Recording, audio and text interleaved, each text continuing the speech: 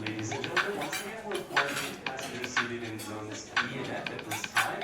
Your zone number has been indicated in the middle bottom portion of your boarding card. Once again, zones E and F, please, at this time.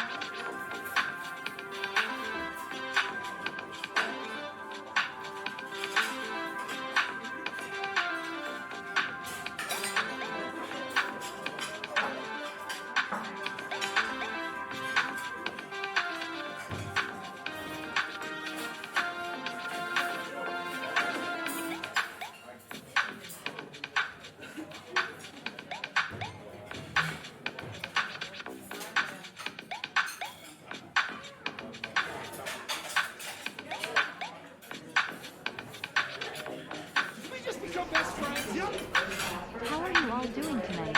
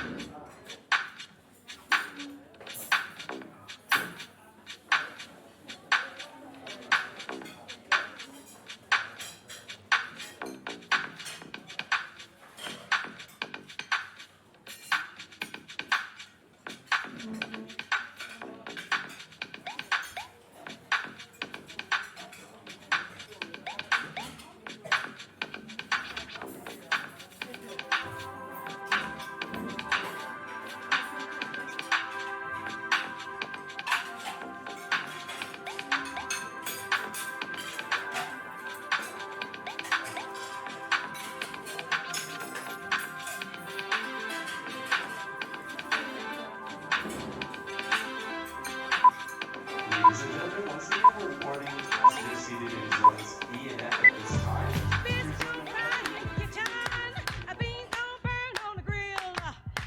Saxman a good 2 seconds late. 787, even later. on that good internet.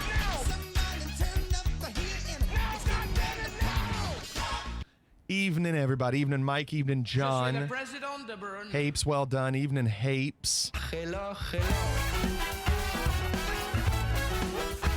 Evening, brace yourself. Boy, that one should have worked, 787. That one should have worked. Is it me you're looking for? But you might have caught like the tail end of silence.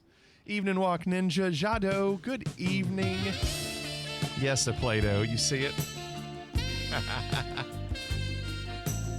Evening, Sax Man. What's going on? Hey, Reiner, welcome back, Reiner. Look at that. Reiner says watching without audio. So, Reiner, thumbs up. It's such a weird icon, but that's cool. What's going on, Gumbo? Pizza, good evening. Send out For you. Beatles says, guess who I saw in concert last night? The Beatles. Or Paul McCartney. I don't know. We're going to find out. Evening 787, he said Paul McCartney. He saw Paul McCartney. My wife says that's awesome. If that's what... Is that what the middle finger implies?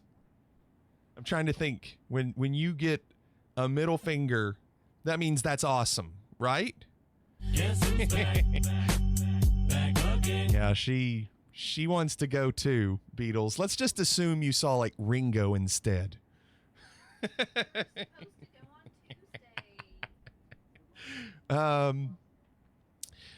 She watches TV, Gumbo. She's watching. You know what she's watching right now? She's watching that link that Walk Ninja put in Discord with Mikey Chin at the Burj Al Arab, the only 7-star hotel. She's watching that right now.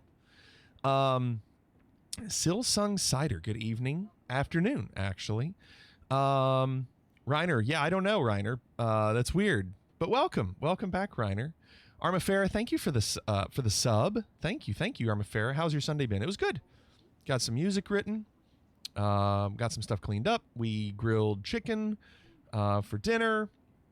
And tried to learn a little bit about this DC6, but it's going to be pretty rough. Yeah. Killing me, Smalls. Walk Ninja goes, guess Flick's going to Dubai. Yeah, she wants to go now, Walk Ninja. She says, let's go. Like, okay. And stay at that hotel. Bryce, good evening. Walk Ninja, you put, did it say $2,500? It's more than that, isn't it? Like, I figured like one night there would be like at least $5,000 or something. I didn't see what it actually cost to stay there per night. So anyway, good evening. Good evening. Hope you all had a great day. You didn't look it up. You were scared. Okay, man, let's turn and burn. What's going on, Daniel? Let's see. Burj Al Arab cost. It's been a hard day's night. What's up, Beatles? You have to do the what? The 2-floor suite. That's where Mikey Chin is staying. The 2-floor suite. 2-bedroom? No. 2-floor? I don't see where that says that. Well, let's just do the duplex suite. Let's just do that. Show prices. You have to enter your check-in and check-out dates. Boy, they really want to know. Let's say you're going to go... let's say... Oh, yeah. If you go in October... Let's say you go for Halloween. Check in on the 31st. Check out on the 1st. One night, $2,000. One night, $2,000. And I don't know if that's the 2-floor suite. All right. What's up, Logan? But breakfast is included. So there's that. It should be. And the free slippers and flip-flops they give you. So at least $2,000 a night to stay there. I'm honestly surprised it's $2,000. I mean, that place is... It's not a... Yeah, she says we can swing it. It's just a shitty deal. She got another job that I don't know about. There's a green monster called Ultra Paradise, and it's absolutely awful. 787 says I'm going to stick with my Ultra Gold. Yeah, hey, I got one right here ready to go, 787. Logan, what's up? Warriors won. I'm drunk. I have Taco Bell. What a great night. Well, they're even. They're all tied up, Logan. They're gonna win. They're gonna win. You got a schmoke and a pancake? A crepe and a pipe? Pipe and a crepe? Pipe and a crepe? Bong and a blintz. So 787, that was a little, here, hold on. Look at this thing. This was Evening Devious. Tranquility Base here. The Eagle has landed. This was a little gift from Brace Yourself about 5 minutes before the stream started.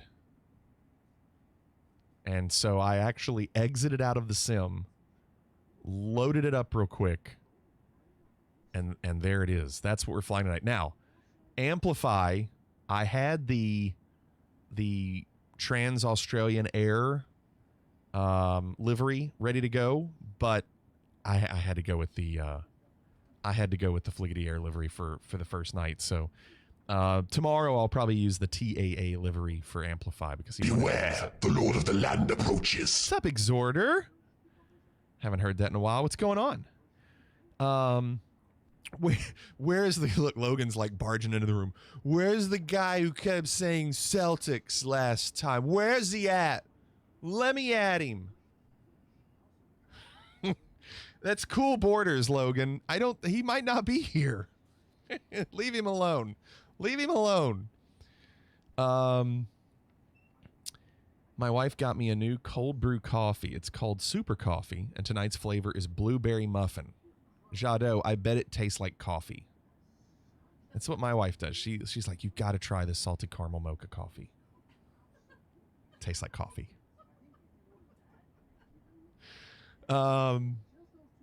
So tonight, let's get a drink. Cheers, everyone. It's there it is. Cheers, everyone. This is gonna be a long night. This is gonna be a long night. If you haven't seen this plane, this is like playing expert level on Guitar Hero or something. Logan says, I don't like coffee either. Really? You don't? Well, that doesn't surprise me. What the hell is this, pennies? Thanks, Jacob. You penny change? That's all I got. Someone asked if I have given this a test drive. I've not. No, in fact, what you're going to see tonight is just real-time struggle. That's what it's going to be tonight. Like, I don't know. I watched 3 videos on this, and they're part of the PMDG tutorial series they have on YouTube. And one of those videos is lighting, one of those videos is keybinds, and one of those videos is the layout of the cockpit. That's all I've seen. 110 degrees for Bryce tomorrow. No, not here. No, it'll be like 80, I think. Oh, gosh. Pimosa. I have not seen it, but I've heard everyone loved it. It tastes like coffee and blueberry muffins. How did they do this? I bet it tastes more like coffee. So how's the serenity? We'll get going. This is, this is going to be rough. When I was thinking of the flight tonight, I was thinking of, where would you see this plane? And to me, this plane screams South America. Maybe they never flew it in South America. I don't know. You want to go see it, Logan? Yeah. Did you see the original? I want to go see it. What's going on, Comic Crazy? Comic Crazy, did you get everything working okay? Nice, Logan. Of course, you've seen the original. Okay. So I thought, let's take this plane from Medellin, Colombia, to Cartagena. And I always remember Cartagena from Romancing the Stone. And then Medellin, I always remember from Narcos. Great show on Netflix. So I was like, I want to, yeah, Joan Wilder? Mikey. Thank you, Mikey. The Joan Wilder? That's also El Guapo. Same character that played El Guapo in Three Amigos. Oh, nice, Comic Crazy. Yeah. You bet it was used heavily in that area in the 80s. White Boy, we are on West USA. Now, we are flying tonight, but it's going to be a while. So we're going to load in at Jose Maria Cordova Airport. I saw this layout here with like the way the terminal is. Thought it looked pretty cool. So I'll go right there.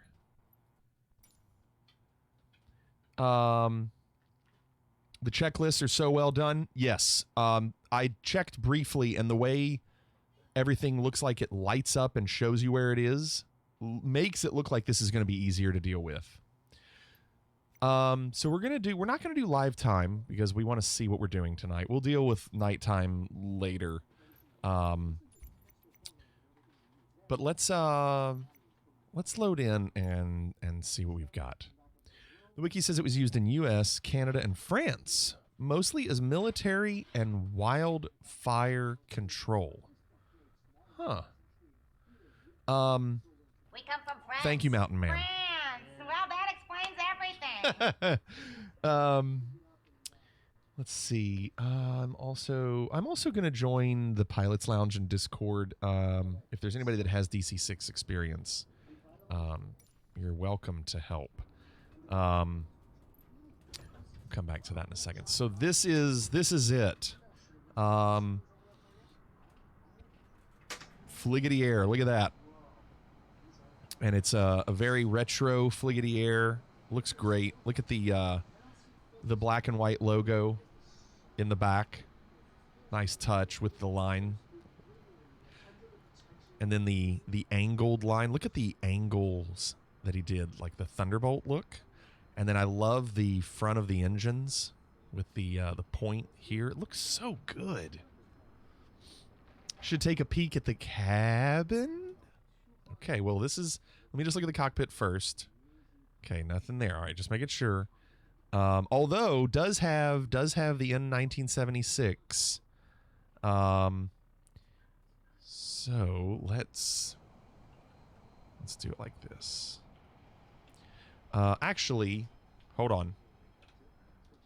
Let's do it through. Let me drag this up real quick, and then I'm gonna open up the main cabin exit, the main cabin stairs, front cabin exit, and front cabin stairs. Oh, those, they won't let you do that yet.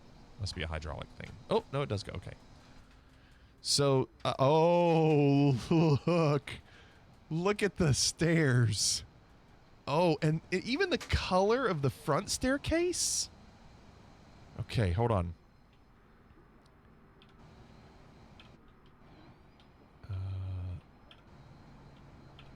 There we go. Look at this. Flagship waffle. What's going? Look what it is. Yes, Blue Yonder. Yes. Blue Yonder. Mamba. I didn't see that. Gifted a sub to Erox. Thank you, Mamba.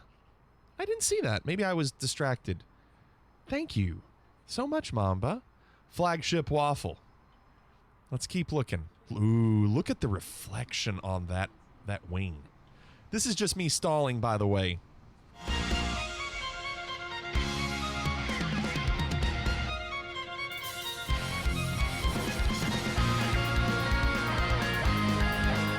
What's going on, Raven?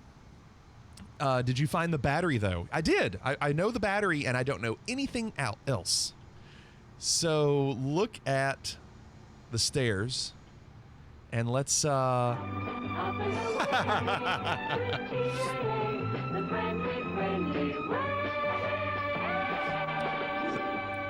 Amplify. By the way, Blue Yonder and Amplify, I am in Discord. If you all want to join, you're more than welcome. If you don't want to, I understand. But I am going to try to learn this tonight. So Amplify, I had your livery loaded and ready to go. In fact, even in SimBrief, I'm TAA in SimBrief. Oh my God. What's up, Jacob? But right before the stream started, Brace Yourself says, I know it's late, but I have this if you want to. And I was like, oh, okay, well, let's go. Let's go on. Let's get on board. Oh man. Look at the color of the seats. The back here. Oh man. Oh no, he even has the menu. Oh wow. He even has the menu in here. Oh, come on. That's too awesome. That's awesome.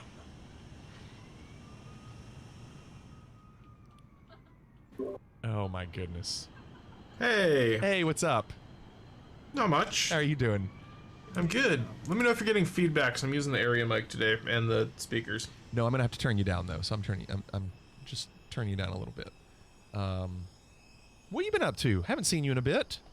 Oh, I'm doing the content creation thing, and it's taking a ton of my time. For YouTube? Yeah, YouTube, TikTok, etc., etc. So. You making that TikTok money? Oh well, hopefully. Yeah. Well, we there's a bunch of content creators. They'll like the pop-up captions that are popping up, and like even the big creators, they spend hours and hours and hours making those pop-ups. And I wrote a program that does it all completely automatically. It takes about 30 seconds to do, and for them to actually run, so it's going to save them a bunch of time. So, Did you see what Walkman just said? He's what you call an influencer now. Exactly. Actually, yesterday I had a bit of a moment. I was flying in this air tour, this big air tour we've set up for the past couple of years, and shut down my plane after they're marshaling me into the last place, like an air base, like right outside of an air base. And they marshaled me in. I opened the window, and one of the guys goes, "Hey, are you that YouTube guy? You're the guy from YouTube." And the other marshals around was like, "Yeah, that's that YouTuber guy. We've been watching him." Then one of the guy's sons, sitting there on a quad, he goes, "He's on YouTube? I've been watching him on TikTok." So, you are everywhere. Everywhere. That's unbelievable. Look at that. Yeah. Already. That's quick too, isn't it? Yeah, it's definitely growing. I got friends that are starting to get my one friend. He's got 1.5 million views on YouTube, and he only started like 6 months ago. So he's we're all growing. We're all growing fast. Wow, that's really awesome. Yeah. Are you going to download this livery? I like the there's a really nice livery it comes with. I really like it. It's Not tonight. like a tip. Well, yeah, I don't even have my other computer turned on. I'm lazy. That's okay. No, this thing's awesome. Brace yourself. Thank you. I'm catching up. Hope Blue Yonder won't forget about us when he gets famous, Salty says. Don't worry, I will. I already have. I already has. So it's time to learn this plane, and I know you really like this plane. I don't really know much about it at all, and unfortunately, and I could be wrong, but I feel like in order to really know this plane, you have to know more things about flying that I probably don't know. Like, yeah, I would absolutely agree with that. It is one of those aircraft where, like in a 737 or something, even, you don't really have to know how any of those systems work. You go and you press some buttons, whatever. In this plane, you have to know how those systems work. When you're climbing out in this plane, you're getting to higher altitude, you have to understand what's going on with that turbocharger, or those engines will blow up on you. So this is a pilot's plane. This is not a button pusher plane. So is it a fake pilot's plane? No. Well, here's the thing. So I don't have like realism like turned on with this. All that stuff is going to be turned off as I'm trying to figure it out. It does come with a checklist. I'm sorry, it did not come with a checklist. We downloaded one that's really good, and I'm going to show you a couple things. We put this in Discord. The actual checklist that's interactive seems that you can download. Seems to be pretty well done. So like when you actually click it, it will, when you click the eye, it'll actually show you where to look with the icon, and then it will actually be highlighted. So that's pretty nice for me. They also have, and I don't know if you all have seen this, but there is a toolbar mod that you can download that is, it's this JD checklist. And it's every single checklist that he has that you can just scroll through per plane.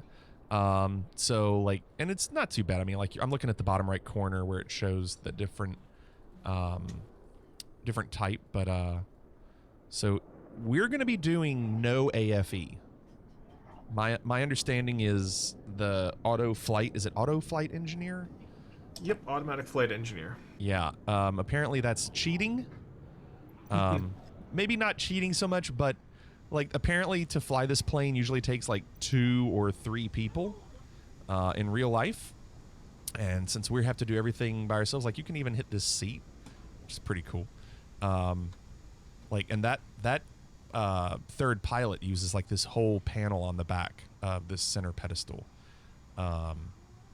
So it's just, we're gonna learn how to do it all. Hape says this plane needs shared cockpit. Yeah, this would be great for shared cockpit. Amfly says I'm a fake pilot and I love this plane. Yeah. Now I've never done a fully manual startup in this thing. I've generally I use the flight engineer just because there's so many things to press. And now the flight engineer he hits a bunch of shit that I just don't care about. So I would probably skip a bunch of that, but there's a bunch of little things like you got to think about turning on like various types of lights and stuff that he does. It gets really deep into the details. Well, I love Walkman just said you're a cheater. Exactly. I'm happy with that. I feel like, hey, what's up, you guy? I feel like in order to really learn this plane, I should not use the AFE. Hey, if I only learn like get that pretty little guy 20% of what's supposed to be done, then I'm really not going to know what's going on. So I'm going to do the long version of this.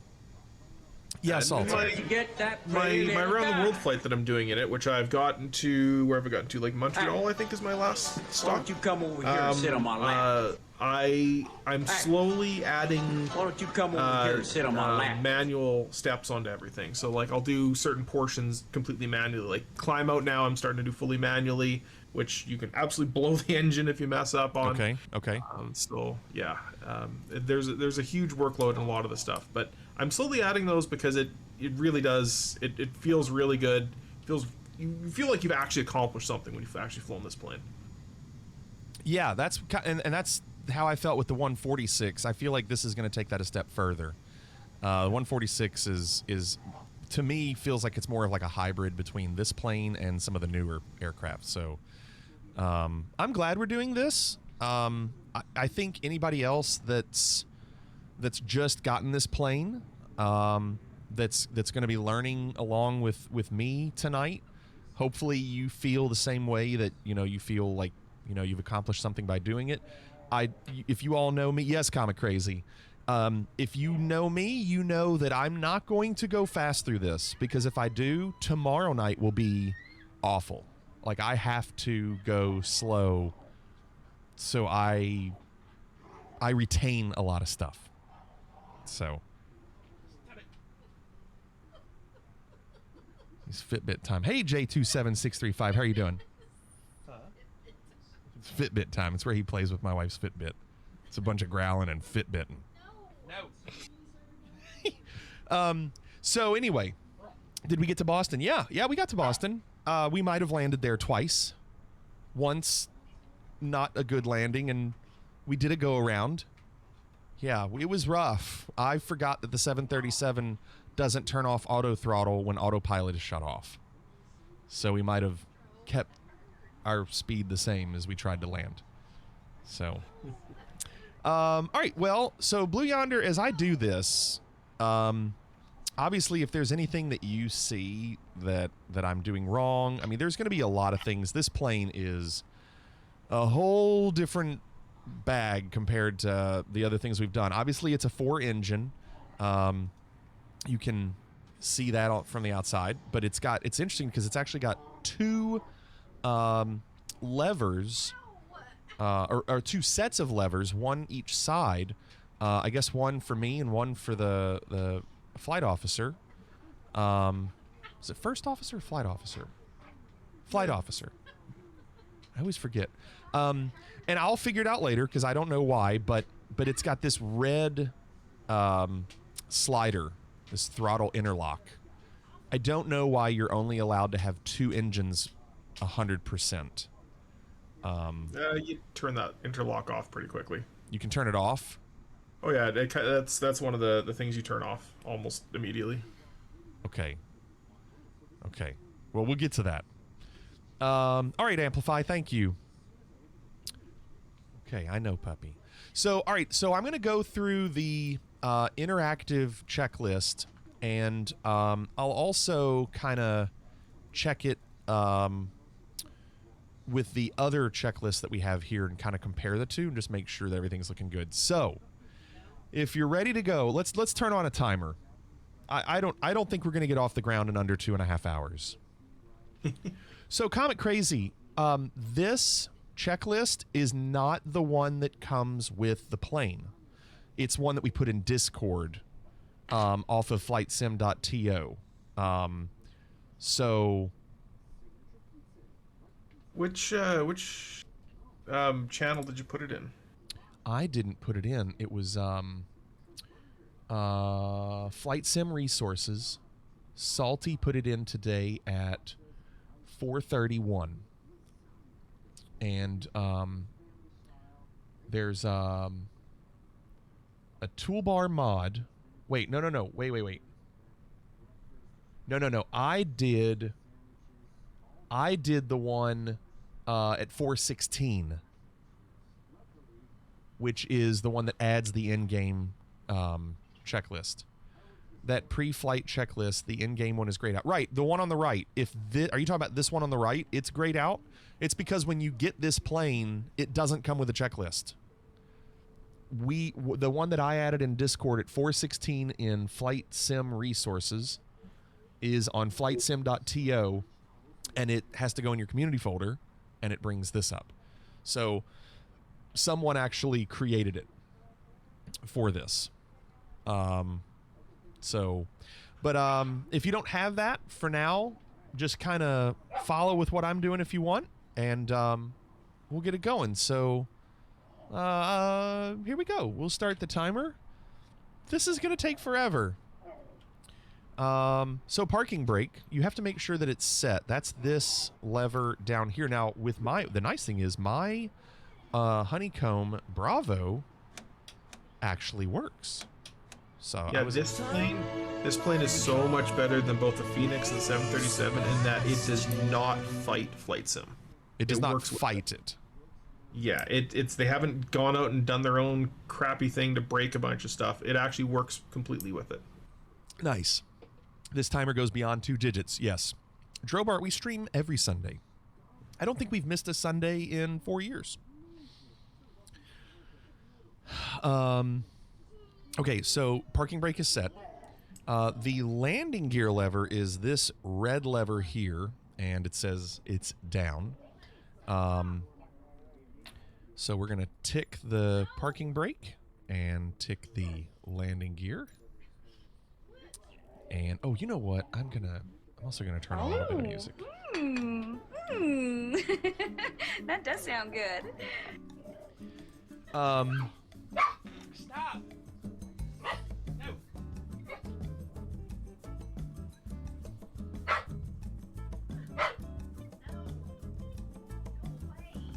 So, cabin temp control panel. Now, this is lots going. Exhorter says lots going on in the cabin tonight. So the cabin temp control. Hold on.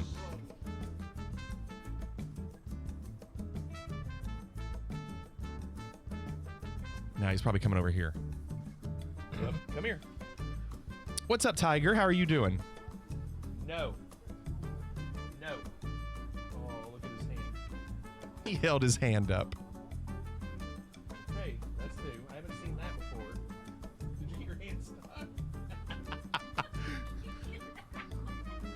You like the pre-flight music, Exhorter? We're in Medellin, Colombia. This is Astro. He's so pitiful. Okay, We call them waffles, though. Stop. He's making my time on this gonna be way slow. It's gonna be Astro's fault. Okay, we'll say it's that. Yes, that's what it is. All right, so next thing, cabin temp control panel. I like it to be like 72 degrees. You can do whatever you want. I'm sure this is part of what you do when you start this plane, right, Blue Yonder? No, I don't even look at it. You don't even look at it. I figured.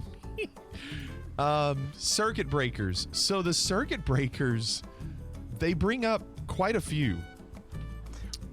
And they all work. Every single damn one of them is playing. Interestingly, it's also part of their anti-copyright protection. So I had it installed, but it didn't install correctly, and it triggered their anti-copyright protection on it, and it would randomly start flipping breakers on me. And I was like, what the hell's going on? Is this plane like broken? So when I eventually reinstalled it, it stopped working. But I actually have had breakers in this plane pop just flying around, and really? I'm like, why is the temperature off, or why is the pressure strange? And I got to go and find and actually properly troubleshoot it. Wow. So, let's see. There's so many. I'm gonna have to. So they don't have a camera angle for the back, so I'm gonna have to do that on my own. So the main panel is like back here. Yeah. And look, they even have one like over here. Yeah. There's one. DME? Those are for the radios. Yeah. God. Look at all these. Like, so I guess if something goes wrong though, like this is your main. Oh no, that's hydraulic. I thought there was a main circuit breaker, but I guess there's not. No, it's kind of per device. Yeah, this is a lot. Oh, Comic Crazy. Oh, that's cool. I wish I'd known about that. So, anyway, part of the checklist is all of the circuit breakers. And, I mean, they're just...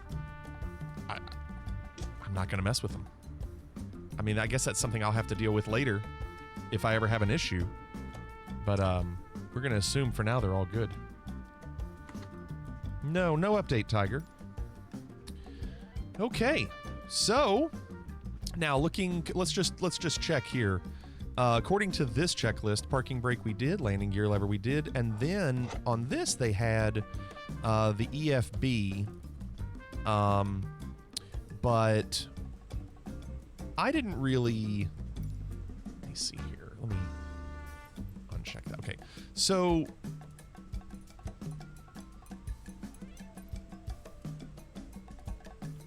just weird angle here. So you can do your fuel here if you want. Passengers. You know, I have a flight in SimBrief, but do you know how to load? Is it possible to load a SimBrief file into this plane? I haven't seen a place that you could. I never use SimBrief, but okay. Yeah. Because I know that like our passengers, you know, you can use your scroll wheel and change the amount of passengers. You can change the amount of cargo. Salty says, I don't think you can. By the way, the frames are really good, but there's no screens, so that's probably why. Yeah, and realistically, you don't need a sim brief file because you are flying this plane. You are not letting a computer fly it for you. You are flying it yourself. Okay. Okay. So, so according to this, it says set radio options and realism, set up ramp manager, set load and fuel, check maintenance, refuel oil, close doors, remove chocks. So we're not doing all that right now. We're just going to get the plane up and running, and then we'll do some of that if we need. So we checked off the initial go. The one I wouldn't skimp out on though is your maintenance manager. Okay. So if you go under the maintenance manager there, it's going to give you what the status is of your oil levels and stuff like that. And you do have to make sure those are good, and they will, even with realism turned off, they will deplenish. So these, when I fly, because you can see total airframe hours, I'm at almost a half hour because of what I was doing earlier in just checking the plane basically. So you're saying like after we fly tonight, when we load it up next time, the numbers will be lower. Exactly. And so you just hit the top up button. Yep. Or repair or service. And I know that, you know, each engine has 35 was it quarts? 35 quarts of oil? Yeah, quart, liter, depends. Okay. And then it shows you the hours for each propeller. So very cool as long as after you fly this for quite a bit. 35 oils. Brace yourself. Circuit breaker panel, we just checked. So I'm just comparing it to what we did over here. Full fuel booster pumps on the overhead. It says check, but those are not on this checklist. So I might not do that right now. Maybe it'll do that later. And then battery. Now they do have some that are highlighted, like in bold. So battery and ground power is the next one we're gonna do. So battery and ground power is right here. This is the top. If you hit Control 6 on your keyboard, it'll do this view. So what you do is you go battery and ground power on. So that's this switch here. And you click that. And then tick that item. Battery selection switch, ground power. So we're going from plain battery to ground power. By the way, I like the music. I don't know if you probably can't hear Blue Yonder, but no, it seems fitting for where we are.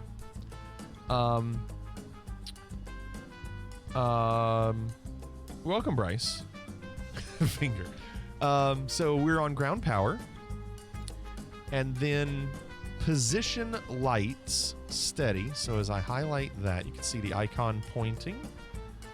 Position lights to steady. So click that down. Seatbelt sign. That's right above it. Click seatbelts on. No smoke. This is the part that makes me feel like I know what I'm doing, because I can do seatbelt signs. So it's like seatbelt lines and turn on light switches. Yeah, all of that. We feel like a real pilot. It's when we have to look at these gauges down here and do all this that things change. Seatbelt sign on, no smoking on. We check the flaps that they're up. Now the flap lever is the yellow lever over here. And so you got 'em. turning on the seatbelt sign is like 90% of piloting, brace yourself says. So and yeah, the Bravo, I'm moving the flap lever on my Bravo and it's working. So flaps are up. We'll tick that.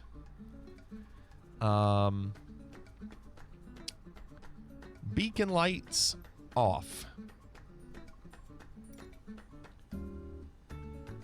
Now the lights, after watching one of the videos, are like so basically everything in this plane is organized in a certain way where everything is organized pretty well, except for the lights.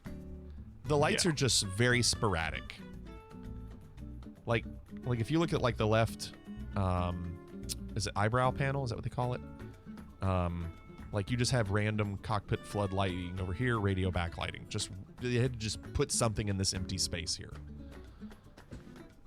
Yeah, and that's generally how pretty much aircraft maintenance is done. It's find a hole and find a space, cut a hole, and there you go. Take advantage of the empty space. Yep. So beacon light is off.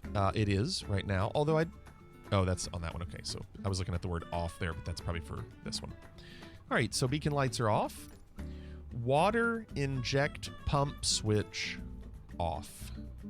We have 4 of them, and they are all off. Look at you with eyebrow panel terminology. I mean, I didn't want to be wrong. I thought I'd say it wrong. Prop emergency, and they spelled emergency wrong when they did this. It's okay. It's okay. De-icing something. And let's keep moving. There we go. So now these are supposed to be off, and I'm assuming they are if these are closed. Yeah. So we'll tick. Wait till you get to the switches on the nose hair panel. I am smart. I am smart. S-M-R-T. So cow flap selector switches. The next one is right above. So this is right at the bottom of our overhead panel. And they want to make sure these are all open. Cow flap selector switches.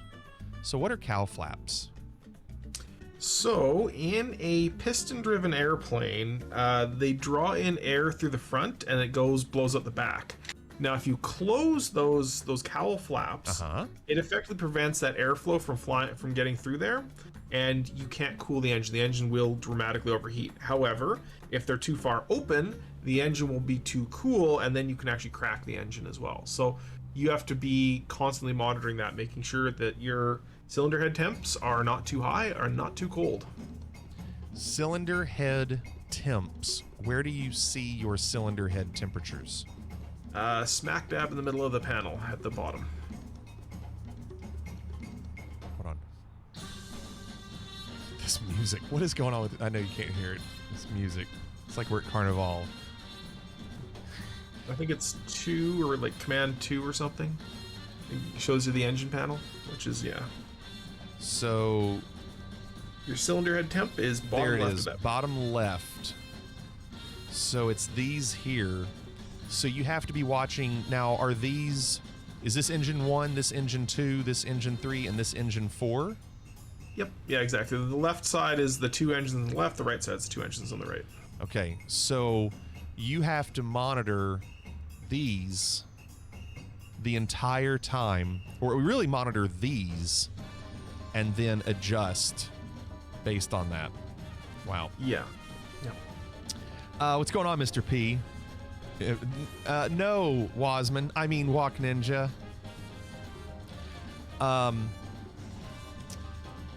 This music. Sorry, very distracting. We're in South America. We're in Medellin, Colombia, and we're going to. We're in South America, so I figured some samba. So they want the cow flap selector switches open, but to what degree? Do we go all the way for takeoff? For startup, you go all the way. For startup. Yeah, because you're not moving. So because you're not moving, you don't have the advantage of like the air at the speed you're traveling. You only have the breeze, the wind. Yeah, and then the prop wash. And the prop wash. Okay. So Whiffy says let it get to temp, then close a little. Yep. What temp are we trying to get it to? Are we trying to get to the green? Yes, keep in the green arc. Keep in the green. Okay. All right. What's going on, Ripjaw? So they are open. fuel booster pump switch. Now that was this one here that we skipped on this checklist. So it just wants us to check that they are off. So let's see where that is. Oh, that's all of them. So fuel booster pumps. When you're sitting on the ground, when you're not getting ready to start, if those pumps are on, you will flood those engines. So say that again, one more time. You'll flood the engines if those booster pumps are on. It's basically just gonna be pushing fuel into the engine. Okay. And then you're gonna not have a very good time starting it. Okay, so these have to be off. Okay. Nice, Ripjaw. Enjoy your vacation. So we confirm that they're off. So we tick that. Now, just comparing the other checklist, if you downloaded the PDF that we put in Discord, that's what this PDF is here. So comparing, we've done battery selector. We did the position lights, but we didn't do any of the other lights for now. We did all the passenger signs. That was no smoking, seatbelt. We just checked that the fuel booster pumps are off. I don't know, if you look at this checklist, it says fuel booster pumps, check.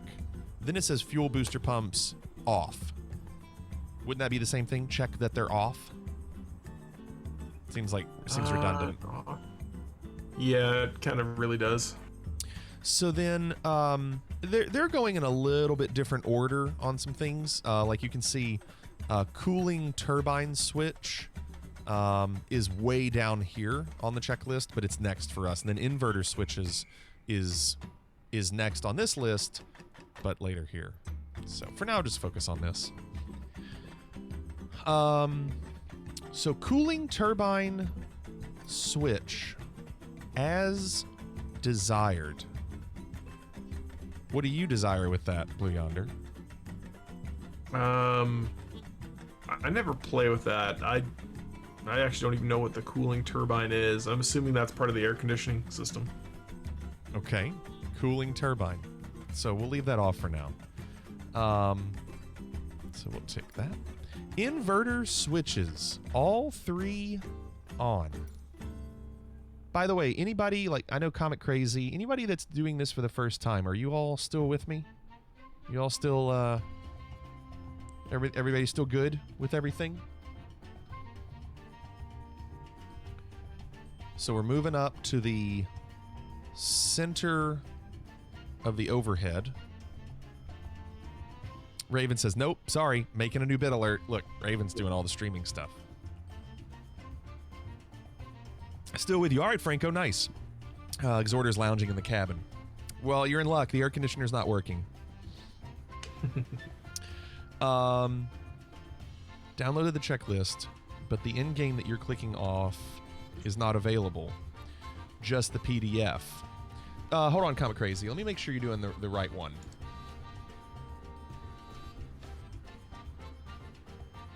Let me just make sure that you saw the right one. Yeah, it's this. So take this,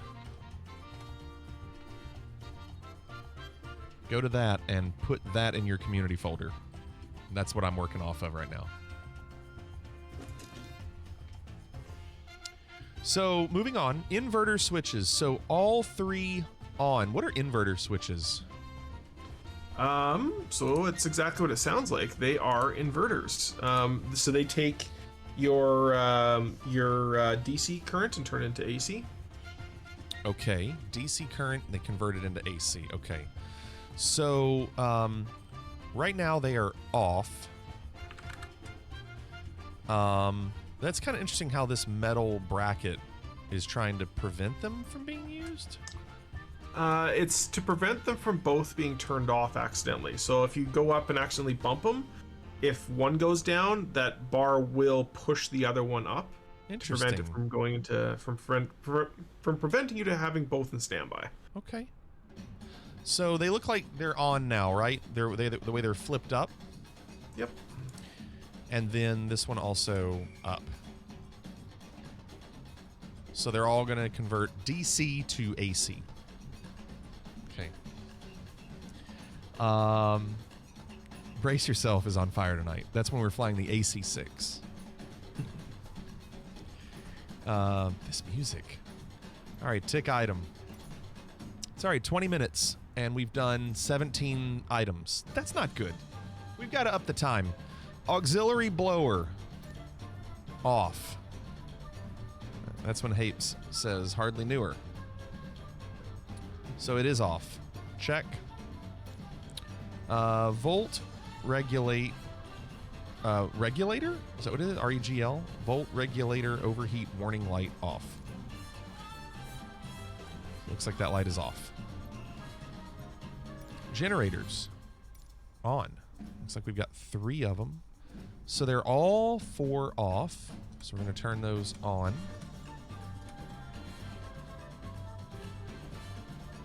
Fingers says, I'll just walk there.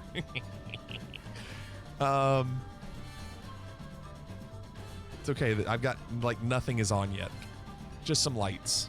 It's going to be a long night. Ignition switches. Make sure they're all off, and they are. Okay. 1 minute per item. Well, we're at 21 now at 22 minutes. We'll see. Oh, Syndrastic. Yeah, sorry, Syndrastic. We haven't put it into... Oh, you know what? I can put it... let me put the route in Sim Toolkit Pro for you real quick. Hold on. Because I've already done it through SimBrief. I put it in Discord. Now it should work. Syndrastic wants to know what the cruising speed of the DC6 is. I was wondering that myself, Blue Yonder. Depends on your altitude, somewhere between 250 and 300 knots. So it's about like the 146. I don't know if you saw me flying that any, but pretty close to it. I think you would like the 146. If you like this plane, I feel like it's not quite like this, but it's a good plane. I really enjoyed it. Okay, those are off. Heater fuel switches. Heater fuel switches. What is heater fuel? Like, compared to regular fuel? Yeah, heater fuel and ignition. Because it even... Oh, this whole panel here is for heaters. Well, those are all... That's part of the de-icing system. Oh. That's de-icing stuff. Okay, so, that's presumably that's heaters to heat up cold fuel. Heaters specifically to warm up fuel. Okay. Yeah, I think. Yes, Chai Trang, that's it. Okay, so that's on normal. Tick. We're going from Medellin, Colombia to Cartagena, Colombia. By the way, my frames are still rock solid. Part of that is this plane's not even turned on, but I like how Tweak is over at the runway, ready to go. Tweak, it's going to be a while. Jado too. It's going to take forever, you all. I told you. I'm thinking 2.5 hours. It's been 25 minutes. Okay, so heat, fuel, ignition, select. That's here. You want to make sure those are all... They say system number 1. How do you know what does that mean? System number 1. Like, when I do this... Number 1 is down, so system 2 is up. Oh, I see. 2 is at the top, 1 is at the bottom. Yep. So I wonder what the difference in system 1 and system 2 is. Yeah, I don't know that specific. Yeah. All right, Bryce. Good night, Bryce. Yeah, Armafera, go back and forth and back and forth. That's why the flight tonight is really short, because I knew that most of our most of our time tonight was gonna be spent on the ground. Obviously, tomorrow we'll go quicker, and we'll still use this checklist tomorrow. But once I've done this, I'll probably create a checklist that's more for me and like how I read things. Because it's going to be a while. So we'll tick those. Cabin heater master switch. And you want to make sure that's on. So do you have to move this guard up? No, the guard is already up. Oh, I shouldn't have done airfoil. Airfoil is supposed to be off. Yeah. But cabin heater master is on. Okay. And then we want that off. Prop de-icer off. Carburetor de-icer, make sure all 4 of those are off. That's pretty nice with the flow, just works right across. So the only thing on this entire panel that we have to really do in this part of the checklist is just make sure the cabin heater master is on. Nothing else. So anti-icing fluid quantity. That is right here. Oh, that's pretty cool. Man, I can tell this plane's going to be pretty awesome. Tick that item. So it's good. Hydraulic fluid. Just curious if I see it anywhere else. We'll see. Hydraulic reservoir is full. And now this is also, when we were looking at this, you can see water alcohol quantity here at 40, auxiliary oil at 26, and anti-ice fluid at 16. So this says 16. What's going on, Amplify? If you can hear me. Anti-ice says 16 in the EFB. Let's compare that. And yeah, it says 16 here, 4, 8, 12, and then full is 16.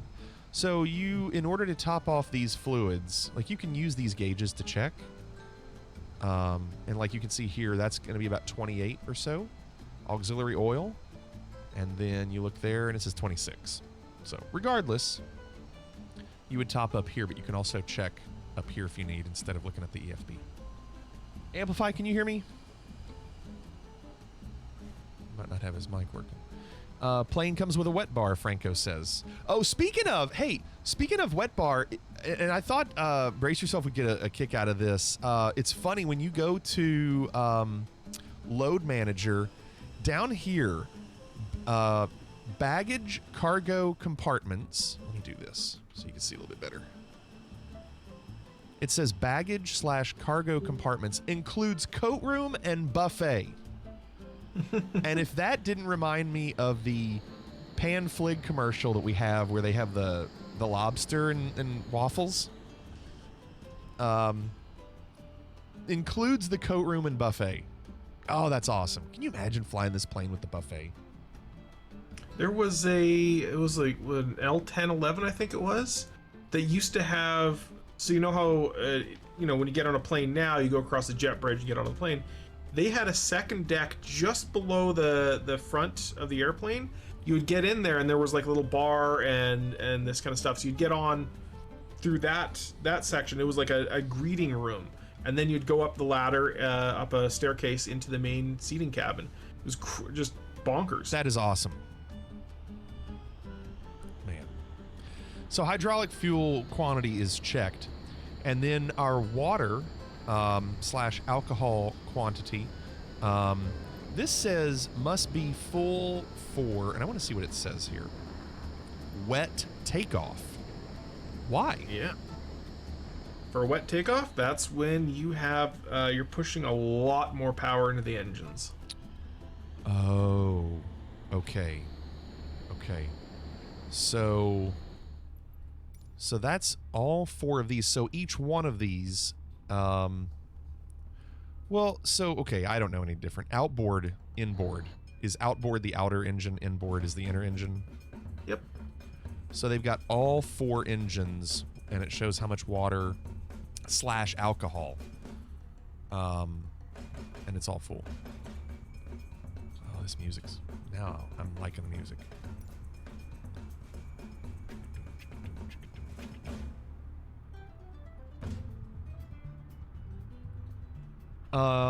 Fuel quantity. Check. And we've got 5 icons showing up, and they are all here. So should be 8 tanks. Yeah, there's 8, right? Whoa, Syndrastic. Thank you for the gift subs. Yeah. GG Phaedrus, Renaissance, Ripjaw, Drobart, Syndrastic. Very nice of you. Thank you so much. Man, thank you, thank you. So, fuel quantity, and you check. So we have 4 mains and we have 4 alternates. And all the alternates are 0. Yep. And all 4 mains are pretty close. However, I have not put in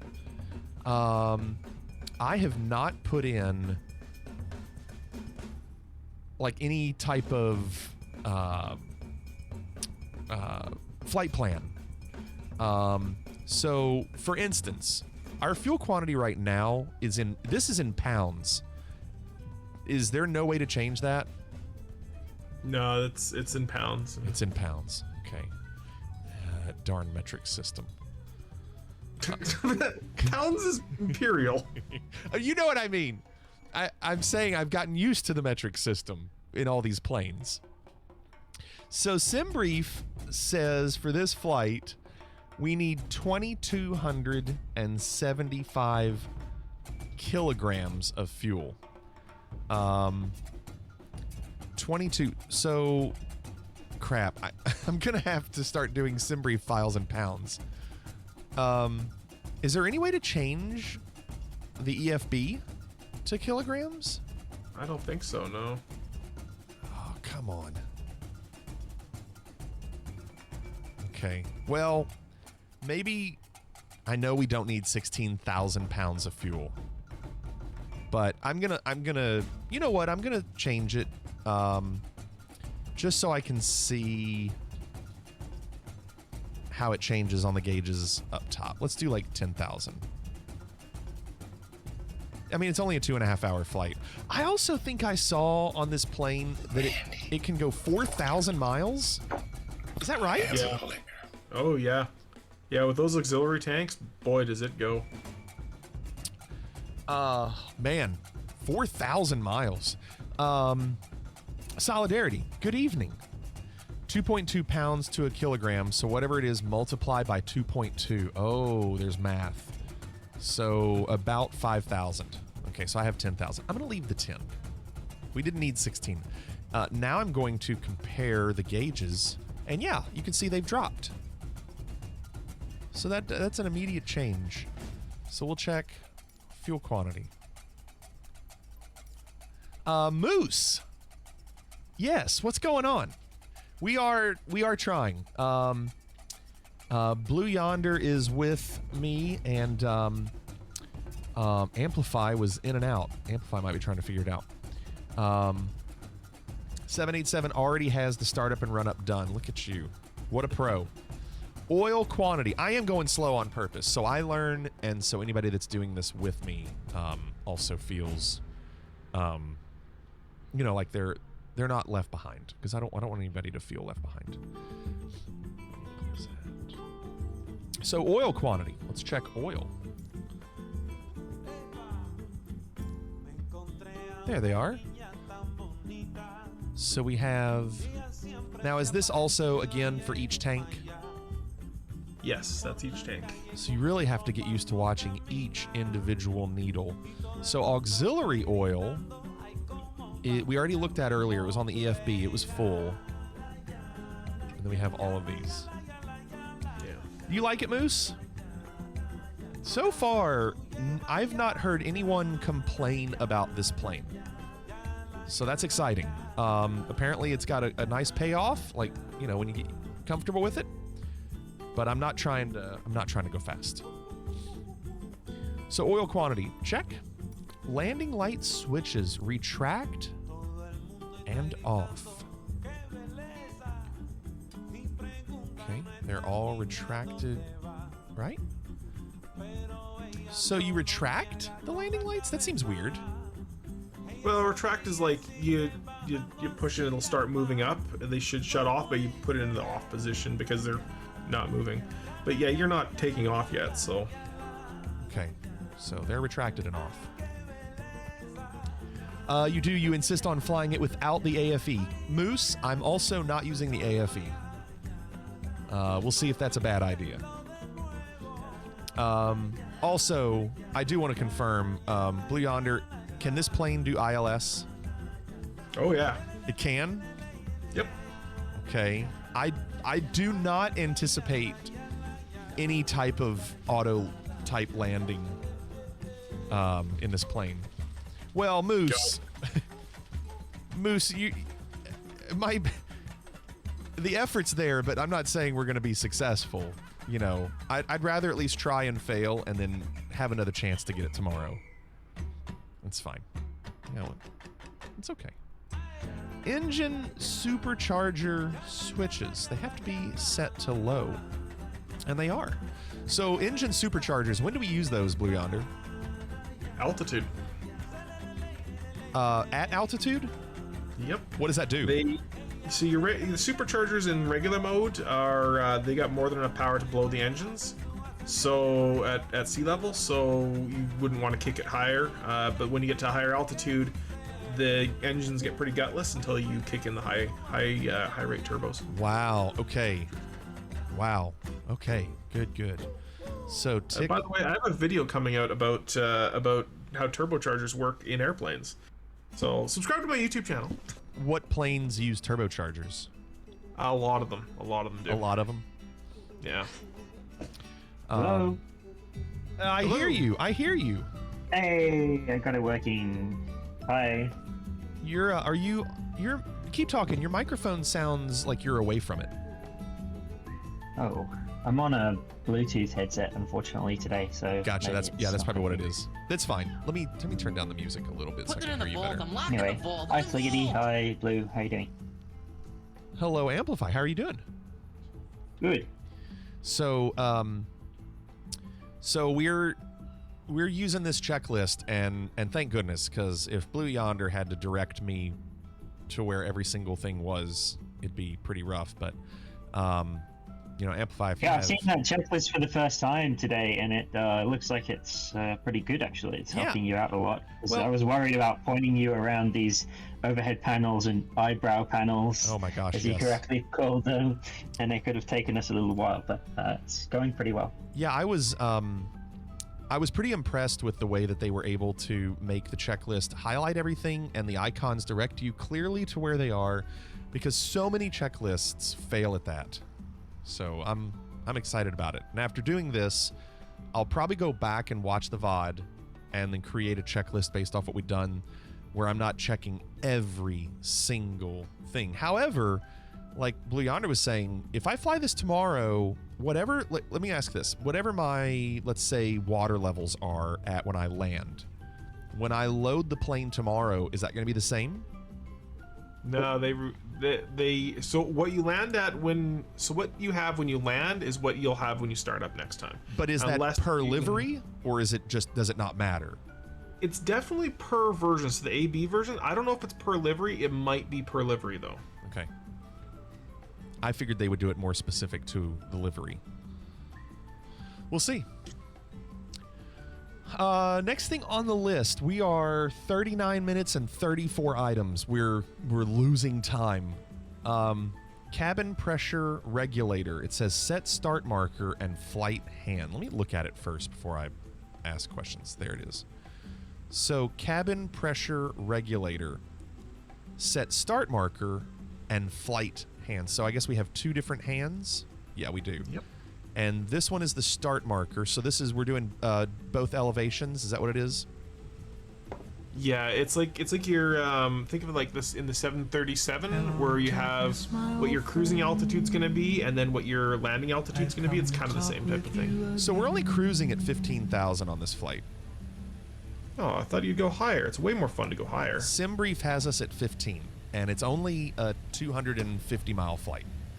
So we probably... I think it's a good idea to start with a lower altitude flight, even though I think Blue's right that it's exciting when you get to a certain point, but probably a good idea to keep those superchargers Thank you, Amplify. Thank you. Flight. The voice of reason. So why can't I make my cabin hand change any more? Like I can't go any lower with my cabin pressure.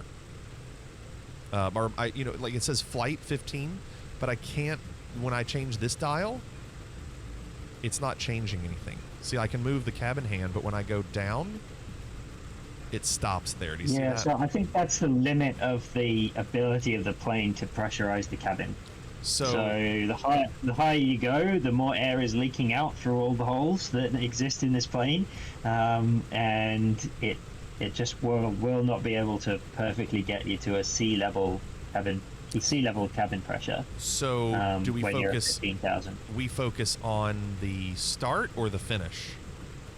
Well, when you're taking off, before you take off, it's going to be start. But then once you get in the air, because otherwise the problem you're going to have is if that dial is set too low on takeoff, what'll happen is it'll actually pressurize the system, pressurize the cockpit way higher than even ground level is, and yeah, it's not good. Brace Yourself wants to know if it takes into account all the duct tape we use on Fliggity Air. Well, you heard what Amplify said. We have a lot of holes. That's apparently not normal for the DC6. It's only normal for the Fliggity Air DC6. All the holes. Well, this plane is basically, the pressurization is how much air can you pump in versus how much air leaks out. Wow. So we're just continually fighting to have those top-notch superchargers aircraft pumping in more air. That's so funny. Yeah. John wants to know if we need him to get in Discord and help. I think, yeah, John, come on in. Definitely. John. So, let's look here. I'd like to see what our elevation is right now. Let me pull up a chart. I guess we're going to fly this plane at some point, so I have to pull up the charts. It's not just about starting it up tonight. There we are. Medellin, Colombia. The elevation in Medellin is 7,000 feet. So, man, and we're only going up to 15? We're hardly going to push this at all. Let's see. How long's the runway? Runway is 11286. Oh, okay. Yeah, That's good. Space. I was concerned with that high altitude departure.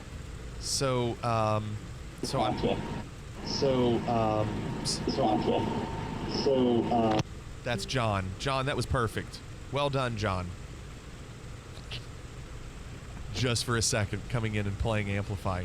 Says thanks. So, opening is 7,000 cabin pressure, and then we can go on, and we don't have to worry about all the holes in the plane. All right, so 15,000 for now. All right. So we'll tick that item. Cabin altimeter. Where do you set altimeter in this plane? Right there. Ooh, I like that. So Well, that's just the cabin pressure altimeter. That's not your main altimeter. Oh. So that's what your pressure altitude is inside the cabin. So the small gauge over here looks like it says 29 or 9 or 2, but what are these needles showing? Like 6,500. Yeah, that's what altitude it thinks it's inside. Oh. So if you're on live weather, then most likely you're going to need, I would imagine you'd want to be setting that to your actual altitude. But Well, that's what I'm saying. Like, I should be at like 7,000 feet, and it's showing it like 200 feet short. So I don't know why it says cabin altimeter set to 9 or 9 or 2. You wouldn't set 9 or 9 or 2 on the ground. So we need to, I'm gonna hit B. B isn't changing the altimeter. yeah, that B is only going to set it for your main altimeter, not for your cabin altimeter. Okay. I don't even know if you can set it different in this. Yeah, I don't think you can even set it. Okay, well, it's set. So, and then adjust later to current settings and drastics as it wants you to set it to norm. All right, it's set to norm. It's just not the same altitude. Pizza time. What's up, Fade? Chick says that's atmospheric pressure, PPI. So we'll take that. Cabin pressure manual control door. That's over here. And it's closed, so we'll leave that closed. Door warning lights off. Door warning lights. What do they mean? Like, So all those red lights all around the cabin? yeah. That's not those ones down there, but there's a bunch up above you, and those will tell you if certain doors are open, like your cargo compartment and stuff like that. So there was one right above your right pressure. here. Yeah, I see it here. So, okay, so they want the door lights, basically to say that the doors are closed. Yeah, exactly. So I'll go on and close the doors. Just, although it, I'm going to leave them open. This is probably before they are even boarding. So they want them closed before they've boarded. No, let's turn them off. Ramp manager. So turn off. Close the stairs. Okay, it won't let me.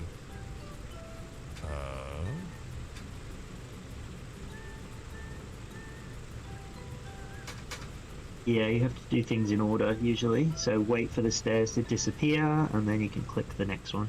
Yeah, it gets a lot quieter too. I had the doors open and the planes outside were loud. So, is it going? Yeah, it's going. It's a very slow process. Okay. There you go. It's nice and quiet. Okay. So, I'm going to leave wheel chocks on. All right, so door warning lights should be off now. Yep, there they are. That's the cabin supercharger oil temp low. Oil pressure low. It's probably because the engines aren't on, right? Yeah. Tweak says petition to have this music every night. We'll see, Tweak. I do like it. It's a nice change of pace. Door warning lights are off. AC voltmeter selector. So they want to set this to engine instrument. Is that what that is? Engine instrument? Yep. And that is your engine. Go ahead. Yeah, so that switch there will connect you to various different buses around the plane and tell you what the voltage is on that specific bus. So engine instrument tells you if there's AC power going to your engine instruments. Yeah. And how much. Just testing. A meter giving us readouts for each different version. Exactly. So tick item. DC voltmeter selector. Set to bus. That's over here, and it's on bus. Okay. Bus voltage, you would check that that's normal, and I don't know what normal is, but it's looks pretty good at 28 out of 30. So that's a lot of volts. I don't know what the normal voltage is. I'm sure there's a manual that tells you. Yeah, 28 volt system is pretty standard. Okay. Fire extinguisher select valve and discharge handles are all in. So that is this. Let's do that angle. So they want to make sure all of these are in. See, it's hard for me to tell what. Okay, now I can tell. Out, in. Out. Don't pull it too hard. Don't pull it too hard. We don't want to put the fire extinguishers off before we even start the engines. Okay, I didn't pull too hard. They're all in. So we'll tick that. Fire detect system warning lights. Okay. Looks like they're over here. So they want me to test. This won't be loud at all, will it?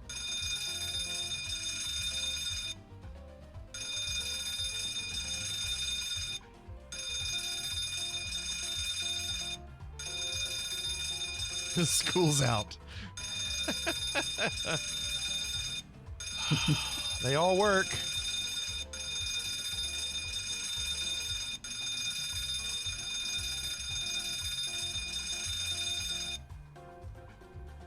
They all work.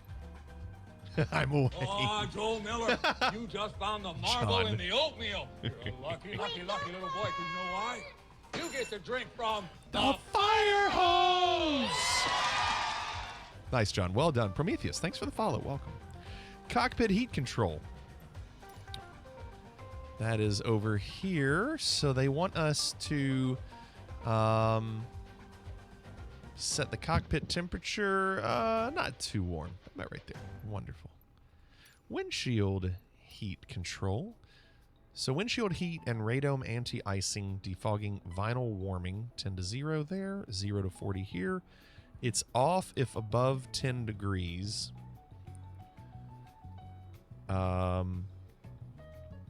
So this is something you have to do where you are. Like This once you get- changes throughout the flight, right? Right. So if we're on the ground, we're above 10 degrees. Right. We don't need the heat on, but Right. as soon as we climb above a certain altitude and the temperature drops, then Yep. we can start cranking this up. Gotcha. Man, you're not kidding when you say we'll be really flying this throughout. You really don't have any chance to take some time off with this. Okay, so that one is done. Clocks and altimeters. So let's start over here. So we have our clock. It's pretty nice that you can do local and Zulu. You have stopwatch mode, clock mode. I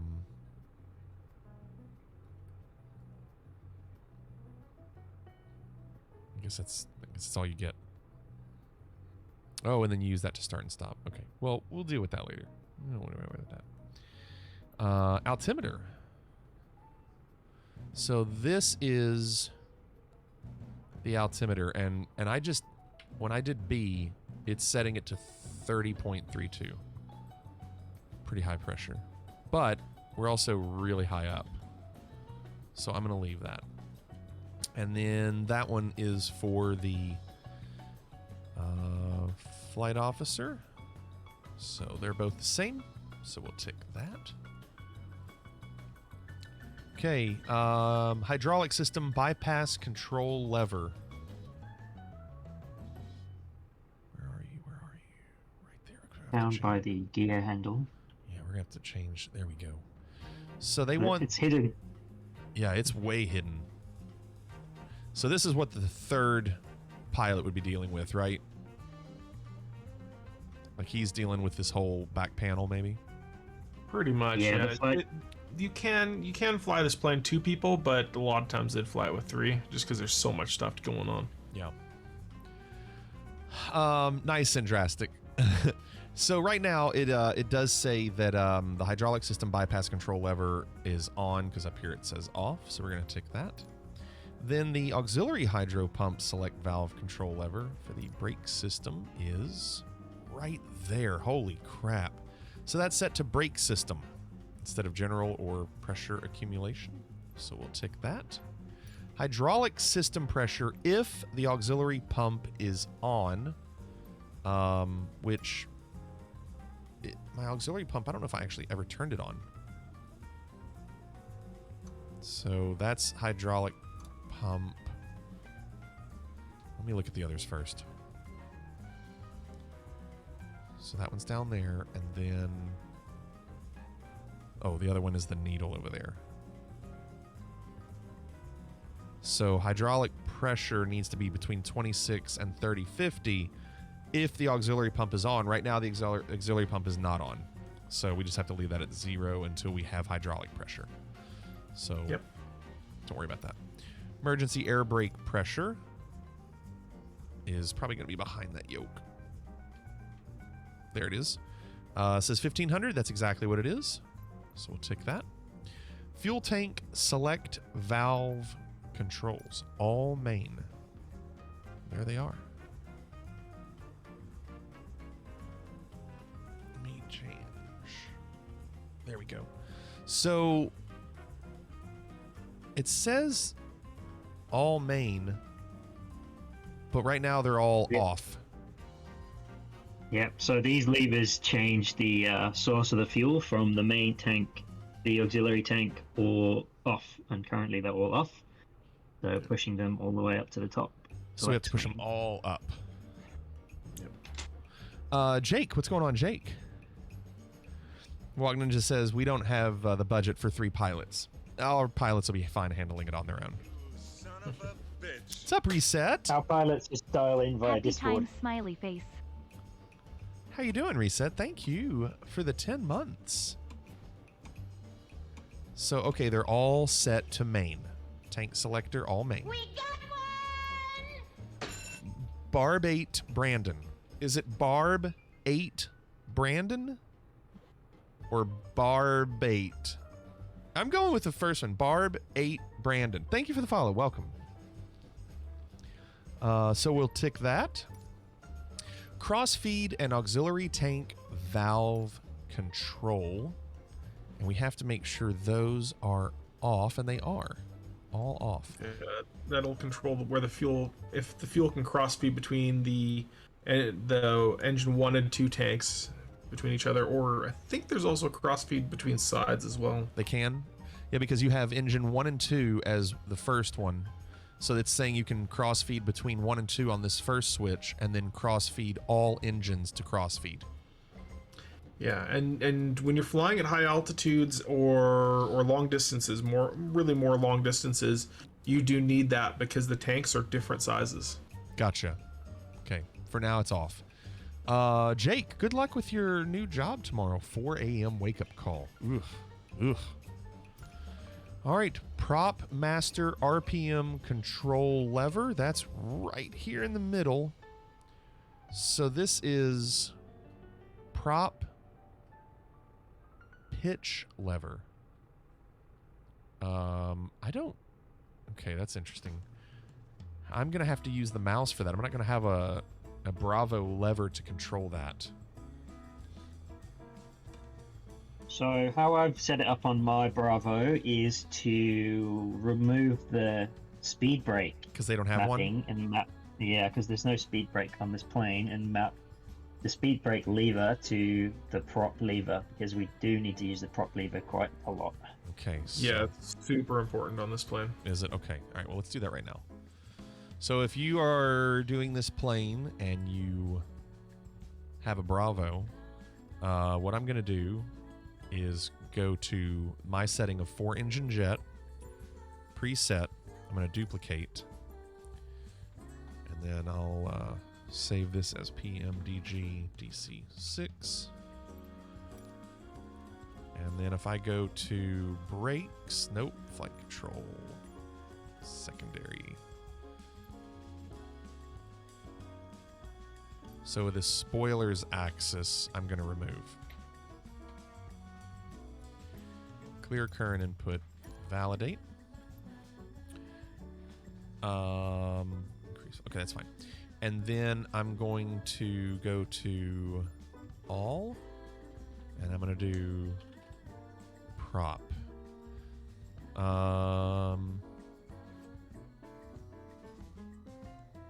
Which one? There's just propeller axis. Propeller axis. Well, I've got propeller 1 axis, or just propeller axis? Yeah. Yep. Got it. Okay, validate. And now let's save. Resume.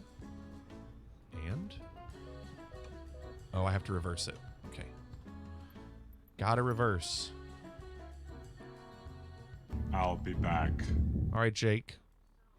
So flight control, secondary. No. It's power management. Propeller, and we're going to uncheck the reverse axis box. Save. Resume. And there you go. And so I'm going to remove the speed brake lever. And I have a propeller lever.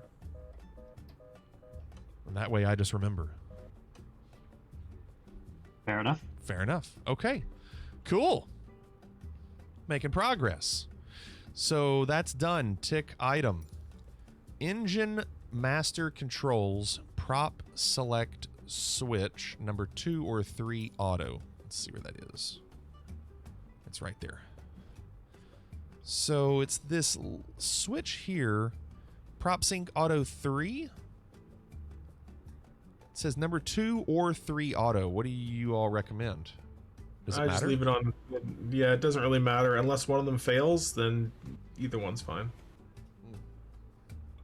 Yeah, so if you're syncing to prop 3, then and engine 3 failed, then you would have an issue and you would switch over to 2. Got it. It's just synchronizing the speed of the other propellers to one propeller, so that you don't have any any discrepancies between the speed of the propellers. Okay. Yeah, makes sense. So, so when you hit this resynchronize button, that makes all the engine's RPMs the same? Yeah, basically. So we'll tick that. Throttles. 1/10 to 1/4 open. Let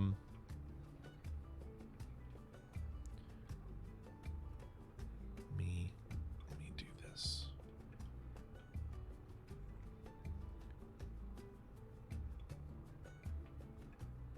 Because right now my throttles are all the way down. But that's as far down as they go. Yeah, and you can see there it says closed. It does say that's closed. fully closed, and then beyond that, that's your reverse. So reverse. Well, let's test, make sure your reverse is going to work, because you kind of need it. So it doesn't when I go actually from the detent down. What's going on, Canuck? We'll see, Canuck. I think it will go well. We have a lot of work to do. Let me check if you can actually see. Amplify, how are you doing this with your settings? Do you have throttle 4 decrease? Throttle 3 decrease? Because I know for the 737 I have a feeling that there's a funny mapping for this. I felt like... Remember how we had to do the afterburners for the BAE 146? I've got a feeling there's a strange mapping for the DC6 as well. Let me... So 28, let me look here. So I'm going to just try something. I think mine is just set for toggle reverse thrust, but... Could it be on press? Like it's something with on press or on release, one of those weird things.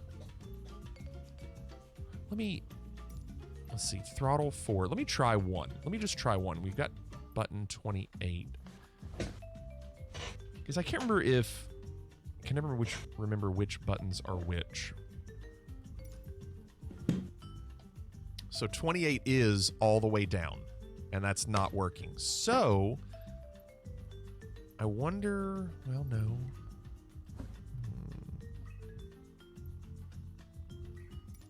Yeah, you'll have to tell me what yours is set for.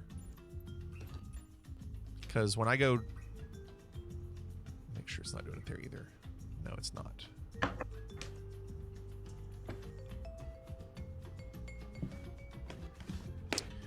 Gumbo says, on the C-130, a prop sync ensures the prop blade tips don't pass one another at the same time, makes reverberation less. That makes a lot of sense, Gumbo.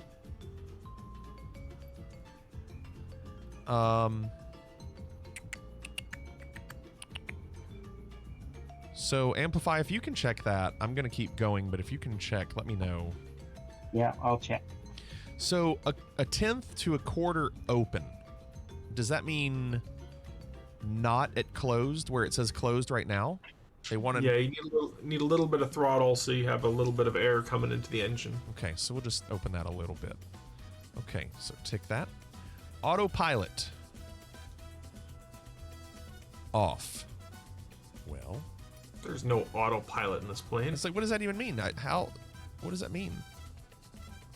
And it doesn't even show you, like when you click the eye, it doesn't even take you anywhere. So it has a gyro pilot, which is in the center console, right in the middle. This right here, right?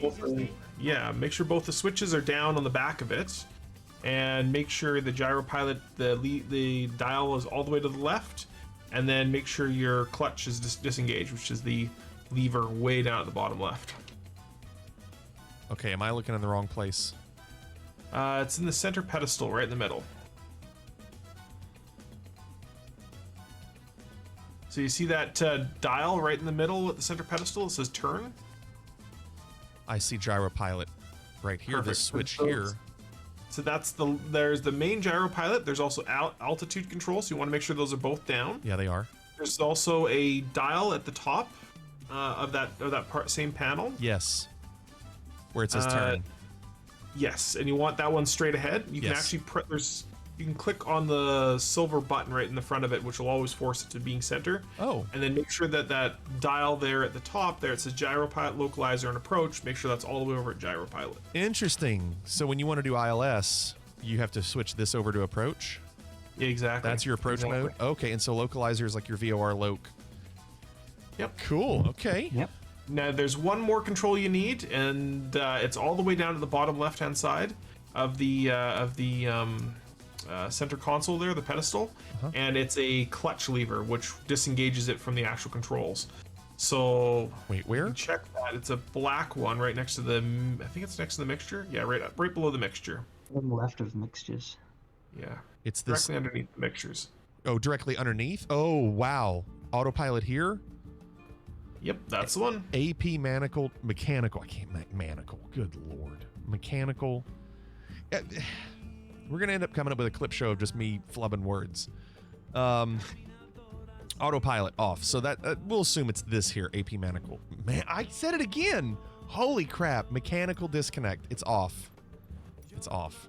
Okay, 787 said go to settings, and the command to enter reverse is water rudder. It is? Yes. That's the one I was thinking of. I knew it was a strange mapping. So it's something that PMDG did that's just weird. So the water rudder, yeah, toggle water rudder. I think that's the one. So throttle forward, I need to get rid of every one of these decreases? No, those are probably fine. Well, I guess it doesn't really matter, does it? Because it's not going to change anything. But I need to go to water rudder.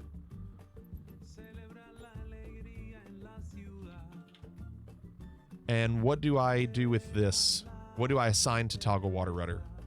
Well, it's a button. So if you actually look on the pedestal, there's a red lever, and when you bring the throttles all the way back, they're basically prevented from going further back, and you have to pull that lever up and then pull the throttles back. Oh, is that what it is? Yeah. So I have to do a button. Okay. Okay. This might be a bad idea. We'll find out. This could be bad.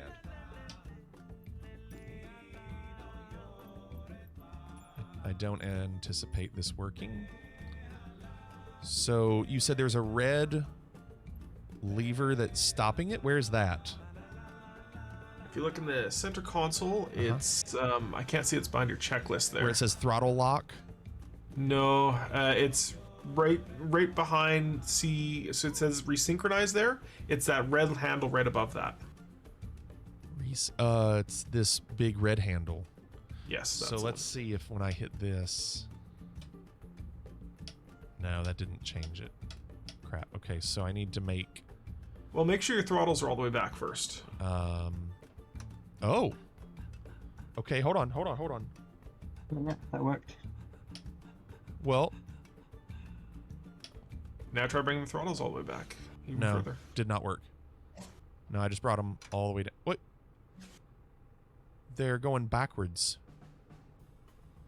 These are going backwards. Yeah, I think that's how it works on mine as well. When it's engaged, you have to push them up to push them down. Okay, hold on. Now I'm really confused. So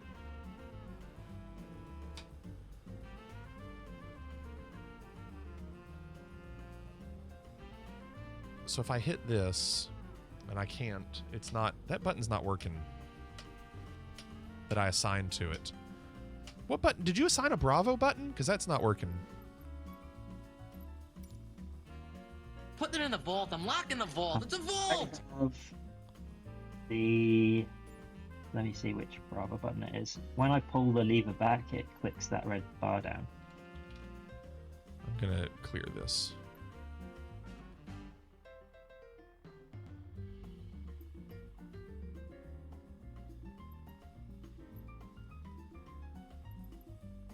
Oh my gosh, it won't let me click any of these. Oh, it's because I have to do that again. Clear. No, it won't let me. I've got toggle water rudder mapped to joystick button 26 and 27 on the Bravo. You have it mapped. Okay. 26 and 27 are the middle two. Okay, I just did that. It would almost have to be all 4. Oh, I need to bring them back, don't I? Yeah. Okay, so let me see what you did. So then when I move... So let's see. Okay. So they're all going up. And then when I move them all down, that brought the red lever down. And then I move them all forward. Yeah, that's how I have to do it as well. Oh, that's weird. Yeah, it's weird. Oh, I'll forget that. There may be a better way, but I haven't found one. Okay. And then that resets. Wow. All right. We'll leave it. Just have to remember when you're flying not to bring your throttles all the way down to 0. Well, it's not all the way, because I can go to that, but if I go to reverse... Oh, look, it didn't work that time. I did that time. Strange. So, you did the middle 2, but I just end up doing all 4, but it registers all 2. It registers the middle 2 anyway, so it's fine. It works. So let me go back to that 1/10, 1/4. All right, moving on. What's up, Peter? So, we're working through, we've been going an hour and 12 minutes and we've done 56 items in the pre-flight check. Gosh. Mixture controls. Idle to cut off. That's down here. So they are at idle. Now, I can't do anything with the Bravo on this, can I? You just have to do this through your mouse? Yeah, and realistically, you're not playing with these too terribly often. Okay. When you get up to cruise, you are, and descent, and startup, but that's about it. You're not playing with these. You really don't need them, like, on the fly. I mean, you do, but not a lot. Exactly. Okay. Fuel oil pressure warning isolation switches. I noticed. Oh, there we go. So I've noticed the icon to show me where things are has gone away. Maybe it just doesn't work for these, but. No, it's because it's already on your screen. Oh, is that what it is? Yeah, I think it only shows No. once you an arrow if it's not on your screen, isn't it? Because I just turned and it's gone. Usually it would show it. Weird. Maybe the checklist has been open for too long. So those are on. Engine fuel and oil pressure warning isolation switches. They're all on.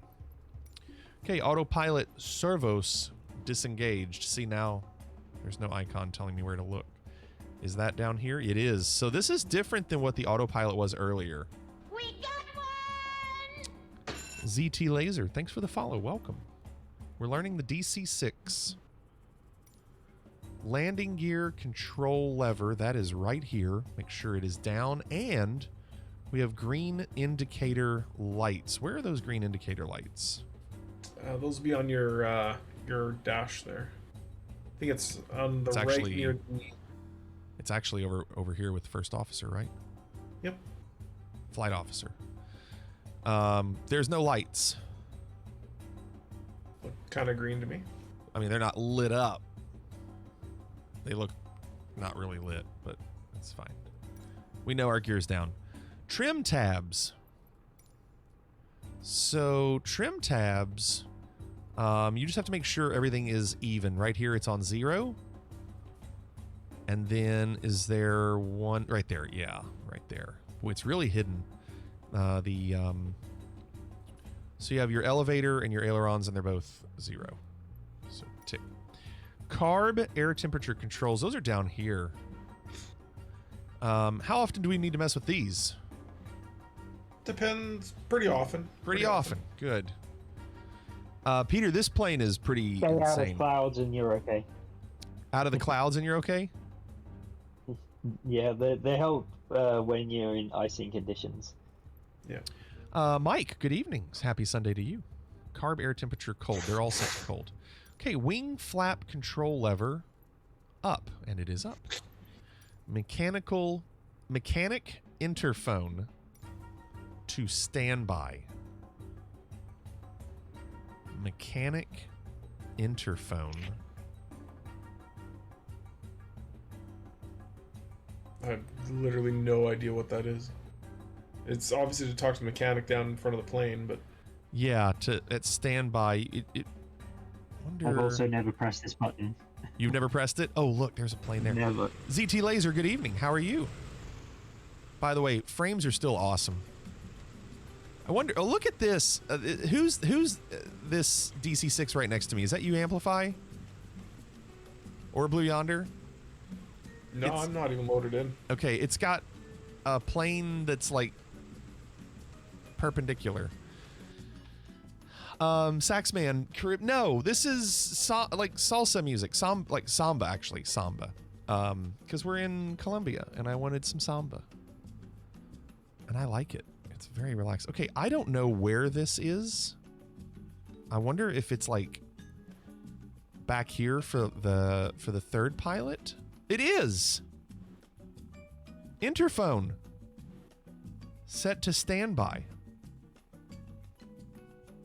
That's just a breaker for it. Yeah, but why is it lighting up? I mean, it's got to be... I don't see it anywhere else lit up. Is the mechanic call button lit up? Is the what? Mechanic call button. Where's that? It's in the overhead panel just above the ignition switches. Ignition switches. Bit up a bit. It's a red button. Mechanics call. Yeah, middle. there is nothing to set it to No, standby. No. Okay, I'll have to watch that in a The video. mystery. See what they say. Franco says is it on the center pedestal where the radios are? Well, the center pedestal radios are not actually operative. They're just decorative because you have modern radios above. Right. I did see that in the video. They said this is what it was, but they don't use these anymore, and so they wanted to use this instead. So, all right, well, we'll just tick it. Charts on board. I got charts, but I don't know where they're saying to look. Like, I mean, if I'm using my nav graph, but I don't know what they're going to use. So I'm not going to worry about that. All right. If you can believe it, in an hour and 18 minutes, we got through the pre-flight. The good news is before engine start only has 2 items. Doors closed and altimeter. And I think we've done both. The doors are closed. Check door indication lights above ATT pilot. What's ATT pilot? Assistant? Associate? I don't know. Attendant? Anyway. Above, yeah, indication light is above the alternate pilot. I mean, it's these red lights that we saw earlier, right? Yeah. So doors closed. Altimeter we've already set, and I've already forgotten where they are. No, right here is our altimeter, and it says 30.32. Let's see if that's changed in the time it's taken. Nope. So altimeter is set. Wow, that was a great one. All right, engine start. Beacon lights on. We've lost our icons, so now we get to search. Beacon lights right there. Top left. On. Beacon light is on. Hold on one second.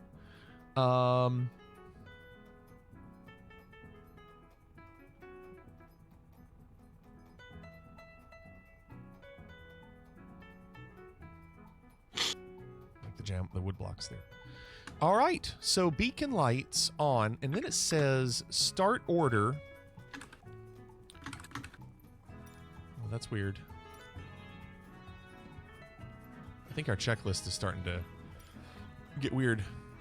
Well, in this case, it's just telling you which engines you want to start in what order. So we always start with engine 3 for no technical reason whatsoever. So there's nothing to highlight on that. It's just telling you you're going to go 3, 4, 2, 1. Correct. Okay. Yes. All right. So tick that item. It's Brandino. Thanks for the follow. Welcome. So I haven't done... That's amazing. I've got the same combination on my luck. Nice, brace yourself. 3, 4, 2, 1, yes. So I haven't done any, like, flight plan stuff at all. You would do that before you start your engine. So wouldn't I start to do flight plan stuff? Oh, you would have already. Yeah, I'm surprised we haven't. Yeah, I'm surprised we haven't turned the radios and the GPS on. Yeah. So yeah, I haven't done radios or GPS at all. I'm gonna keep going in the order that they've got. After engine, they say radio panel, tune radios. Yeah. So they've got that all later. It's pretty normal. It's very, very normal to wait for it to turn your radios on in a prop plane. Very, very normal. You can throw in bad EMI into the because when the engines are starting, it can really kick off a lot of current and it can blow the radios. So you want those shut off. My plane, for example, the radios are always off when starting. Okay. Okay. Wow, cool. So engine selector switch, they want 3. I mean, I don't know why it's not highlighting, but I'm assuming that's this. Is that this? That's ignition. No, that's your magnetos. So right next to that weird cluster of starter switches, yes, there's a dial that's got three right next to it. So right in the middle center. Yes. Yeah, and you want to set that to 3. So that's controlling the starters for number 3. And it did highlight when I clicked that. So we move that to 3. So engine selector switch to 3. Fuel booster pump to low. There it is. And it's down here. So for engine 3, fuel booster pump to low. P.S. Ford said, I never knew where the We Got One came from, but refused to Google it. Then I rewatched Ghostbusters last night and was doing the Leo pointing at the screen meme. Nice, P.S. Ford. That's great. I love it. That's so great. All right, so that's to low. And we didn't turn these on earlier because apparently we would have flooded them if we'd turned them on. So now we're turning them to low. Mixture control to auto rich. That's going to be down here, right? Correct. Yeah, down near center pedestal. So all the way to auto rich. Okay. Everybody still with me? Franco, Comet Crazy, you all still good? Y'all are probably already up in the air. Safety switch on. Then start switches on. That's up here. I'm curious what a safety switch is. Well, oh yeah, that's actually coupled with the starter. So they want. Please refrain from Googling. Doing it with me. Okay. All right, Comic Crazy and Franco. Nice. All right. So we yes. got a. I noticed it's missing your mag switches on this checklist. Okay. Okay. Yeah, it's got it after the blade count. If you look, it's the next item, ignition switch, which I would do before. Yeah, you have to do that before. Yeah. Yeah. So all right. So let's take a second and talk about your start sequence now. Okay. So because things are going to happen real quick, and you got to be ready for them. Okay. So if you can scroll out a little bit, one thing you're going to want to do is turn on your magneto switch. There's those switches across the bottom. You want to turn on engine number 3 set for both. So that's your ignition. They're not letting me. They're not letting me. Definitely should be able to. No, it's stuck. Is it linked to your alpha yoke? Maybe. I mean, usually not. Let's see.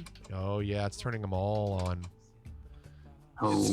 It's not a big deal to leave the other ones on. Sure. Should I remap that? From my alpha? Only if you really want to get anal about it, but the reality is once the engines are started, you're not flipping mag switches. So it's okay just to turn them on. Yeah. And it's okay if all of them are on. Yep. Okay. We'll leave it for now. Okay. All right. So what's going to happen next is you're going to be hitting the starter switch. So see that little weird cluster of those 3 switches there right in the middle? Where it says start and safety and boost and prime?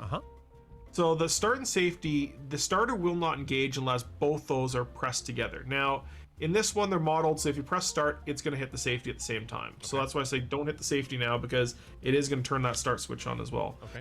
So when you do that, it's going to put the starter on. The starter's going to start moving those prop blades. And after 12 blades, that means the blade has gone past 12 times. Then you're going to want to actually start doing a shower of sparks, and that's your boost and your prime there. So it's going to start blasting in basically sparks into the engine to start igniting it. Wow. And it's going to go. So you want, the reason that you turn it over past 12 blades is that you want to lubricate everything inside of that engine, because when that engine's sitting, remember, a lot of those cylinders, a lot of those pistons are upside down, sideways, upwards, they're all over the place. So that it all just all that oil just drains out. So when are those turning? Why are those on? Yeah, why are they on? Why did the engine start? Is it because these are all on? No, it shouldn't. You didn't kick your starter. Yeah, and we haven't opened up the fuel too on the mix. Interesting. We have the mix. We have the mix on one of them, but not on the other. Like what? Go check your engine instruments in the middle. Okay. It's not the wind. It's not the wind, is it? Here is.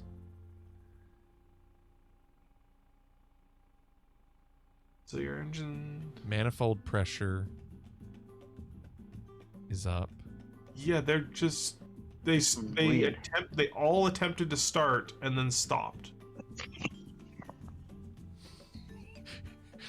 We in Fliggity Air have no idea why our engines are on. Okay, so then they just changed. Yeah, the engines are off now. They're stopped. Now they're starting again.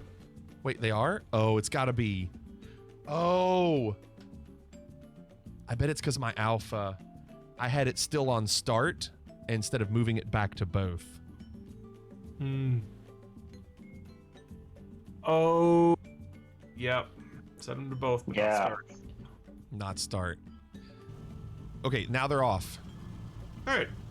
All right. So once the engines are all lubricated, and very lubricated now, you're effectively blasting in sparks into that engine to cause the pistons to start actually igniting, and then they will self-sustain.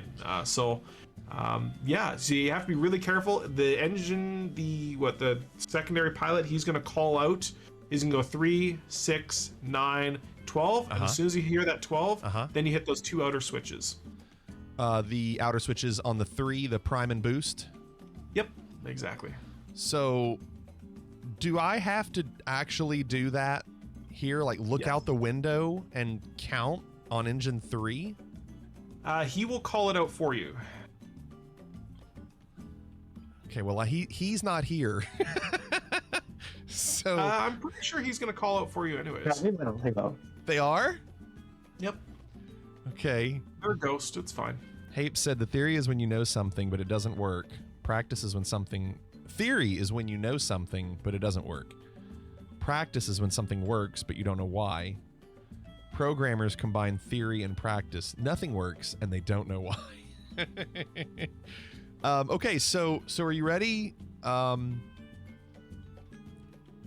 So I'm supposed to do the safety switch, which is also going to turn the start switch on, correct? Yes, exactly. And then I'm just going to listen?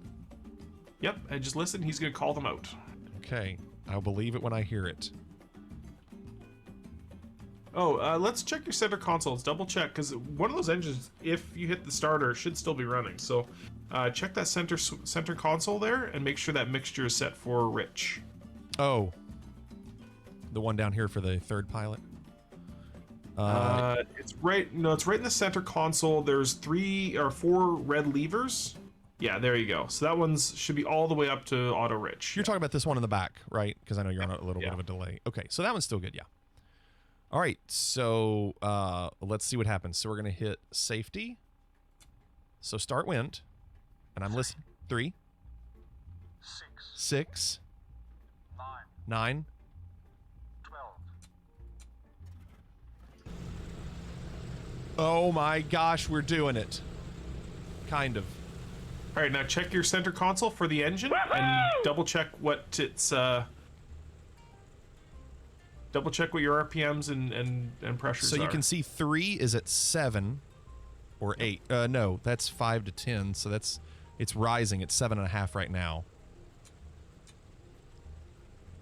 Boy, look at it shaking. Look at it shaking. Yep.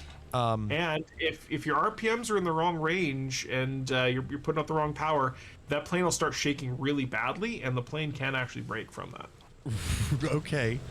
So so right now, yeah, Hapes. She's starting to shimmy. Comic Crazy said I can't get this to start, but one engine, very confusing. I don't know. Comic Crazy, you've only seen what I've done. Again, what I did was I clicked safety, and when I did that, of course, all of these ignitions were on both, and then I also had to make sure that this engine selector was on 3. I hit safety. That made the start button go. We listened for 3, 6, 9, 12. Then I hit prime and boost. And then the only thing, so correct me here, once the engine is going, what am I looking for? Because right now, 2 and 4 are just hanging up in the high 20s, which I don't know why. Shouldn't they be 0? Nope, manifold pressure should be up. Okay, but 3, you can see 3 is different. It's hanging out around 9. Yep. Yeah, exactly. So that's the main one you're looking for. The other thing you need to be looking for right now, though, is if you look over to the right, check your oil pressure and your fuel flows. I see oil pressure here, oil temperature, and then fuel pressure is about 20. So do you want to be between the 2 reds? Yeah. Yep. Okay. And also your cylinder head temperature on 3 should be rising. Which one? Yes. The oil Your cylinder head temperature. Oh, so that's over here. Okay. Oh, and that's another thing. Yeah. Yeah. So you can see it there. It's almost in the green. Oh my gosh, this plane's going to be a beast to fly. Having to keep track of all these? Yep.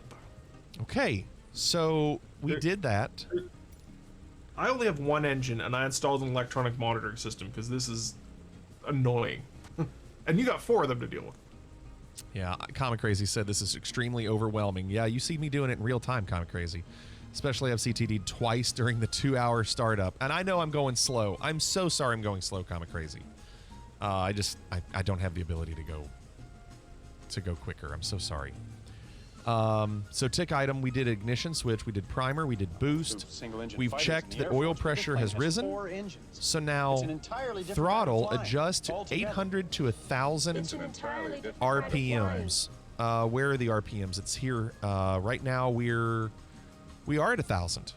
So we're good. Yep. So we can tick that. We repeat with 4, 2, 1.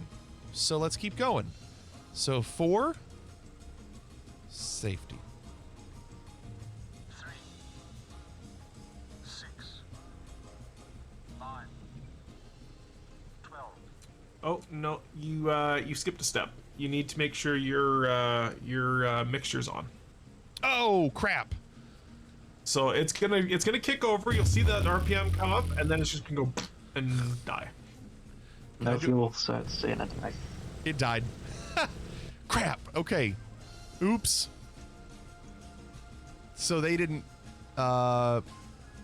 Repeat mixture control. All right. So try it again. So double check your fuel boost pump. So up at the top. 6, Hold on. 9, 12. It's this here. You're right. That should have been at low. It probably won't come on. Yeah, it probably will. Yeah,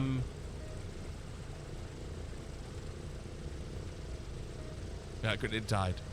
So I did that fuel pressure or fuel pump too late. Yeah. Let's try it again.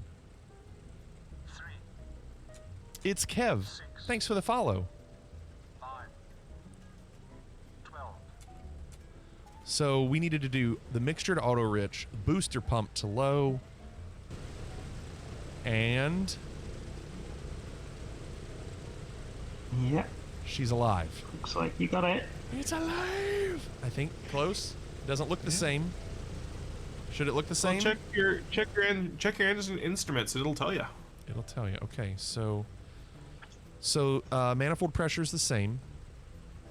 Oil pressure is the same. Fuel pressure is the same. Oil temperature is a lot lower, but that's also because it hasn't been on nearly as long, right? Correct. Yep. Carb air, we don't need to change. Let's look at cylinder head temperature. It's still going to be rising. Yeah, and your RPMs will slowly come up. So, because it's not. Yes. Well, as the oil warms up, the RPMs will come up as well. Okay, I'm gonna. Should I go on and move on to the other engines? Yep, I think you're good to go. Okay, so we're gonna go on and do 2-1. So we're gonna raise this to auto rich. Then we're gonna turn fuel booster to low. Switch this to engine 2. Start. It's pretty cool, Sax Man.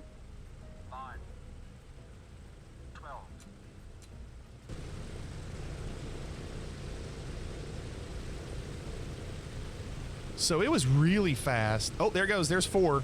4's done good.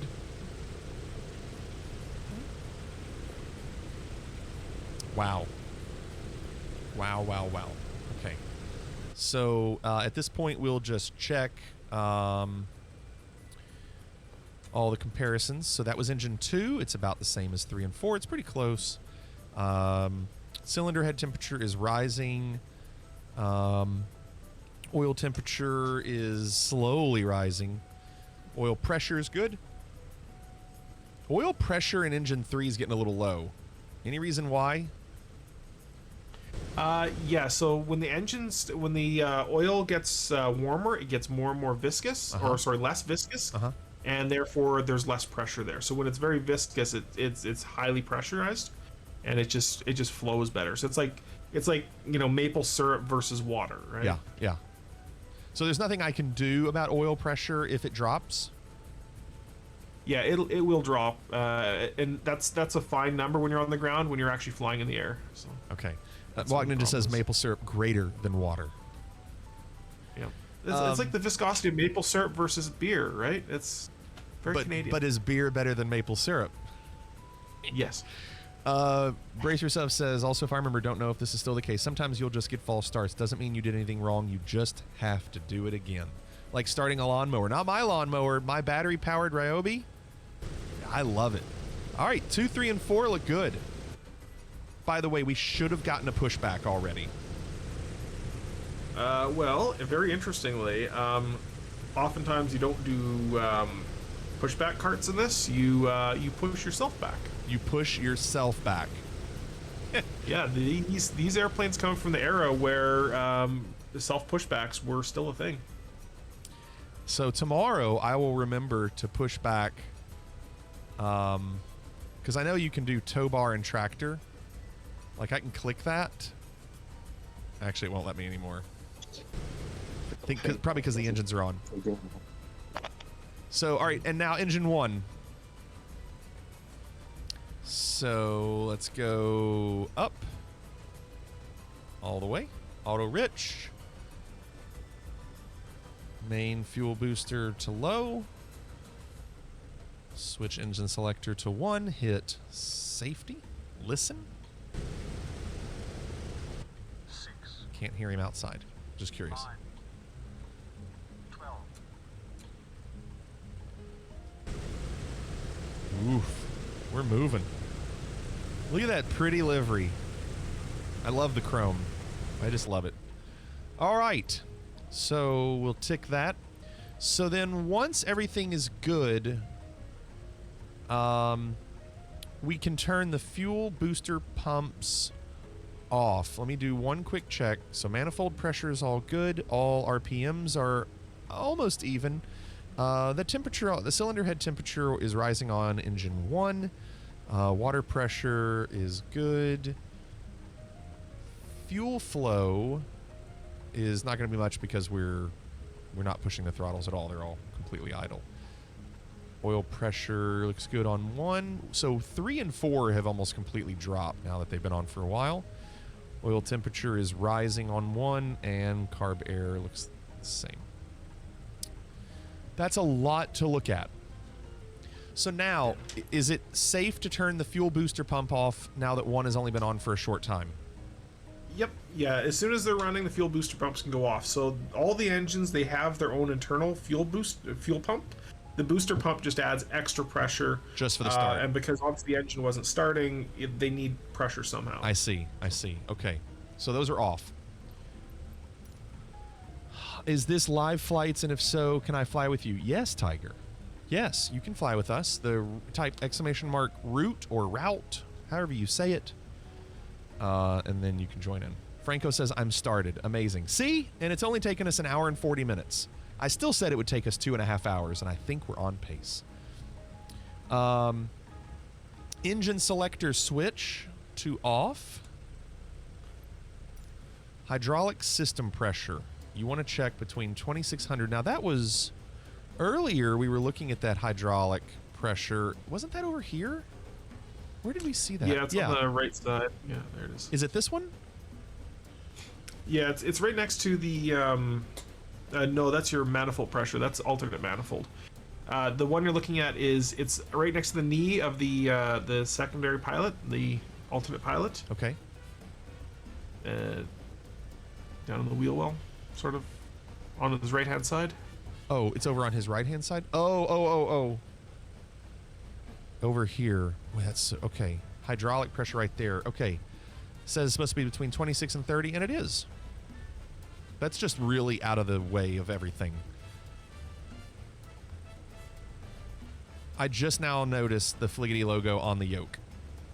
Brace yourself.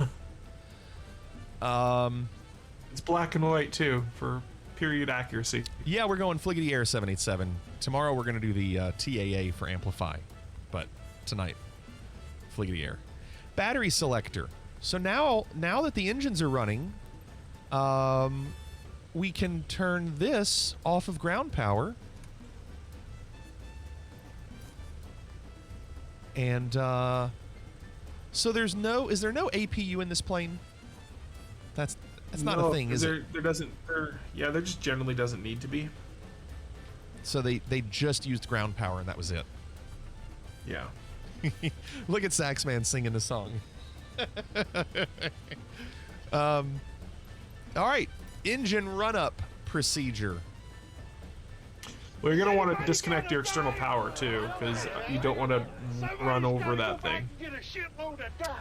Raven, thank you for the bits. Thank you, Raven. And good night. So disconnect ground power. Okay, so I'm disconnecting there. It is unattached. It's gone. Frostbite, thanks for the follow. Welcome, Frostbite. So... engine run-up procedure. This is something you need to do. Is that right? Yeah, you would not do this at the gate, though. You would do this at the runway, wouldn't you? Yeah. $1. White Leg, thanks for the bits. White Leg. Most airports have a cutaway specifically designed for engine run-ups that gets you out of the way. I see. And they're usually right next to the runway. Okay, so. Let me come back to this run-up procedure. So after engine start, radio panel, tune radios. Let's go on and focus on this. Yeah, that engine run-up procedure is definitely in the wrong place. That's what I thought. So you're gonna have to tell me if I'm doing this wrong, right? Yeah. So Just turn them on. I'm sorry. Just turn them to start with. Well, I mean, don't I need to... How do I turn on the... oh, is it this? Yeah. Okay. So you have nav1 volume, you have nav1 frequencies. I'm telling you, tonight, I have no desire to do any type of approach mode. I just want to fly the plane and land. That's all I want tonight. I don't want to deal with all that. So I would like to put in our flight plan, and it's a really short flight. It's Brandino just typed it. So can I go on and put in the waypoints? How can I load flight plan? Like if I hit FPL, it says active flight plan. Yeah, it's a 430. You can't auto load it, but you can load them in, and it is a absolute shit show nightmare to do. I know. Wheel, because that's the only way. That's the only way. Yep. Well, and who was it that said earlier that you can take the 750? Apparently you can use the 750 in this plane. Is that true?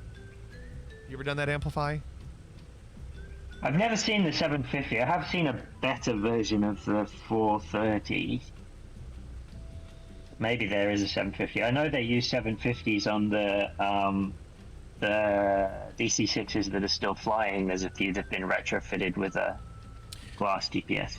For tonight, because I'm going to need more time, and it's already late. I'm just going to go direct to our airport. Live. I'll write it and we'll do it live. I'm just going to go direct. I just want to fly it around a little bit. Tomorrow we'll do an actual real flight. SKCG. So I want to enter in the airport.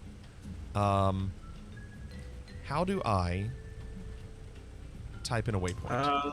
So you start by, I think it's turning the outer ring until it highlights the entry section, and then you press the enter button. The outer ring? Yeah, I'm pretty. It might be the inner ring. Oh yeah, you gotta press the cursor first. Yeah. Press the cursor. Yep. So push cursor. So you press down on yeah. Push cursor, and so then we want to enter in SKCG. Yeah, I've dealt with this maybe in the 172, maybe not the G1000 version, but SK. I mean, this just, if you did this every single waypoint, and we will. Listen, we will at some point, but oh goodness, not tonight. Not with as long as this is going to take.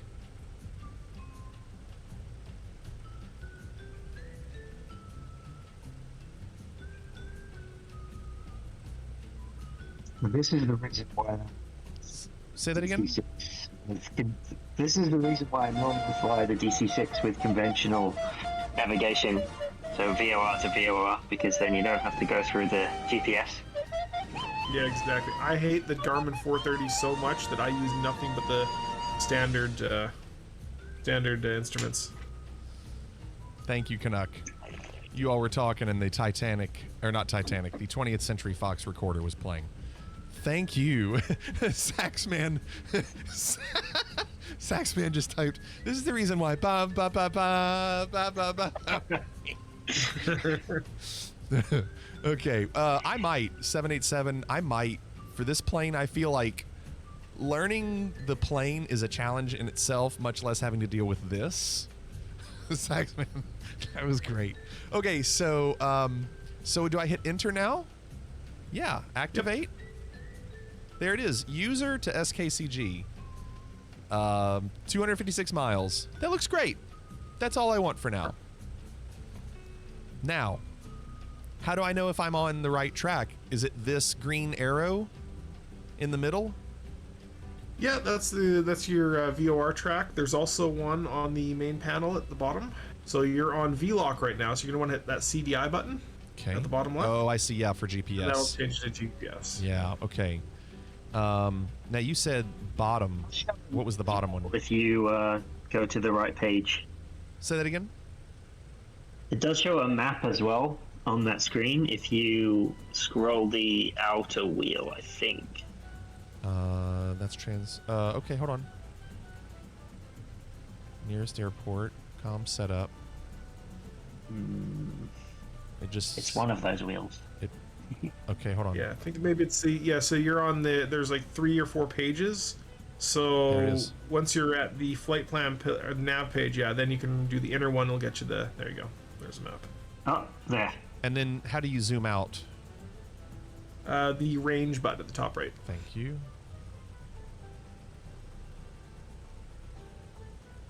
And then you can't drag it, can you? No. Okay. No. Not a touch screen. Okay, I'm just gonna go direct for tonight. We're gonna leave that.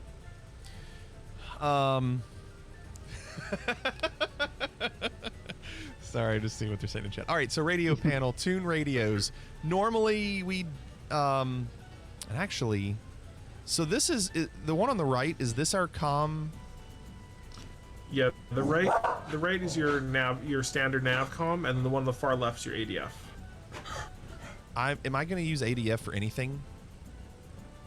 You probably won't, but in my little around the world flight, I'm definitely gonna need it when I get to Iceland. I don't know anything about ADF, and so I just won't for now. But we did it a whole class. I know. It was like a year and a half ago, and we did it for like 3 days. So let me. Does my Logitech panel work? Oh crap! It don't. I gotta Good work. So Remember your nav one is on the actual GPS. What's that? So nav one is on the one is GPS. on the GPS. Nav 2 is the secondary one on the Bendix. Right. Yeah, like so the comms are over here on the left and the navs are on the right. So sort of. So the ones you're looking at on the right, that Bendix King with the orange displays on them. Yes. That's your nav. That's your COM 2 and your nav 2. Your COM Oh, 1. oh, I'm sorry. Okay, this is all comm 2. Okay. So this would be what the co-pilot would use. And I have mine over here. Like, so do I not have comm 1 over here on my left? No. So the one on the left, that's just an ADF. That's There's all that no, is. Okay. no nav or comm at all. The navcom 1 is actually on the 430. So the 430 has both navigation, communication, and GPS. So that's that 430, the green. I see. So it is working. It is working. Yeah. Okay. So like if, gotcha. So go Unicom 122.8 and then 110. Okay, good. I'm sorry. Yes. That is working. Sweet. Okay. Been a while since I've used that. All right, so let's move on. Radio panels tuned. Tick item. Pushback request. Yeah, let's do it. Let's do a pushback. No. We're gonna do way more fun pushback. Okay. The pushing the little thing back is no fun. So all you have to do is take your brakes off. Well, bring your throttles back first. Okay, they're back. Take the brakes off. So and then put on your reverse thrusters. Are you really gonna do that? Okay, so the parking brake is here and released. And you want me to go on and do reverse thrusters? Yep, exactly. So now, not a lot, because if you go too fast and then you hit the brakes, it will pop up on its tail. How do I slow it down? You take off the reverse thrusters and give it forward thrust. There's no chocks, Gumbo. No chocks.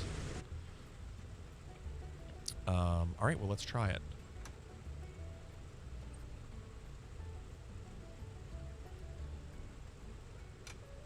Oh, crap. That's right. You do that, and then you go forward. There we go. And you can just control it. I'm just going... I'm actually upping the reverse thrust by moving the levers forward. Now, you want to be really slow about this process. I am. Because, as I said, like, any quick movements, it can topple. Yeah, I'm being real gentle. Real gentle. What's up, Dave? There, remember. The dog doesn't have a name, so we call it Dave. And I've heard that this is actually how they would do it in some airports where there weren't pushback trucks and other things to help you out. It doesn't surprise me. Back in the day. Look at the and remember, most airports back in the day, they wouldn't drive straight into the thing like we're used to today. They would actually turn and go sideways. So they were actually broad to where people were getting on and off. They could just taxi forward. It was only really used in places where there just wasn't space. And back then, a lot of places didn't have very good pushback vehicles or whatnot. So it was used more often than people realize.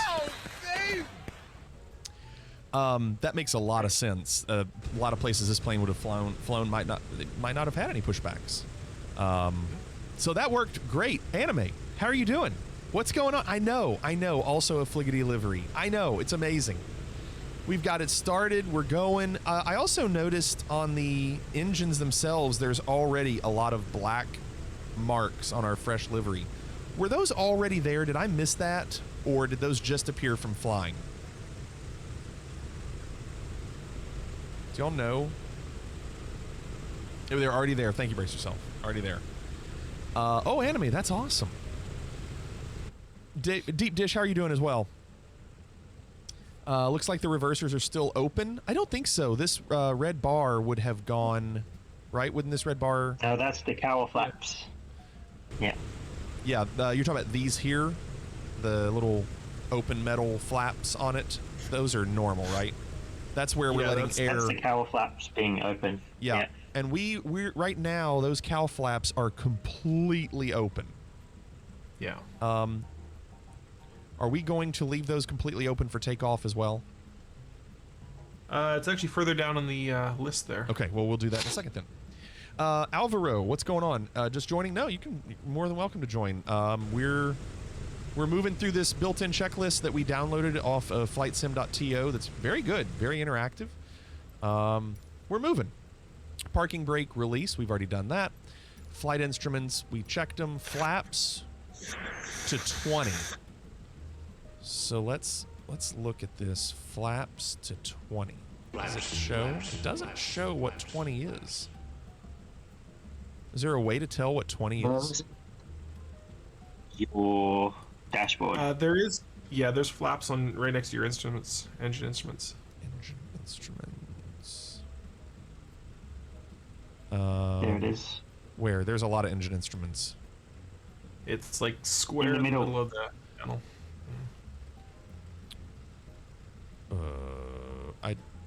Right in the middle, right next to the RPMs. The old-fashioned way, the way dear old Dad used to. Right next to the RPMs? Yep. Yeah, in the gauge clusters. In the gauge clusters. So you want me to look up here? Yep. Yep, there it is. There's your indicator. Oh, there. Oh, so it's an actual gauge. So weird. Okay. I wasn't looking for a gauge at all. So they want it to 20. Jeez. Okay. There you go.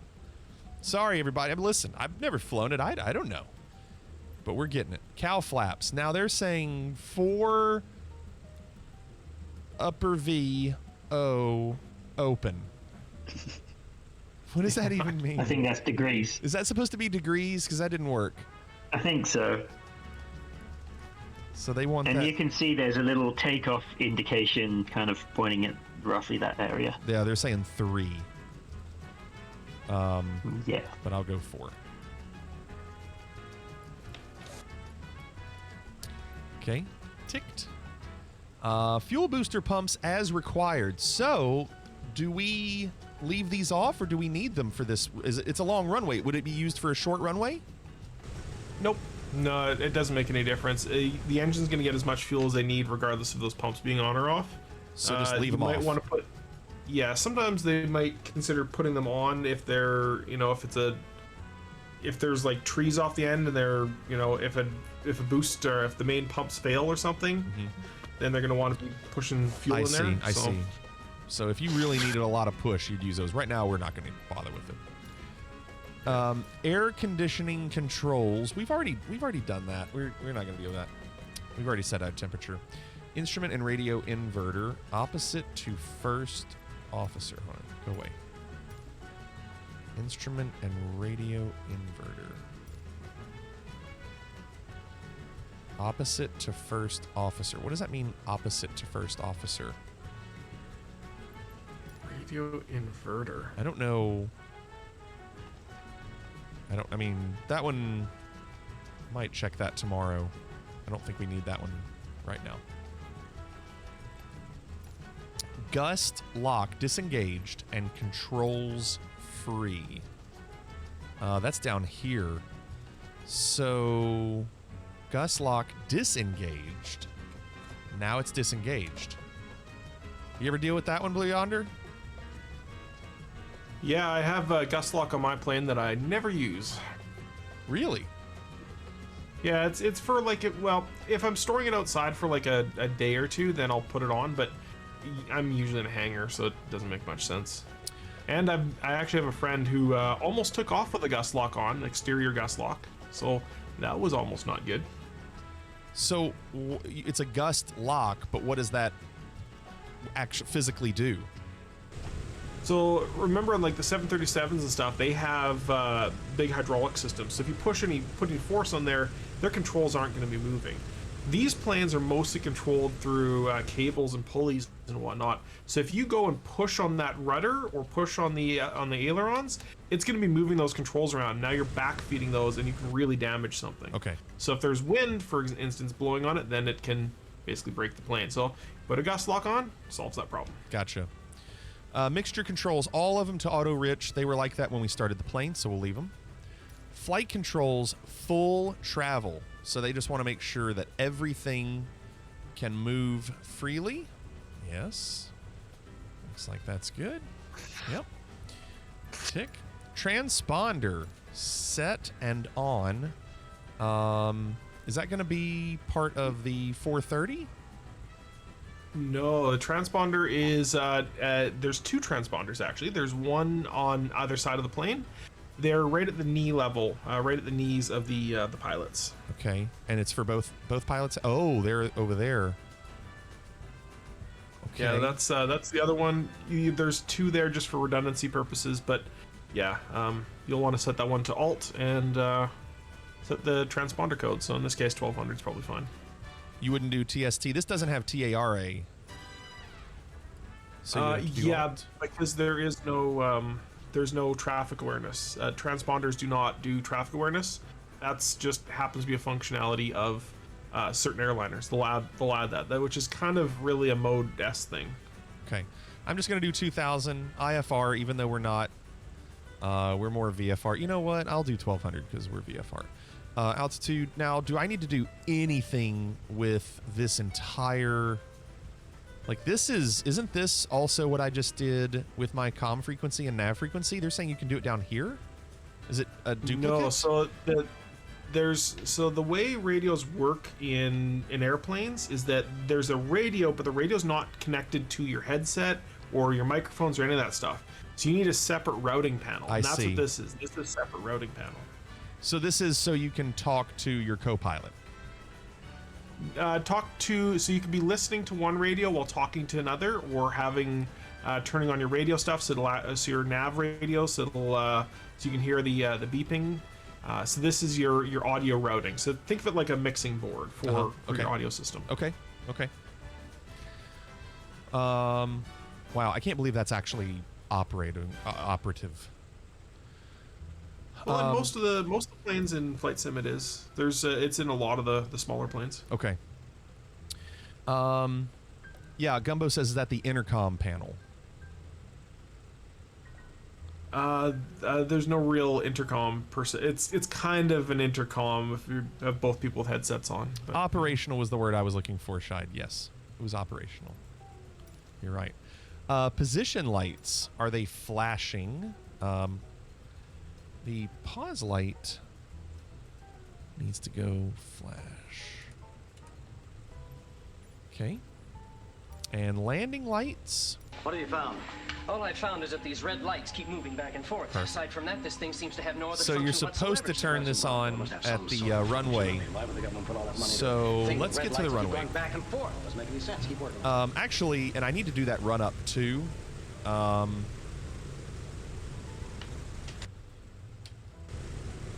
I need to do the run up, but move? Yeah, we're moving.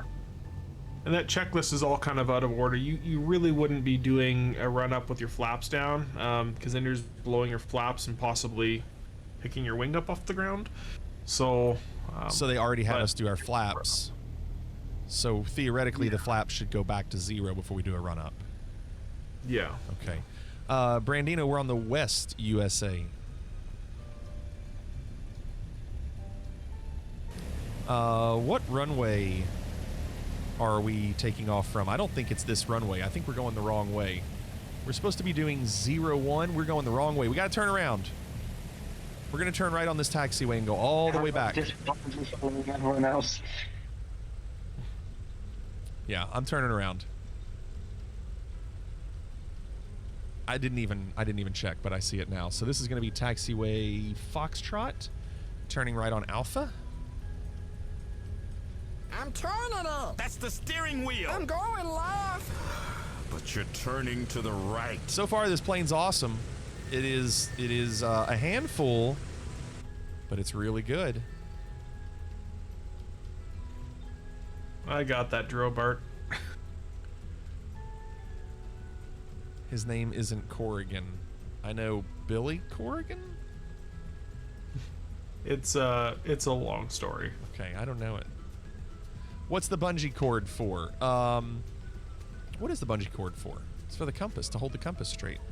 Did it break? That is weird that they modeled those bungee cords like that. Yeah. So 2 hours and 7 minutes. I think the 737 took us 3.5 hours to get off the ground. I thought it would take us 2.5, and we are going to be really close to 2.5. I am going to do the engine run up. I just need to get to a place to do it. And then before I do it, you're telling me I need to drop flaps, right? Yeah, you should. You should be bringing the flaps up. You have a trunk full of bungee cords. They need to go in the... Oh, they're from the backdrops. Yeah, they need to go in the storage unit. The frames are still silky smooth. There's no screens. It's actually worse frames in the cockpit, which doesn't surprise me. Someone just did a U-turn. Here we go with some names. Tokyo drifting. So we are getting ready to take off, and usually my stream ends in 10 minutes. So there's that.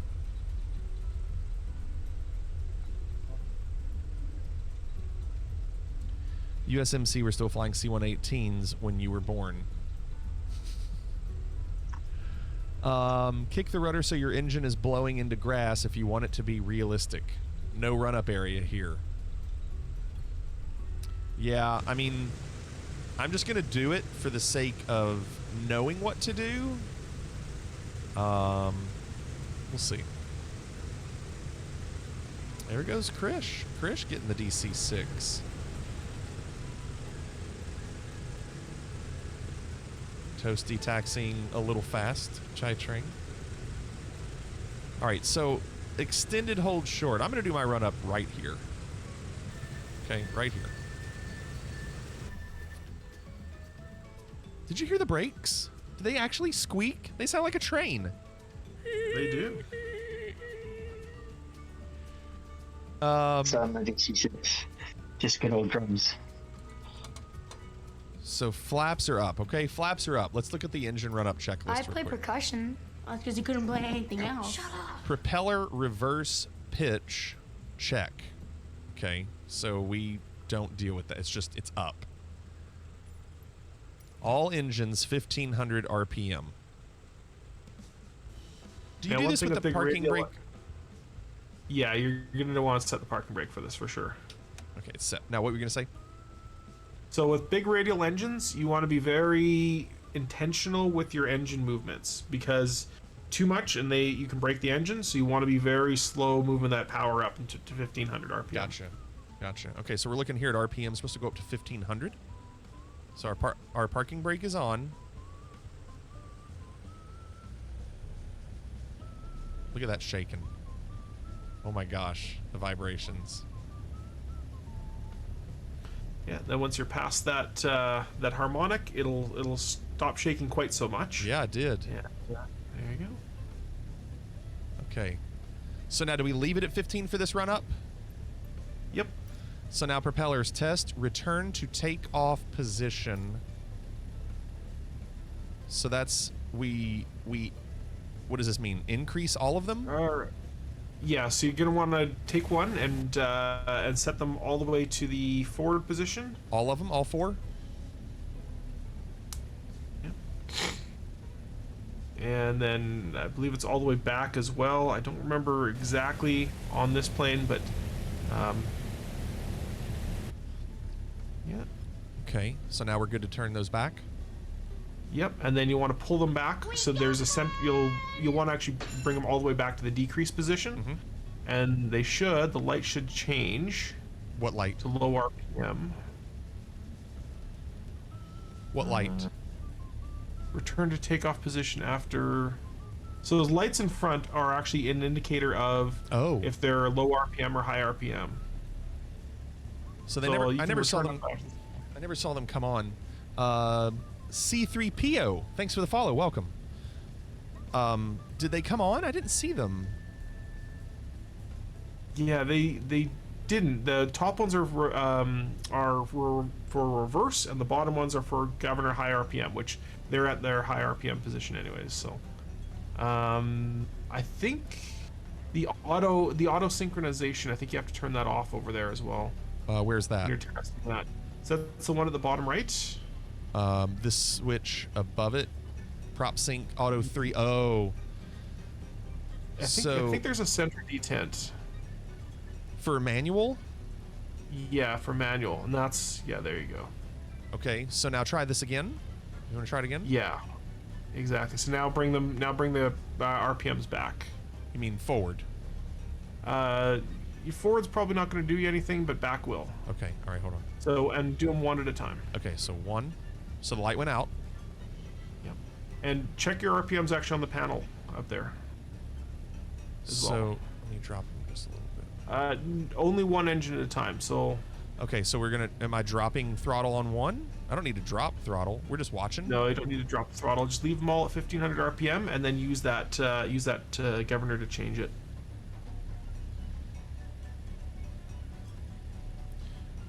I'm gonna put these back because they're starting to die for a second. Yeah, you just leave the throttles where they are. So there you go. Well, I'm trying to raise them. They're not going any more up. Oh yeah, you don't adjust. Yeah, you're gonna blow that engine.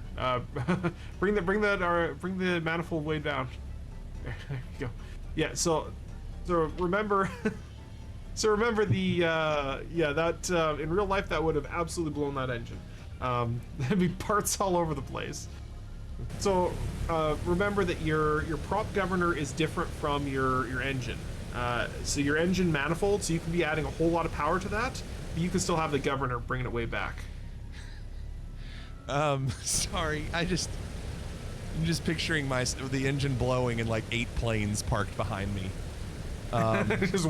Just watching it happen. I know, that's the thing. It's a huge traffic jam. I'm trying to go. Okay, all right. So tell me what to do right now. So go back to that center panel there. Yes. And bring those throttles back up. Or those RPMs. those prop levers. Yep. The prop levers all the way back up. Yep. Okay, increase. Exactly. So that's changing what their RPMs are going to be. Okay, thank goodness. There we go. Okay. All right. So you only do it one engine at a time. So you would do like engine 1, you'd push it all the way forward, make sure the prop governor's working, and then pull it back, and then set it to go back. So the lights are all lit up. The lights are all lit up. So now I take 1 and I drop it to decrease, and the light went out. Yeah. And then am I supposed to watch the throttle? Yep. And it's not changing. Is it supposed to change? It should after a second. Well, this is why I was dropping it earlier. There it goes. There it goes. And now it's blah, blah, blah, blah, blah. There it goes, yeah. And then, yeah. So now do I drop 2? Yep. No, you want to bring the first one up first. I was gonna say we're gonna start really shaking if I just go to 2. Yeah. So now 1 will start increasing on its own, or do I need to put 1 to increase? Back to increase. Back to So I'm gonna back up increase. to work. Yeah. So what we're doing here is we're verifying that the constant speed props are actually working correctly. Okay, so 1. Starting to shimmy. Yes. She's starting to shimmy. Typical Southwest delay. So 2, you can see 2 is out, and now 2's starting to drop. So now we're gonna bring 2 back up to increase, and we're gonna drop 3 down. Yep. And Blue Yonder, I'm assuming you do this every time you fly this plane. I do, yeah. You do not. You do every time? Well, not on this plane. On my real plane, I do. Yeah, on your real plane. AZ Wheel says feather each engine. I mean, I'm not supposed to do anything with the throttle, right? Yeah, not right now, no. So 3's dropping. So now we're bringing 3 back up. And now drop 4. Logan said, if I was a passenger, I'd be pissed. I've had enough time to get sober, and we're still on the ground. Did you check the menu, Logan? We have plenty of drinks to offer. Logan, do you have a drink? You do have a drink on the menu. You have an LIT, a Long Island iced tea, don't you? A Logan iced tea. And 4 is dropping. So when I'm doing this, are we just making sure that these levers are working? That's it? We're making sure that the whole system. So it's a very complicated system that works the constant speed props using a prop governor. And that's going to really, if those aren't working, you're basically, your engine can actually run away on you and then start throwing a blade into the plane. So you really want to make sure that that system is working well. So now that we've done all 4 of those, can we now go back to Auto 3? Yep, you can go to Auto 3 now. So we'll tick that. Propeller feathering. So that's what AZ Wheels was talking about. Feather each engine. So propeller feathering. And I believe that's up on the top panel. Up here? Yeah, that's the overhead? Overhead. Looks like big red plungers. There's 2 on the left and 2 on the right on the overhead. I see it. I see it. They don't highlight those, but okay. So feather. So I'm going to press 1. So yeah, up is one feather. One at a time. Up is feather. So there's 1. And so now are we watching RPMs again? So it's really dropping. Yeah, and you want to be in this mode through this mode as quickly as possible. So it just came undone. Make sure it's moving and then bring it back out. Yeah. It automatically came out. Automatically. No, you got to pull it out. So it'll go back to the center position, but it will not unfeather automatically. Gotcha. Okay, so feather. And then watching 2. And then go ahead and bring it out. How about this? And there's a lot going on. Logan, are you enjoying the flight? We have some wonderful menu items. You're going to love them. Wait, no, other way. Yep. And 4. Checking 4. There it goes. While 3's creeping back up. No! That's the one. Okay. Those are done. Emergency exit lights. Seems a little bumpy for sitting still, but F it. I like that you said I reckon. Do you use the term I reckon amplify? Yeah, for sure. I reckon.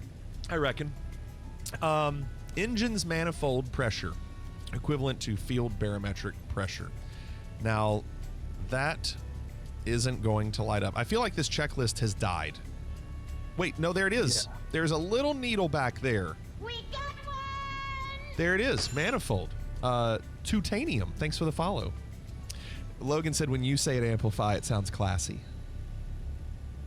Oh, thanks, Logan.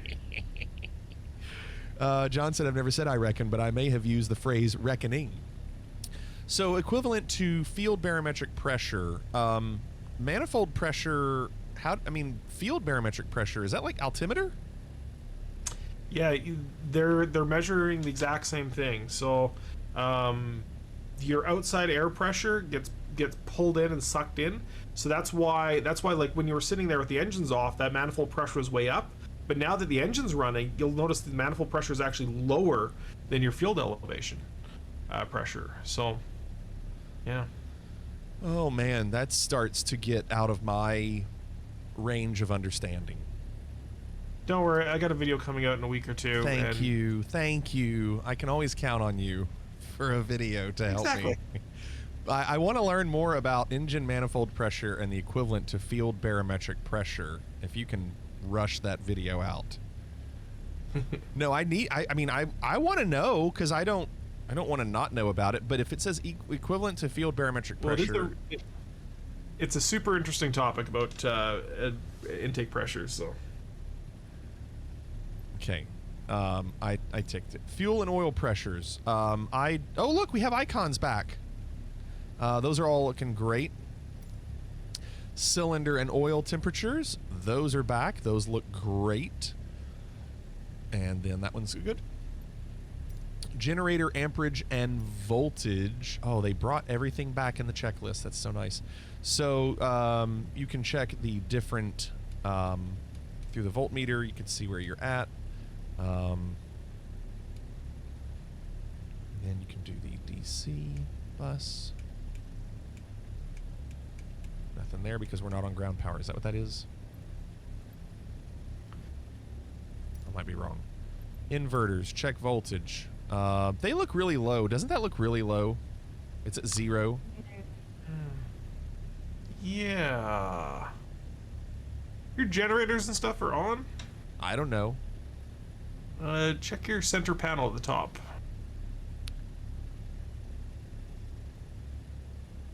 I think we did that, didn't we? Yeah, I thought we did. Isn't that what you want to hear all three pilots talking about? All three. We did turn the generators on, right? Right, fellas? Control power cut off, master switches. Battery and ground power. You want to switch that off. So it's right next to the engine None selector. of you working as a team. So we No, I don't think so. No. We want battery on. Yeah. Oh, I thought that's for ground power though.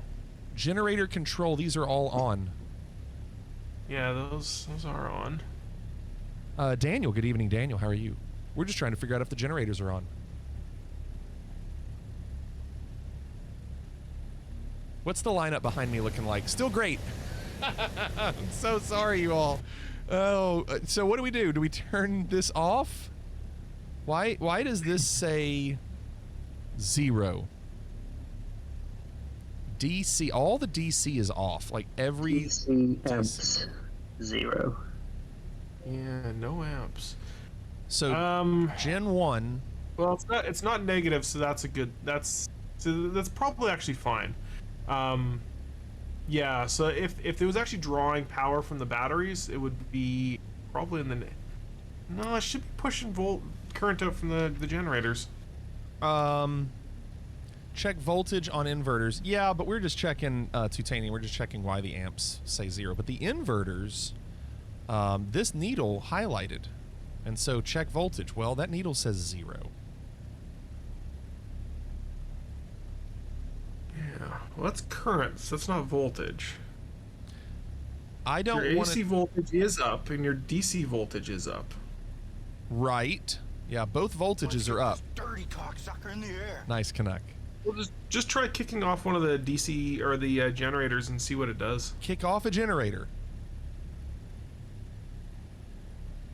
Are you sure? Yeah, it won't hurt anything.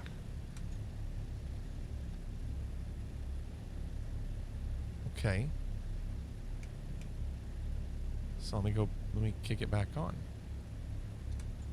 I've got a bad feeling about this. I don't know.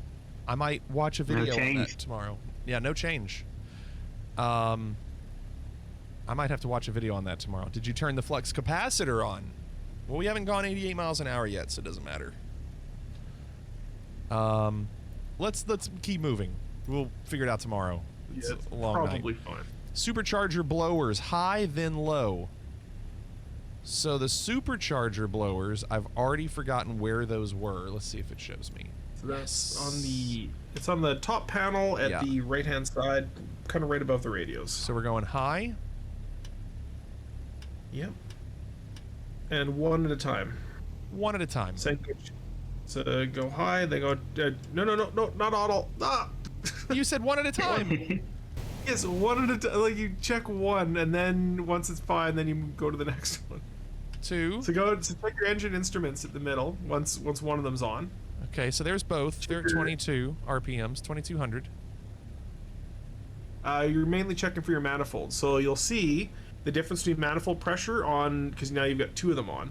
Your manifold pressure there on the right engine is like under 15, but on the left ones it's like 25. So you're doing a lot more boost.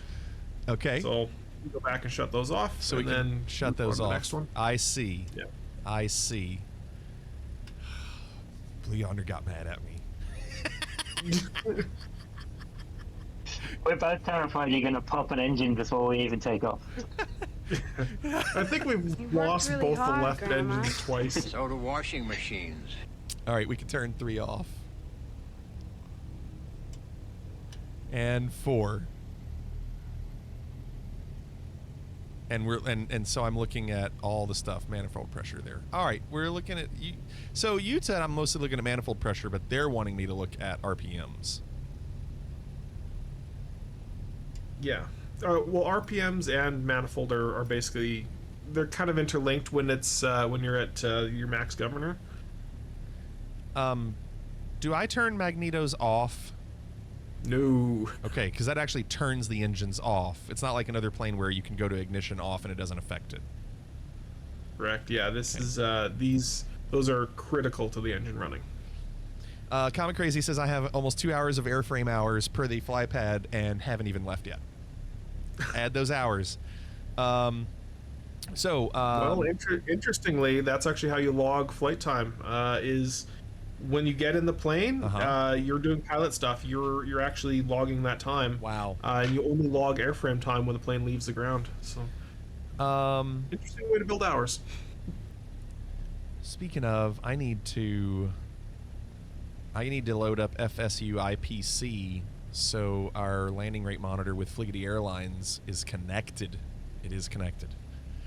All right, so water alcohol injection system. This says switches on to bleed system and check. Where do you do switches on to bleed system? So that's the water and alcohol injection system's way up at the top. Did it give you an indicator? No, not for that. They did for the needles. Okay, so it's way up at the top is where the switches are. Water injection pumps, but it says switches on to bleed system and check. So let's do one at a time. Yeah, so that's to bleed the system. You can turn them on. I see it. You can turn them all because I see it. I see. Yeah, and you see all 4 needles going up. You can see all 4 needles going up. So that bled the system? Is that what I just did? Yeah, in case there's air bubbles in the system, it'll push those out. Gotcha. Okay, cool. Thank you. All right. Tiger wants to know how long it took you to finish flight school. It took me, what, like 4 months? 4 months? 3 months over the summer? Something like that? David, thanks for the raid. Welcome. You're just in time for me to keep doing this. We did not get off the ground in under 2.5 hours. I don't know what if you were betting, but so we're moving on. So this is BMEP. What's BMEP stand for? It's, I don't remember what the acronym stands for, but it's effectively a mathematical calculation of how much power is in the engine, and that's it's a mathematical calculation of RPM versus manifold pressure. Well, they're all as low as possible. Is that because my throttle is cut all the way? Yeah, you should still be at 1500 RPM. Oh, I am at 1500 actually. Yeah. So is this okay? Those needles are all the way down. Yeah, that's pretty typical, I think, when we're not really going anywhere. Okay. Yeah, you're not. Yeah, I'm curious why I'm telling you to check them. That is, Yeah, they if should you're be checking at them. bottom stops. Right, right. Cabin, supercharged oil, pressure, and temperature. Different camera angle, because that's not working.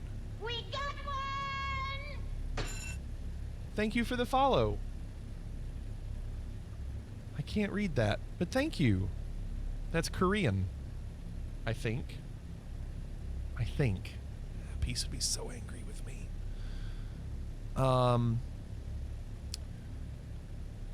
So those look great, right in the middle.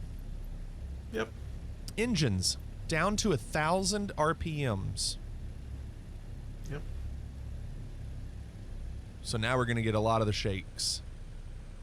Actually, not as much. As you transition through it, yeah.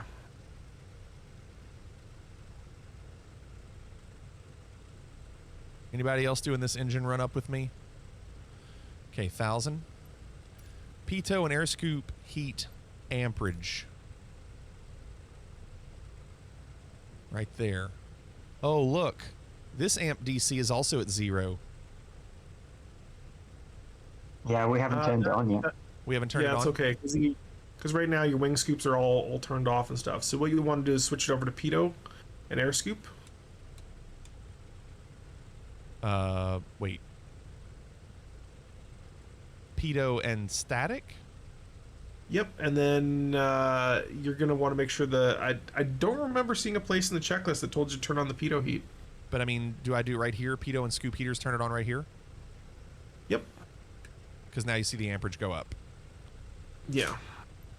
Okay, so do I need to turn Yeah, it we're off? close enough to take off, I think, to have them on. Just leave them on. Okay. Yeah.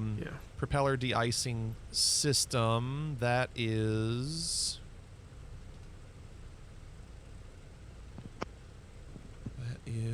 Come back, come back, come back. Oh, you're killing me. That's the one. De-icing system. I mean, it's got... Does it... Oh, are these each engine? Each propeller? Yeah, so that's... If the system is on, you should be seeing current into there, but because the system is turned off, yeah, you won't see any current through there. So what that's doing is telling you, making sure that the system's actually running. So if we had de-icing on, we would see that, but we don't have de-icing on. Correct. Yeah. Okay. Okay, so if you can believe it, the engine run-up is done. The after engine start is done. Before takeoff, landing lights on. Now, usually you would do this on the runway, but I'm just going to do it now just so we can keep moving. Okay. And water alcohol inject switches on for a wet takeoff. We don't need to do that. This is not a wet takeoff. And well, now, it might be. It so might. What's how heavy are you? How heavy are we? Yep. It'll say on the fly pad, right? Yep. This says 84,199. All right, so if you That's look up heavy. on the top panel at the top right, it's going to give you your V speeds as well. So there's a handy printout up there. Yep, let me do that. Let me minimize And this. that'll also tell you whether or not you're going to need wet takeoff or not. And at that weight, I don't think you are, but it's worth checking. That's not letting me look. How can I get a better angle? Hold on, let me do it like this. I think probably worth pointing out that a wet takeoff is not taking off in the rain. It's when the water injection pumps are putting water into the engines. That's correct, yeah. They will not let me get a good angle on that. Is there a better way to get that angle? It's like a control 5 or something, and then you can just move up. Yeah, it's control 6, but when I try to move up... no, there's another one. There we go. Sorry, I got it. Okay, so we're gonna do. Oh, I've got to do flaps too at 20. I got to make sure I put my flaps back after the engine run up. So pounds, we were what 88. So between 85 and 90. Do we treat it as 90? Yep. So V 90. speeds. What is the SL? Oh, pounds. I don't know what SL2, 3, 5, 6, 8 is. I don't know what this is, but because I don't know how you choose which column. 92, 93, 95, 96, 90 something. It's messed up. V2 is 107. And then how are you saying if you decide if it's a wet takeoff? I thought it was up in this chart. Maybe it's not. Yeah, passengers are included in that weight, Comic Crazy. The one I said. They are included. Okay, that's for landing. Well, man, this thing takes off at like 107. Jeez. Yep. Okay, well, so I guess we're not going to do the water. Yeah, I don't think you're anywhere near heavy enough. It is written somewhere. I just don't remember where it's written. So throttles set to manifold pressure. What does that mean, set to manifold pressure? I gotta do my flaps. So I don't remember the specific manifold pressures you're looking for during a start, during a takeoff. But what you have to do is you have to effectively you bring it up to a certain manifold pressure, make sure it's nice and stable, and then you bring it to a much higher manifold pressure before you start rolling. And okay. And yeah. Not artificial. When the automatic flight engineer does it, he says 36 inches set, and then when it hits 36 inches, he says maximum takeoff power. So when the so we hold our brakes, we push the throttle, we wait for 36, and then we let off the brakes. That's right. Yeah. Landing gear will be up when they say it. Power on signal reduced to rated. Does that mean throttle reduced to rated?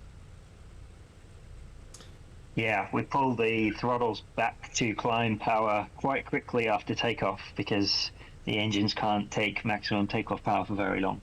Am I going to have to hit any buttons like cow flaps? Probably not for a while, right? Because it's only you're already set for a good takeoff cow flap. Sophis says bring it to 30 in HG. Is that manifold pressure? Yeah, I'm reading that checklist. So 30 inches of manifold pressure, and then as soon as you're at 30 inches, then you want to set yourself to takeoff, which with a dry takeoff is 55 inches. Anything above that, you will blow the engine. And that's when you need the wet. So that's why we'll do 55 for dry. So we leave here at high manifold pressure reads 55. Yeah. I thought it was 36. I think the flight engineer does it at 36, but 30 inches is a good setting. Okay, so I'm confused. I've heard 30, 36, and 55. I don't know what to do at either of them. Right. So you get it up to 30, and then wait for it to stabilize. Everything stabilize, and then you can bring it up to your 55 and release the parking brake. Okay. All right. Okay. Yeah, I think the flight engineer does something average for all takeoffs, but it's not perfect. Yeah. Okay. Let's go. Wow.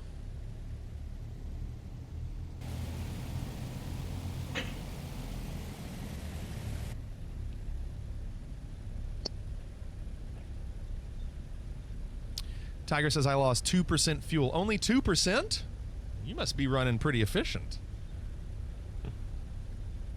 All right, well, so, this tonight was just about learning how to start it up and fly.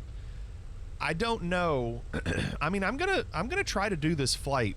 We're gonna see how long it takes. We're just going direct to Cartagena. And double check your flaps too. Yeah, I did. They're 20. Perfect. Yeah, I dropped them. They're right there to 20. Harvest says, I grew a beard while watching this. That's exciting. I can't grow a beard that fast. Only 2 hours and 40 minutes. All right, we ready? Let's go. Syndrastic, Franco, Reiner, Greasy. Let's do it. Listen to the brakes. I love that the brakes sound like a train. Are we about to take off? Can you believe it, Logan? You just finished your test? Cool Borders is here. I got out and walked to my destination. Cool Borders, how was the game tonight? Logan wanted me to ask. I didn't see it myself. This plane is legit. Comic Crazy, you went to runway 19? Okay.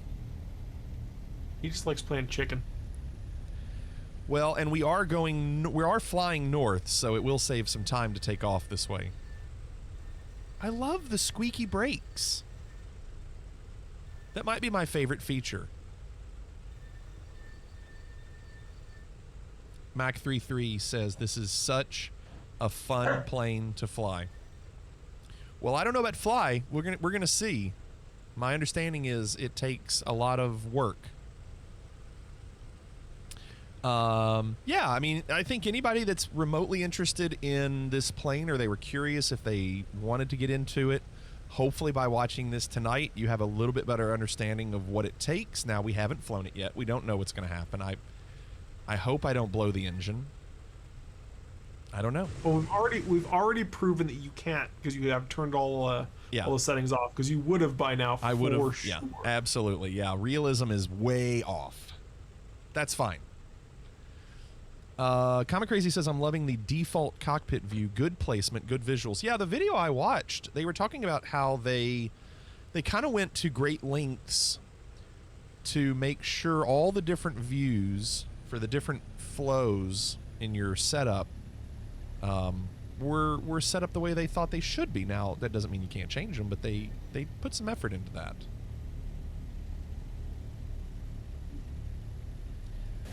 I'm still going to watch some videos on this. I mean, I feel like I need a little bit better understanding of some things, but I think for the most part, man, this would have been really, really bad if I didn't have you all here tonight. All right, so brakes are on. We're going to watch that manifold pressure. We're going to get it up to 30.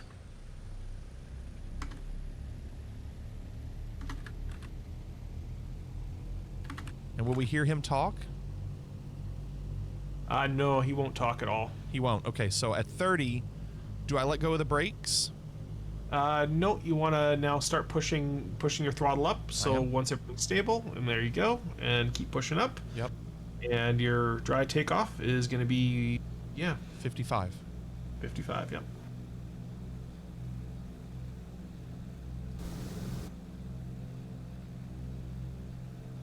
Man.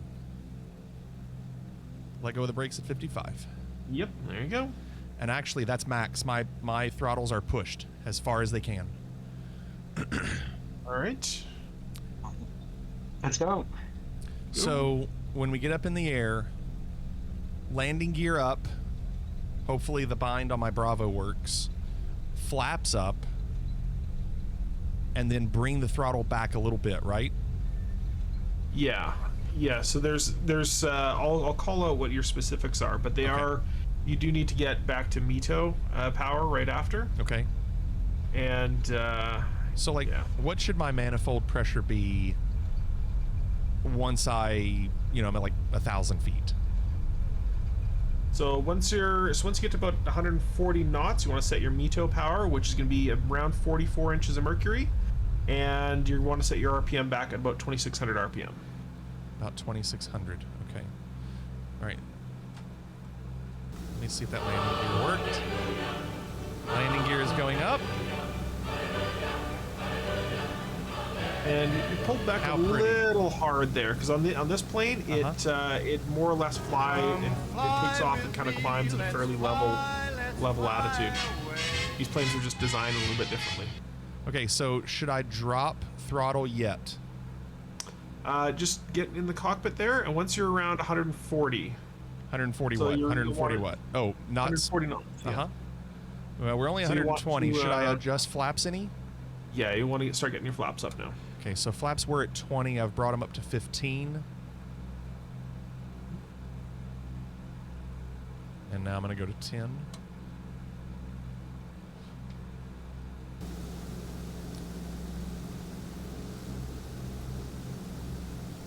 Feels like a heavy plane. Maybe it's that buffet. And now, okay, so flaps are completely out. You'll want to level out that climb a little bit. Level out that climb? What do you mean level it out? Like don't climb as much? You're pulling back pretty hard. Yeah. Okay, all right. Yeah, I felt like I was.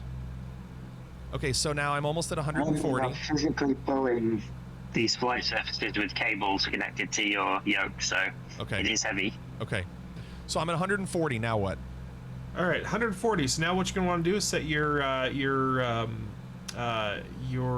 manifold to about 44 inches of mercury, and then you're going to want to set your RPM back to about 2600 RPM.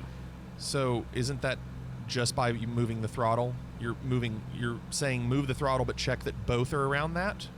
So your throttle's mainly going to control your manifold pressure, right? And then your RPM is controlled separately. Okay, so that's the blue one you added. Well, my right, my blue. So my RPM right now is about 26, and my manifold is about 45.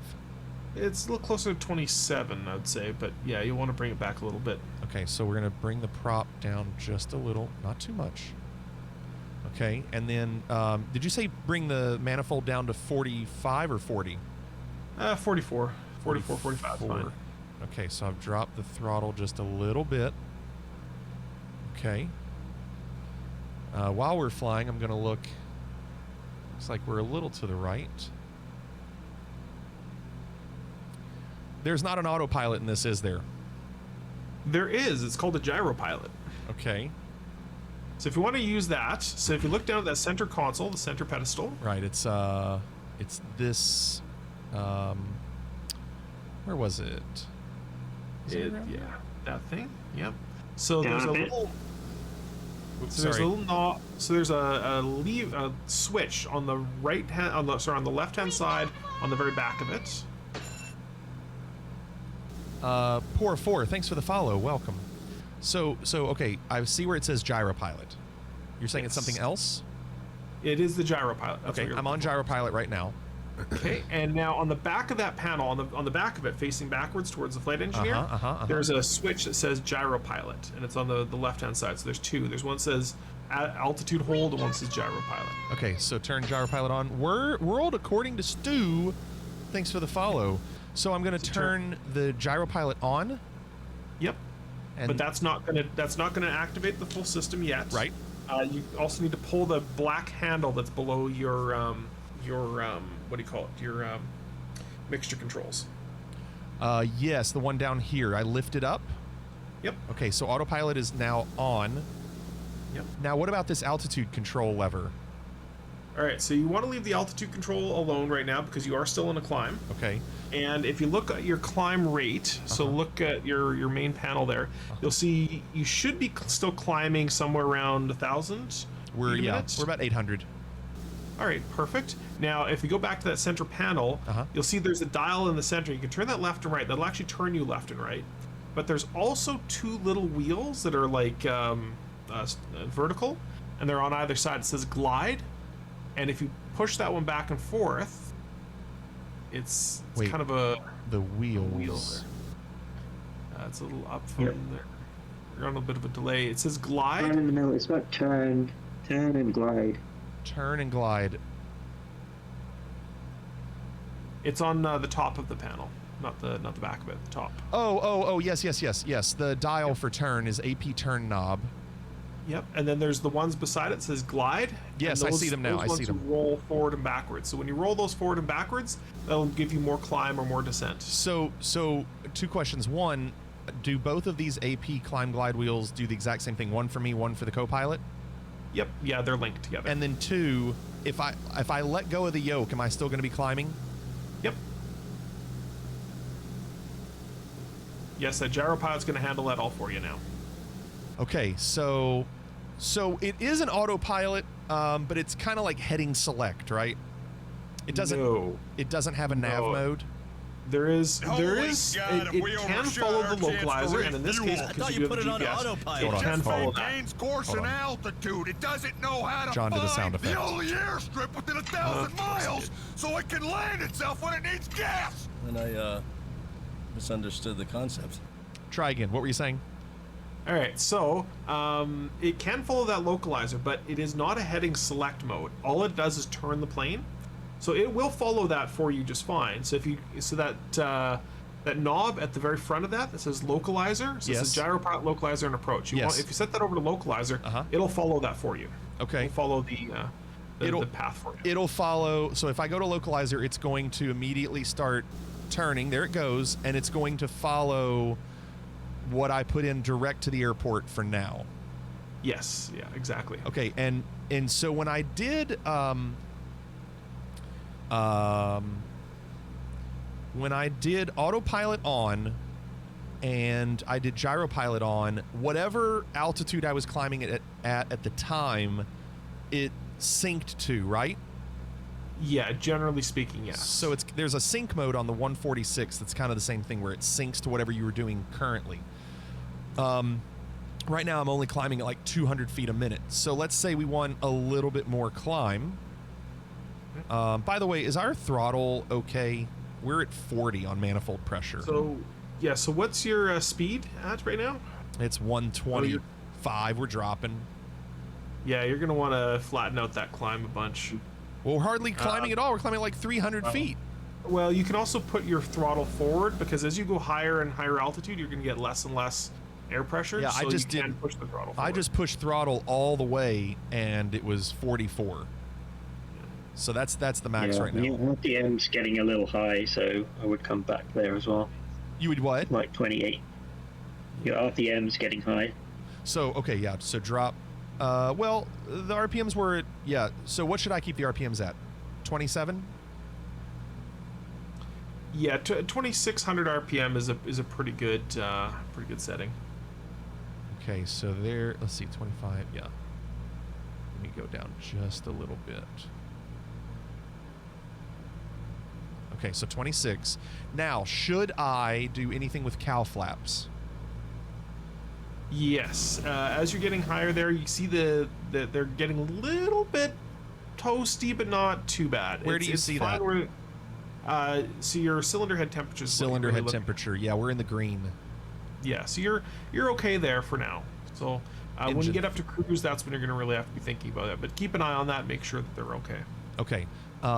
So now, if my speed is climbing a little bit, actually, it's interesting. My climb now is almost 800 feet. Yep. And that's just because I gave more throttle. I didn't have to change anything with the autopilot. Yeah. Man. Wow, there it is. Jeez. When do we lean, Franco says. I mean... not until you hit cruise. So the general... so we're still kind of in a METO, which is like just right after takeoff, climb power setting. Generally speaking, when you're in a kind of a mid climb, you're actually at a lower setting, so you're somewhere around 2400 RPM, and somewhere around kind of 38 inches of manifold. But this is fine. You'll climb a little bit faster. That's all right. Comet Crazy, are you doing okay back there?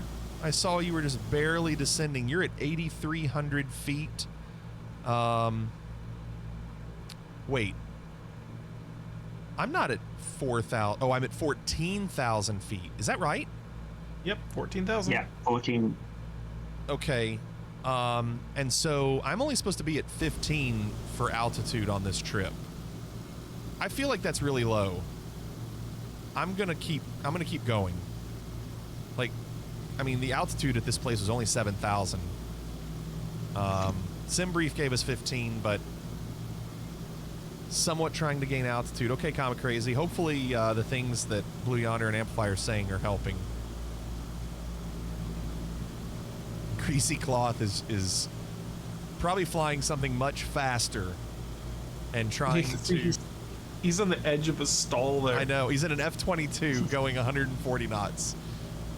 All right, so Safa says 15 is perfect. It's a scenic altitude. So, okay, when I get to 15, how do I hold altitude? All right, so what you can do is you can roll that that climb and glide wheel, or there's also a lever on the right-hand side. So that you see where the gyropilot is, there's also an autopilot or an altitude control. You can flip that altitude control up. Where is the altitude control? It's on the back of the panel, the back. Oh, yes. Turn it on as soon as I get to the altitude I want? Yep, exactly. Generally speaking, generally speaking, you want to roll it off. Otherwise, you know, it'll just like snap down and everyone in the back goes weightless, which is kind of hilarious. Okay. All right, now we're in cruise. So we're gonna need to set ourselves up for an actual cruise power. Well, what about flaps, cow flaps? Yeah, so our cowl flaps, we'll worry about that in a second. I want to set ourselves up for an actual cruise power first. Okay, cruise power. So I'm just reading the charts here, and indicated airspeed 189, BHP about 1200, so RPM somewhere around 2250 should be your RPM. Wow, that's really low. That's actually pretty normal. That's pretty normal. 2250. Okay. Okay, 2250, we got it. All right, now what? And I'm not seeing anything here on this chart denoting what it wants the... We're actually increasing speed. Yes, and that's fine. So your indicated airspeed should get you somewhere around 190. What about our manifold at 40 with full throttle? Yeah, that's fine. 40's fine. And do we need to do anything with mixture yet? Yes. So, well, we can check our checklist. You have a checklist up there in front of you. All right, I do. Let's use that real quick. Hold on. Ash said burrito with melted cheese and fresh seasoned French fries with grilled steak, salsa verde, pico de gallo, sour cream, and guacamole. I don't like sour cream, but the rest sounds really yummy. Let's look at our checklist. Good evening, Ash.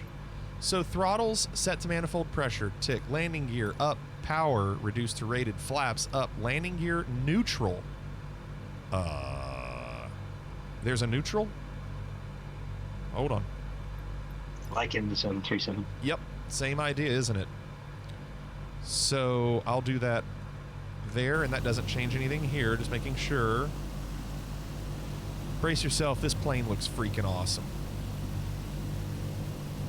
So good. Okay, so to neutral. Next one, climb power, do not exceed rated power. I mean, you know, you told me what the rated power was, but you were telling me not to go over certain numbers. How do I know what those numbers are? It's in this chart here, that's in the... At the top? Yeah. Okay, hold on. Or no, I'm reading the JD's one, so you're getting appropriate numbers. I fly however I feel like. You're talking about the JD checklist of the PDF? Yep. Okay, hold on.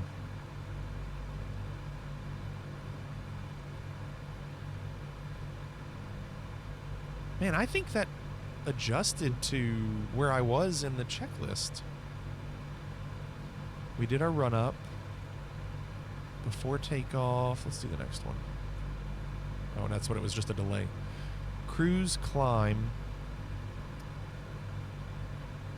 Cow flaps 4 open as required. That's... So you saw it on this?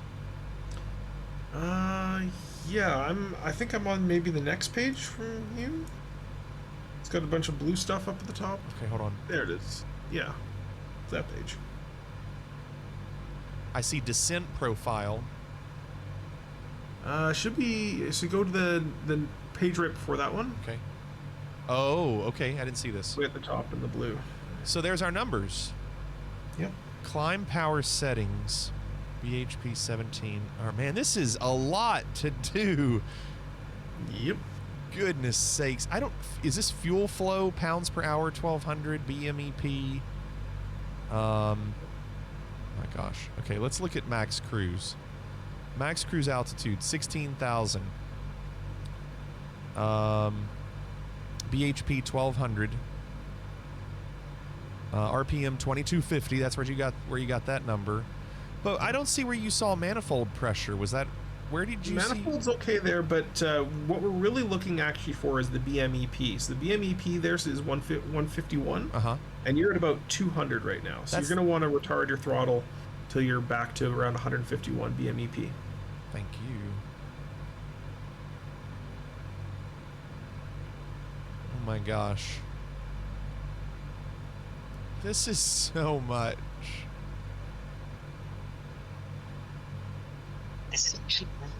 So I've been referring to the manual that comes with the plane, and that manual is like 300 pages long. Oh my gosh. So to find these charts within the sim is actually quite useful. Yes, absolutely. This is really pretty. Armafera is right.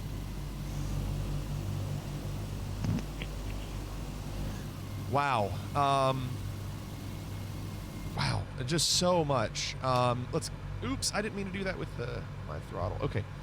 So let's keep looking at the checklist. So power, do not exceed rated power. Water, alcohol, inject switches. Those were up top. We have to turn those off. They were never on because we didn't do a water. No, wait. We did that when we bled them earlier. Yeah. Cylinder head temperature we've been checking, but I'll check again.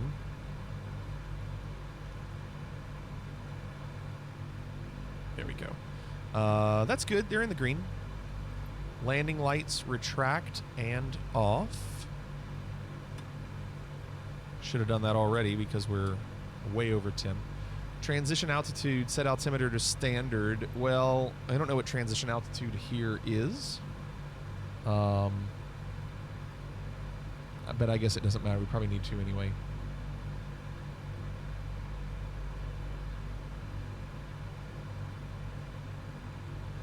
At 18,000. And we're not even at 18. So I'm just going to leave it.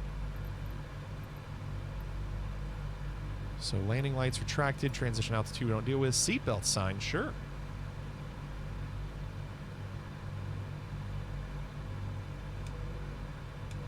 No smoking. Smoke them if you got them. Windshield heat control, that's over here. Sorry, I turned sound effects off earlier. I'm going to turn them back on. When we were taking off, I was trying to hear what Blue Yonder was saying. Now sound effects are on. So windshield heat control. All right, so this is for temperature. Weed is from the earth. Do we have something that tells us the temperature here? Take advantage, man. Take advantage. There is outside air temperature somewhere. I just don't remember where it is.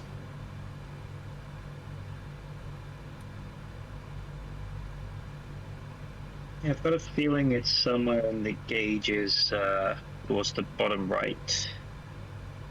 Okay.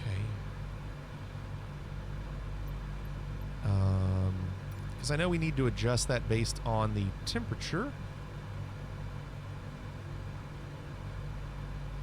None of those. Free air temperature, I can see it. There it is, yeah. You can see it? Yep. It's kind of right in the middle. Yeah. Right in the middle? Yeah. Oh, free air? Okay. So 0 degrees. Yeah, that means outside air. Yep. 0.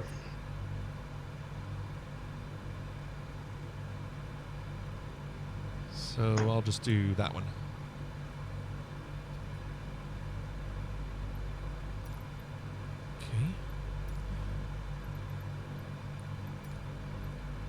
Cabin supercharged oil pressure and temperature check.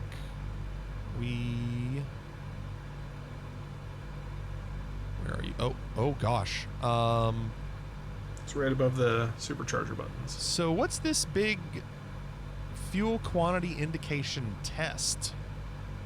Yeah, if you flick that, it'll basically set all your fuel quantities to 0, and then the needles come back. It's not actually setting it; it's just making sure.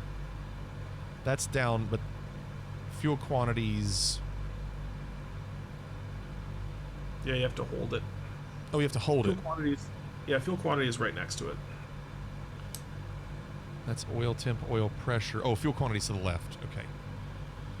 Okay. All of them. Okay, so now they say 0, but those are alternates. So let's hold it. They go to 0 and then reset. Okay. So 20, 20, 20, 20. Engine 1's a little less. And then check the oil pressure right in the middle, pretty good. Oil pressure in the middle, pretty good. Cabin supercharge overflow indicators. That's these needles here, right in the green, right in the green. I'm assuming that's good. Green good, red bad. This would work. Comic Crazy said using the AFE is going to be my go-to before start, after, before takeoff, and all through the flight. A cool feature I won't mind using. Yeah, I mean, my understanding is once you have a better idea of the plane, you know, it's fine to use it. I just wanted to do it everything else, so I had a really good idea of what this plane's all about. And I know tomorrow when I do this again, you know, it'll probably take me 2 hours to get off the ground. But cabin rate of climb and cabin altitude. So we're 0 and altitude. Oh, this is wait, this isn't our altitude. That should be pressure. That's your cabin altitude. So remember that because you're pressurizing the cabin, yes, it's going to be a lower altitude than the outside air. Wow. Okay. So it right now has a cabin pressure of 7,000 feet. Correct. Yeah. Wow. Okay. Supercharger shift to high blower above critical altitude. I mean, we don't need to do that. Yeah. So we're below the critical altitude. 18,000 is kind of somewhere around the critical altitude. So 16 to 18. So we're below that. We don't have to really worry about that. Jan 42. Good evening. Yeah, DC6. My very first time in it, and we've gone through everything so far, and I would say we learn. I've grasped about 80% of it, so tomorrow night I'll have to spend time grasping the other 20. So now we're at cruise. So now for cruise, mixture controls put to auto lean. Yes. Is that okay? That's the one thing we haven't done yet, so we got to do auto lean. Okay. And there's also a lock on the left-hand side of that, of those lean mixtures, those lean controls. I see. And you can usually turn that on. And so they won't move now. Exactly. Okay, hydro system bypass control lever. We want this off. Holy goodness. Cow flaps. So now we're at cruise. Do we put them at 0 or? So we're gonna check we're actually gonna check our CHTs. So we don't know what it should be. We have to go check our CHTs and see what they are. Let's do this. Nope, come back. That's the one. So right now CHT's quite a little under 200. Yes, those are a little chilly. So you're gonna want to close up those cowl flaps and probably set them around somewhere around 0. So because we're higher altitude, colder air, it's bringing the cylinder head temperature down. We want it, you can see on the gauge, green is around 200. We're around 160. Yeah. So we're gonna watch, and so this is kind of, you know, maybe drop it to 0 and then just watch and see how that reacts. Yeah, and it's going to take a while for them to react. Yeah, you're right. Let's see if it probably won't do anything immediately, right? Correct, yeah. It'll take a bit. Okay. So we'll come back to actually the one on the right, you can see. Yeah, they're definitely moving. Is already moving. What about over here? That one's going. So we'll come back and we'll watch that. Check your redeems. Redeem something. Eon goes, Scheid, are you still here?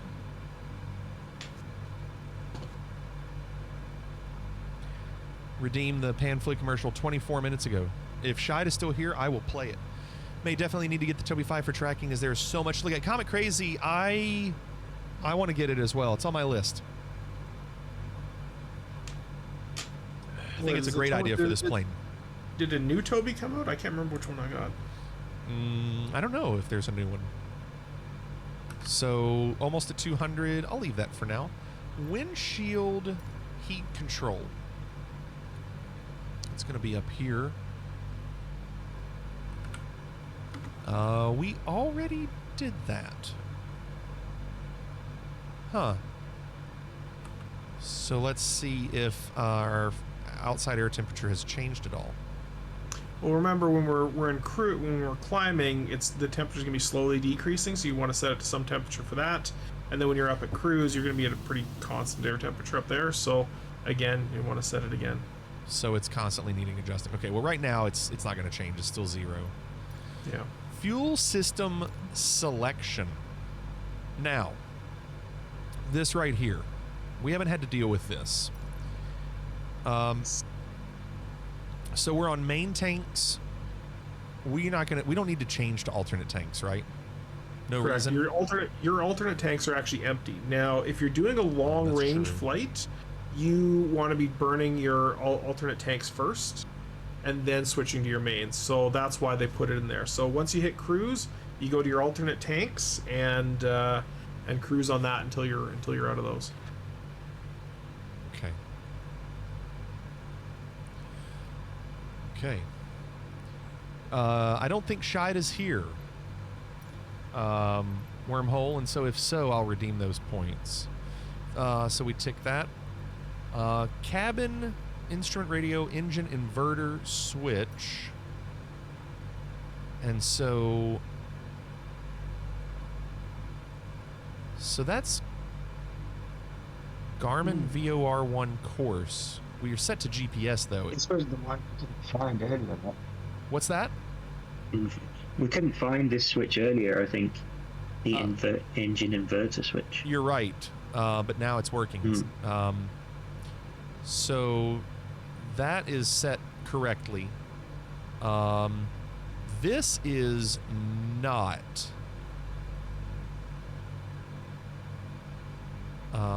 That's fine because you don't have a VOR or NDB tuned. That's true.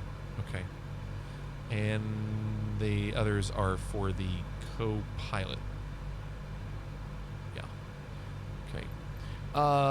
Salty wanted me to play the Fliggity Resorts commercial. Okay, Salty, hold on one second. Let me finish this portion. We only have 3 things left. Engine superchargers, shift blowers every 2 hours. Really? Mm-hmm. Yep. Shift blowers every 2 hours. So we don't need to do that right now because our altitude's fine. And when this... You're going to also want to set... You missed a step there. Your cabin pressure regulator. Oh, so I you did. Figure out what your landing altitude is and set that. Yeah, you're right. I did forget. I did skip that. So... Our landing... So do we need to go on and change that? I mean, we're still at cruise. Yep, you want to set that for your landing one, just so that it's ready for you. One less thing you got to think about. Okay. Let me pull up Cartagena. Cartagena is 7 feet. So they want me to change flight or cabin? Flight. No, flight is the... You Current. don't want to do the flight one, you want to do the little one, the little tiny nubbins, the start marker. So cabin pressure. Yep. But that just made me drop... I just dropped altitude by doing that. Yep. And now it went back up. So I'm not going to do that right now? Because that's changing my altitude. Yeah. Changing altitude, but your cabin pressure is changing altitude. Yeah. What?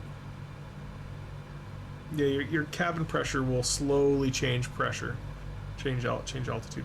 So remember, what you took off. Maybe we don't do it until we descend. Yeah, what you took off at was 7,000 feet. Right. So it's basically all it was doing is holding that air pressure. Right. So you can set it down there, and it will decrease that pressure for you, or will increase the pressure in the cabin for you, and make it more comfortable for the passengers. But I don't need to do it right now, right? You generally should. There's no reason to have it set so high, because you're not that high. Okay, so it's okay if my altitude changes. Yes. Yeah. All right, so I can only drop this so far. It's going to quit at a certain point right there. But you're saying, oh, come back. Yeah, so you want the carrot at your actual landing altitude, which Right. is 7 feet or whatever. Doing it right now. And then yeah, it'll set it so it'll get it down to that 4,500 feet. So it's gonna do it eventually. So I'm descending. Is there a way to say stop descending? Nope. That's fine. It's repressurizing the cabin, so it's adding air pressure to the cabin. Okay, it's interesting that up here it shows me descending, but here it does not. That's the cabin pressure. So the pressure inside the cabin, not the pressure that you're actually flying at. I'm sorry. Okay, I'm sorry. I understand. Okay, so that's ticked. Speed. Let's monitor. So what do you think of our speed? You said 190. We're at 190. Yeah, there you go. And then fuel, we've been monitoring. We're at 20 on all 4 engines. Wow. Yes. We're doing it. Long-legged Puerto Rican. What's going on, Big Fat Mike? So, let me play for Salty the resorts commercial quick. Be right back. 2 Cirque du Soleil tickets, 2 high roller tickets, and 2 buffet tickets. Who will sign up? We can get you those rewards and breakfast. $340 worth of stuff. You'll get your rewards. Sign up. Studies have proven that people that go on vacation are less prone to having heart disease. Whole suite with a balcony. I mean, it was 1,000 square foot suite in Vegas. I mean, it's like platinum. You know, the penthouse overlooking the strip. Get this vacation, and it will make you live longer. You won't really reap the benefits until 10 to 20 years down the road when the loan is paid off. It's kind of dark. Like, there are people that really want to do it. Your kids could have access to it after you're gone. They have a great place to stay. I mean, super nice, like being in like a 5-star hotel. It's super nice. It's not a scam. It's just a shitty deal. It's just a shitty deal.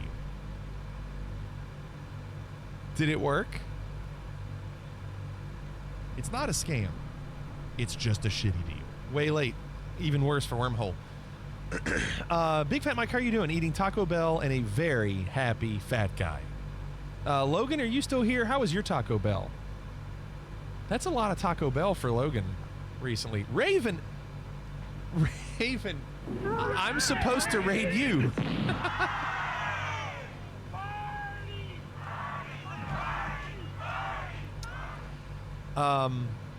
Raven, thank you for the raid. How's Dead Space 2? I always felt like Dead Space 2 was more cinematic, more movie-ish than the first one. Didn't make the mistake of the nachos this time. What'd you replace it with? Let's see the outside. You ready?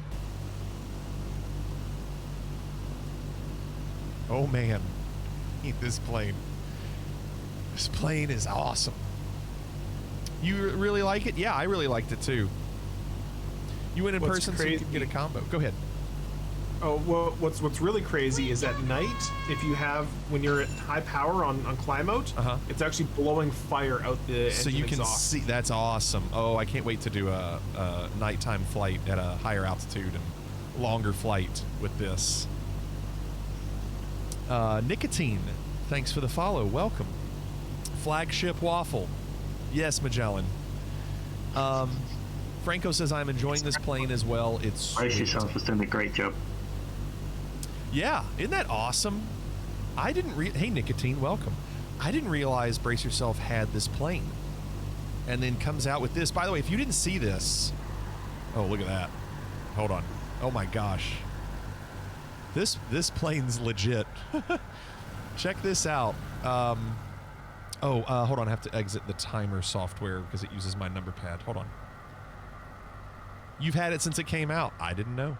So I'll give you a walkthrough. Look at this. When you went in through the door, look at this. Inside the plane. There's a buffet somewhere. Good night, Raven. See you later.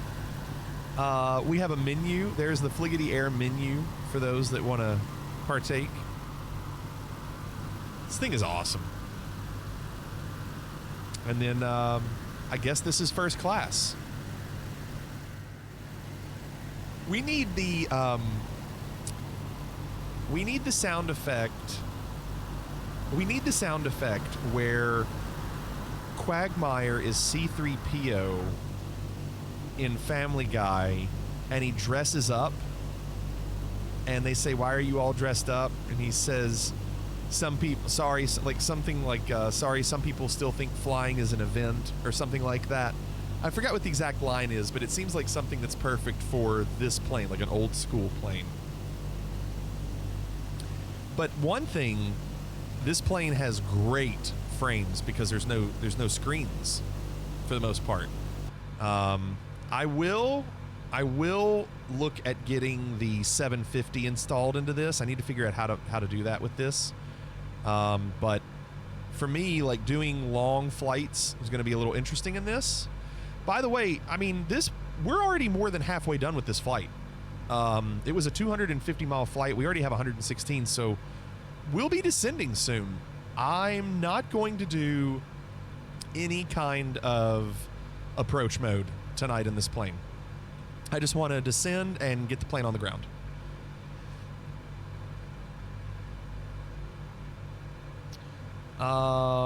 Already what? Brace yourself. What? 4 hours into the stream. Wait, what's that? Amplify? Every time you start talking, it's hard to hear what you say right at the beginning. I think Brace Yourself is saying that we're 4 hours into the stream and we're only 125 miles through the flight. Stop it. Brace yourself. Enough. Logan says, oh, come on, do some IFR or VFR or whatever makes sense. Well, it's VFR tonight. Haitoka says, how long did this take you? I don't know exactly what you mean, but this is the first night I've flown this plane. And it took us 2 hours and 40 minutes to get off the ground, starting cold and dark. There's a lot going on in this plane. I mean, there's a lot to check. So hey, Blue Yonder, our BMEP is like 125. Does that mean I need to go back up to 150 now? Yeah, get back up to 150. Yeah, you want to maintain that. Maintain 150. Okay. And you said RPM around 2250. That hasn't changed. Yep. Flew on one of these back in 2000. Did you really, Canuck? Why aren't you flying your favorite plane, the Mad Dog? I mean, we'll get back to it. There's a lot to learn with all of these planes.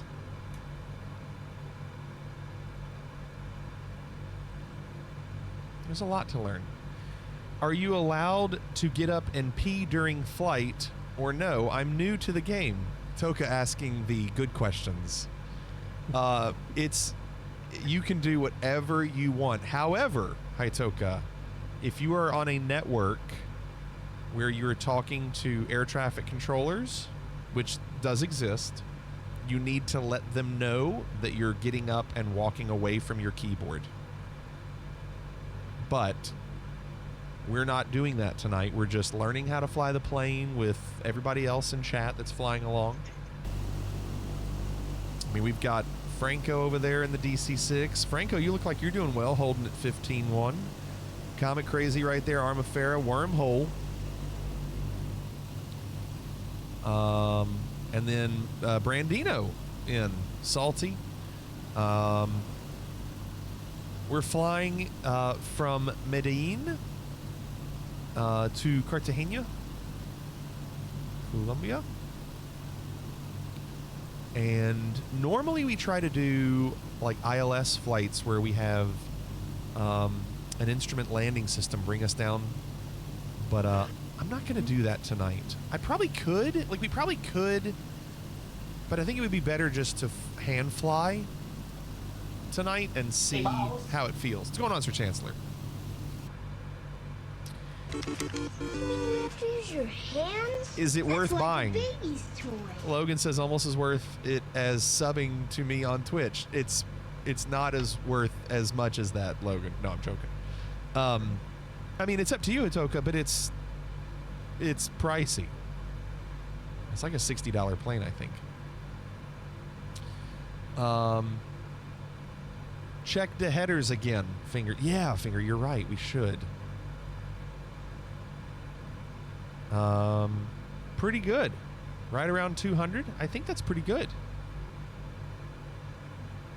Water pressure. Does that water pressure look low to you, Blue Yonder? Like green is up at like 24. We're like 14.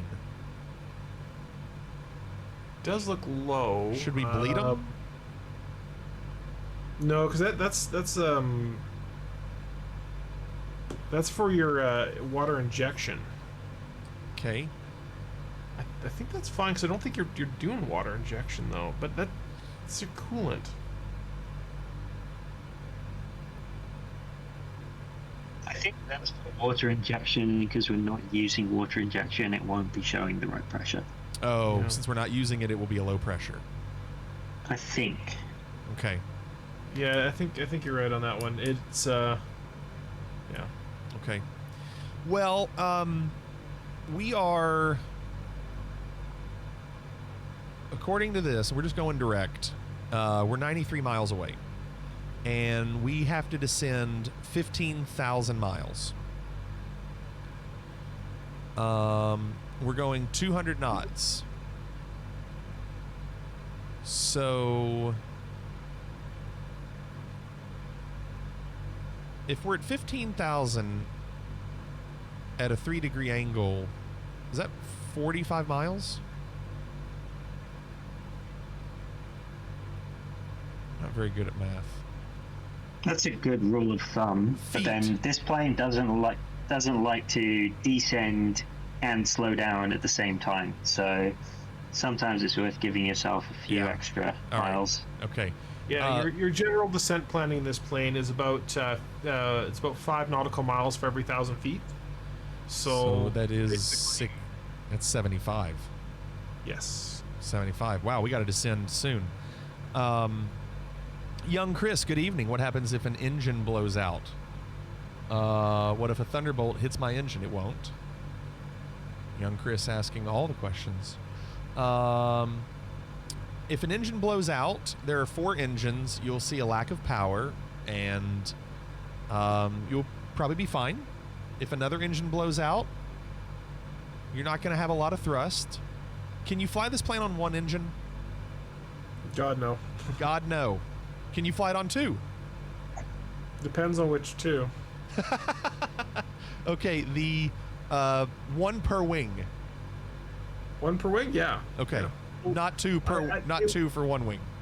Yeah, it won't really climb. It'll be pretty much like you're finding the field or the whatever you're gonna find the crash location. You're flying to the crash location. Correct. You won't fall to the crash location, but you will fly to it.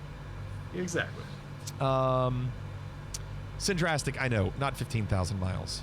Yeah, I am tired, Jadot. It's 3:12. No, it is 3:12, but we'll be okay. So, let's look at our descent checklist. Engine superchargers below 12,000 low. We're already to low, so we don't need to change that. Windshield heat control. We're at 0. We're not going to change that right now. Altimeters are... I can hit B because we're still under standard. And it just changed. Careful. Careful. Climbing a lot for that, hitting B. That altimeter really changed. Okay, but it's set. Fuel tank select controls are still on main because we have no alternate fuel tanks tonight. Auxiliary fuel tank select controls off. That's already set. Young Chris, thanks for the follow. What does Fliggity mean? And is 1976 the year you were born? Goose. What's up, Goose? Yeah, 1976 was the year I was born, and Fliggity is a nickname that was given to me by one of my students about 17 years ago, 18 years ago. God, a long time ago. It was a nickname one of my students gave me. Cross-feed controls off. We don't need cross-feed controls. I'm trying to think. We did have... no, we don't need cross-feed, right? And they should still be off, shouldn't they? Yeah, they should be off. Yeah, we never touched those. We never touched them. Yeah, when you're descending, you want cross-feed off. Yeah, they're off right now. Carb, air, temperature controls. And those are in the yellow. Those are pretty low, right? Carb temperature seems pretty low. Kind of in the icing range, which is a kind of a big problem. Well, you're actually below the icing range. You're probably okay. Should I raise these up a little bit? Yeah, it's probably not a bad idea. Like how much? Oh, like 80%. 80, okay.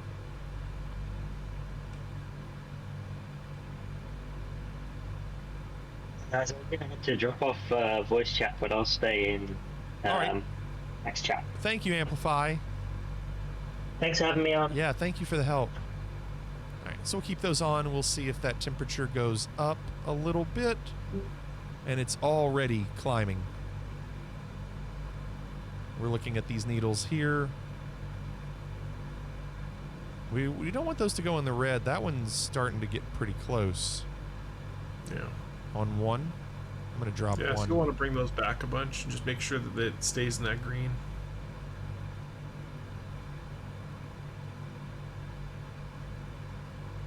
I'm telling you, there's a lot to look for in this plane. Yep. Okay, so they're still... They're in the green, but they're a little high. Yeah, so bring them back until they get right where you want them. That's the kind of MO of this plane, is that everything is you are managing it. You don't have a computer that's just going to be flick a switch, turn the system on, and let it do it. It's you are the system. Yeah. Okay, it's dropping a little bit now. Okay, that looks good for now. So we'll take that. How many miles are we out? Best friends. Yep. Canuck, thanks for the gift sub to Lazowitz. Thanks, Canuck. I'm going to descend. We're at 68 miles. We need to descend. So let's do... Is it glide wheel? And I need to turn altitude control off, right? Yep.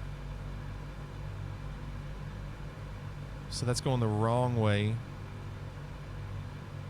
Yeah, you slide it forward to make it go nose down. Oh, slide it forward to go nose down. Okay, and we're going to descend quite a bit because we're a little late. Yeah.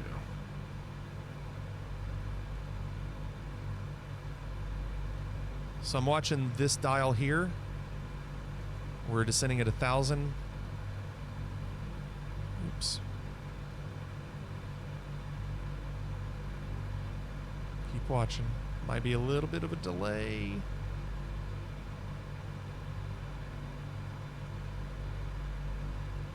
So that's descending at 2,000 a minute. Now, should we back off? We're still at 150.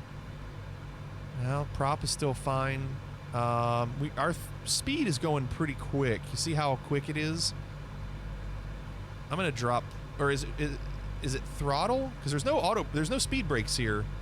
Yeah, you'll bring back your throttle. So somewhere about 90 to 100 to 110 BMEP. Yeah, we're at. I mean, we're at 80. There's 90. Okay, so we're at. One of the things you got to be really careful in this plane is that the props do not like being pushed back into the engines, so they always have to be producing thrust. Otherwise, they can break the engines.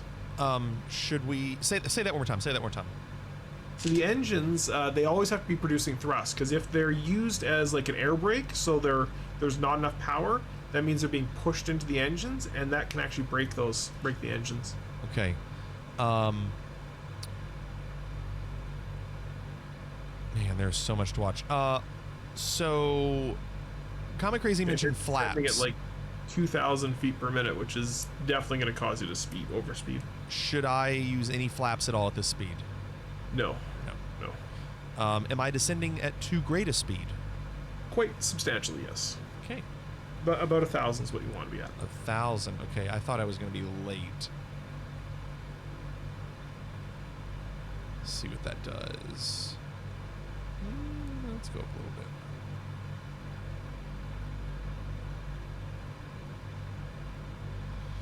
Okay.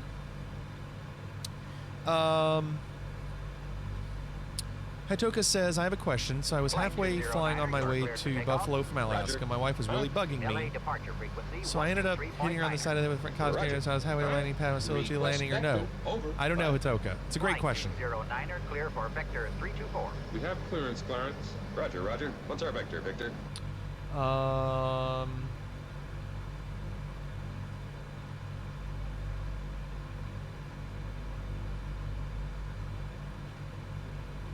Let me check this checklist again.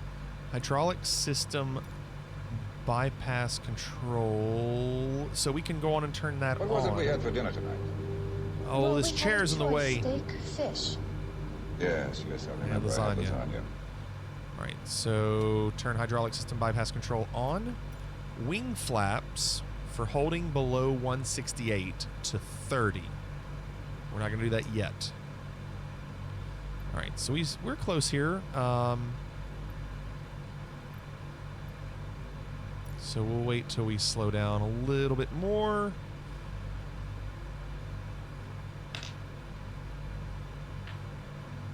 So we have, man, 48 miles. This is going to happen really quick.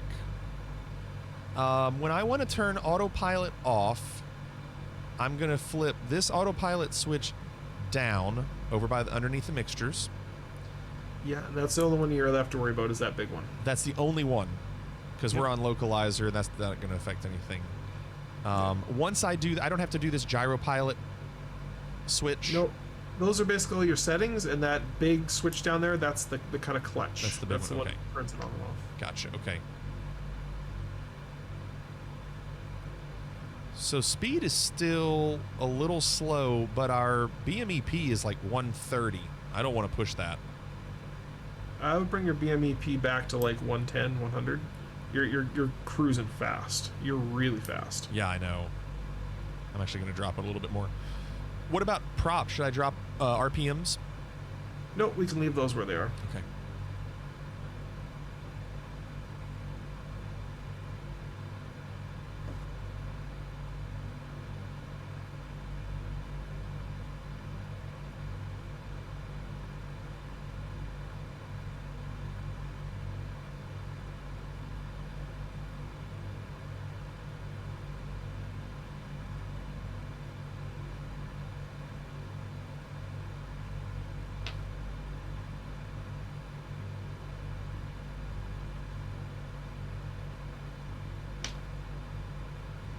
Okay. Let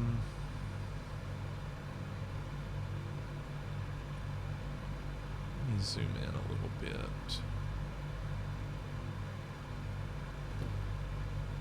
So, the runway is 01, and that's almost exactly, but not quite, almost exactly the heading of the runway. So it's an easy approach for me to do manually. I just need to make sure we get down altitude-wise. So we're at 7,000. We've descended halfway. However, we were descending 2,000 feet a minute, so we were going really far the first time.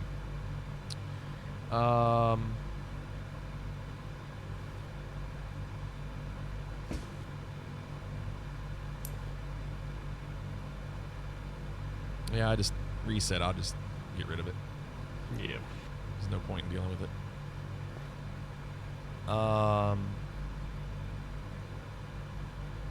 So, okay, since we have a little, maybe a few minutes, let's talk real quick. If I were to do ILS, if I had done ILS, I would have made sure that the frequency was correct up here on the GNS 430, right? Yep. And then I would have hit CDI for VOR1, right? Yep. And then would I need to switch the dial from localizer to approach? Yes. Yeah, exactly. Now, when you're switching a bunch of modes, you're going to want to switch it back over to gyropilot first, and then switch your modes, and then go back to localizer, because sometimes there's a whole bunch of cases, and I haven't figured out exactly specifically which ones, but when you're in localizer mode, it can disengage the gyropilot, and then you've got to basically shut the entire gyropilot off, reset the whole thing, and then turn it back on, and it takes a huge amount of time. Wow. Okay. Okay. I'll have to look into that. I think I need to figure out how to get the other Garmin in here, and if I can do that, then I'll feel better about doing longer flights with different waypoints and whatnot. I can't remember if the GTNS 750 can do SimBrief files. Probably can't. It doesn't matter if if the plane can't do it. Yeah, I don't know. I avoid using those. Tiger Bite, we're doing this plane for about a week. We'll probably do this plane for a week. Because listen, Tiger, if I didn't do this plane tomorrow, do you think I would remember anything the following day? I'm not. We have to do this plane at least a week straight for me to try to remember anything. I mean, you saw I did the 737 for a week, and then took 3 weeks off and went back to it last night and struggled a lot with it.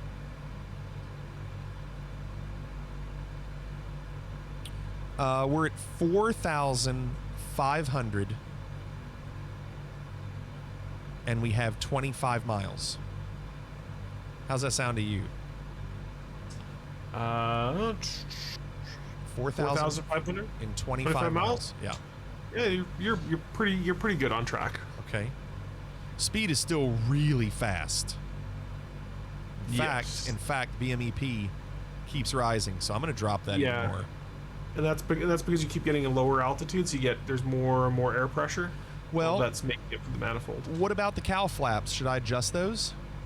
Only to adjust your temperatures. They don't affect your manifold. Gotcha. Let's look at the temperatures. They are a little low, so I don't need to bring in more air. Yeah, so you're okay.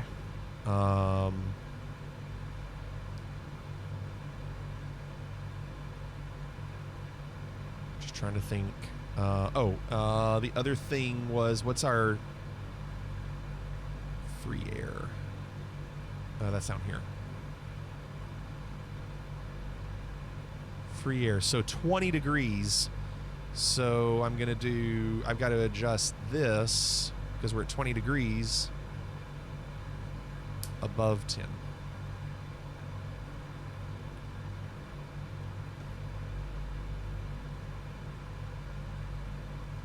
That's the runway right there. We need to start slowing down pretty quick. Yeah, so you'll want to make sure you hold your altitude and bring your BMEP back. But I don't want to hold my altitude. We still need to descend. Yeah, but you can't really both slow down and descend at the same time. Yes. Yes. So I'd maybe level off at 2,000 feet. Okay. And yeah. I mean, I'm dropping throttle a lot. Is that okay? Yeah. My BMEP is at 70. 70's actually a pretty good number. Okay. Yeah, Salty, the 313, I thought it was 313, 310, and the 414, maybe it was a 310, are on my list of more of other planes to do. And then we'll get in a rotation where we'll just keep cycling through.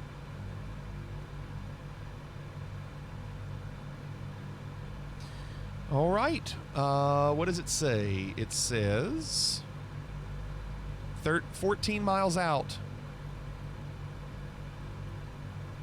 All right, so I'd level off here and start really slowing down. Okay. So I'm going to turn autopilot off. I would actually set your autopilot to hold altitude because you're going to be controlling a bunch of other stuff too. Okay, altitude control is on. Perfect. Okay. All right. So, and then once you get below about 170 knots, you can bring out flaps 10. Okay. So it's going to be a little bit. It's going to take a while. Yeah. Well, we're at 1,800 feet. You might have to do some procedure turns and whatnot. We're also not quite on course because of the way it leads in. I need to move a little to the left. All right, so let's play around with the gyro pilot while we're at it then, while we're waiting for it to slow down. So if you kick it over from, now you're gonna have problems. Okay. Let me guess, screaming alarms. Yeah, there were some bells. Go ahead, keep going. All right, so set the top dial up to gyro pilot. I'm correcting. It's trying to turn right. Sorry. Okay, so gyro pilot. Yep. Yeah, set the gyro pilot. You're gonna flick off that switch that says the gyro pilot and altitude control on. Turn them on or off? I think, yeah, you want them on. Uh-huh. There you go. And now you want to pull that lever up to the center. Pull the lever back up. Not letting me turn it on. Make sure that dial in the center is centered. ILS approach. Make sure it's center. I can't see it. Christ, he's gonna crash the If fucking you just press that silver thing at the top, it'll recenter it. I can't see it. It's a terrible angle.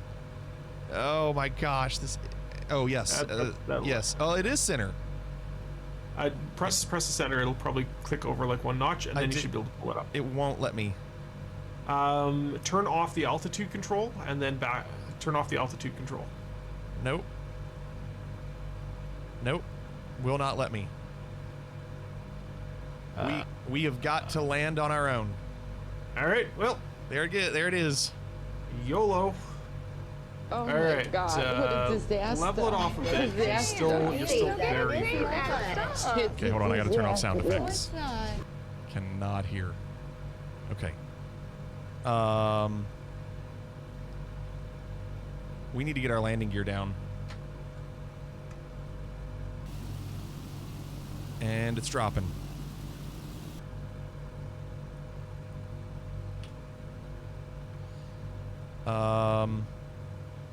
We're at 140. 140, perfect. Okay, start getting flaps out. So yep, below flaps. 140 should be like 30 degrees flaps. Yeah, I'm at 20. Yep. And because we're just like cruising in, we'll just, YOLO the landing. There is actually some very specific landing procedures in this plane because it is troublesome. Yeah, well, I don't know why the gyro wasn't turning on. Yeah. Amplify says hydraulics on. How do I turn them on? Hydraulics on. Fliggity about to make his own landing procedures. All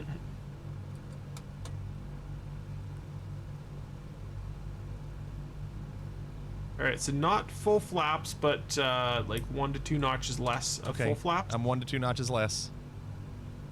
And that's a pretty good flap speed for landing. Yep. Sorry, I'm trying to watch other things.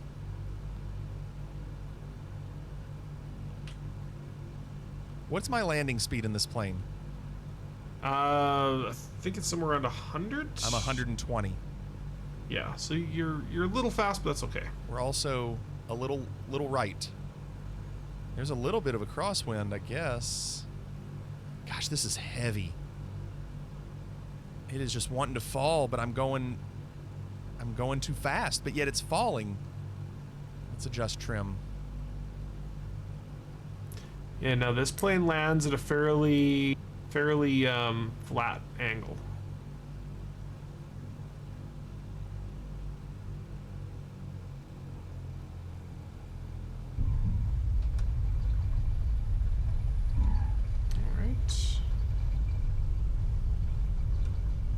And now you want to use your reverse thrusters to really slow you down. I did, yeah. Perfect. I did. The bar was up, and you can see they're all the way back. Yep, they are super effective. You more or less see how I'm going backwards now? Yep. Yeah. Whew. What was that? 258. Jeez, that was okay, well, listen. I got really distracted by the gyro pilot not turning off, and then it started pulling me to the right. For having never done it, it was it's a heavy plane, but you know, you said land around 100. I landed around 120, and with reverse thrusters, look how much was left. Yep.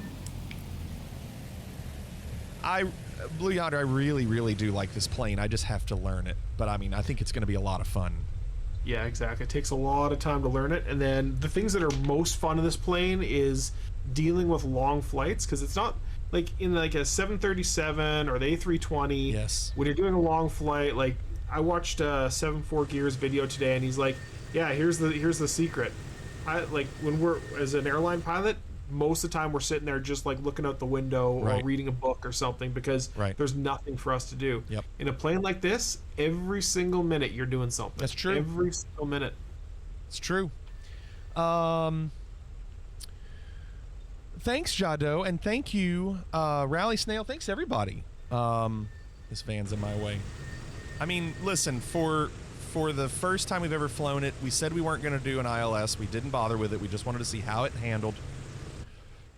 And I think it was fine. So are you and Blue Yonder doing that stream? Yes, that is Blue Yonder. Salty says it's heavy because we've got a big buffet. Huge waffles are very heavy. I got to find a time sometime in the next couple weeks here to continue on my flight, because I got a really long journey portion of it, which can take like 6 or 8 hours to do across the Pacific. And you're doing it in this plane? In this plane, yeah. That's awesome. So I got to fill it up with fuel and then just go. But the craziest part is I'm going to have no navigation capabilities whatsoever for hours at a time. So my only option is just keep a heading and hope I hone in at the other end. I want to see, did Comet Crazy's landing right now? That's what I wanted to see, how Comet Crazy was doing. Looking pretty good, Comet Crazy. A little fast. Throw on the reversers and the brakes. Comet Crazy might have to go around. He's sliding. He's up. He's sliding. Oh, it came in a little fast. He's in the drink. He is in the drink. This is a tough runway. Franco, look how slow Franco was. Oh, crazy. It was looking so good. Oh, man. And then reset's coming in. Well, I will still say we did it.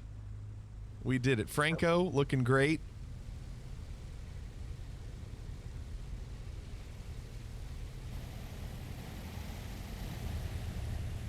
We got one! Jim Oz or Gimoz, thanks for the follow. Depends on how you say GIF.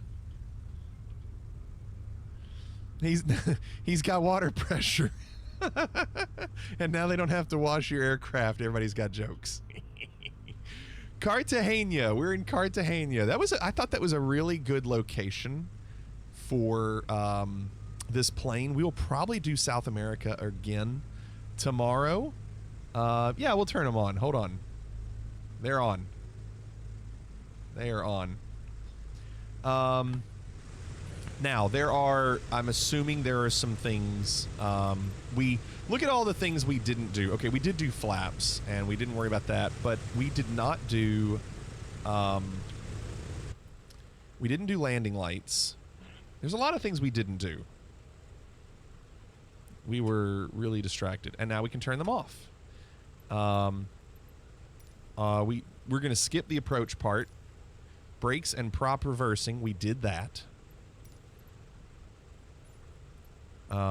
After landing, only 7 things. We missed all of those because we already landed. Cow flaps open. So because we're sitting at the runway, we have no air. In fact, let's check and see what that CET is. It's still fine, actually. Thank goodness. Because that could have been bad, right? Like if you're landing and you just sit here with these closed, they could overheat, right? Yep. Yeah, they very much could. Well, it's less they're going to overheat because it is, you know, you're at a low power setting now, so.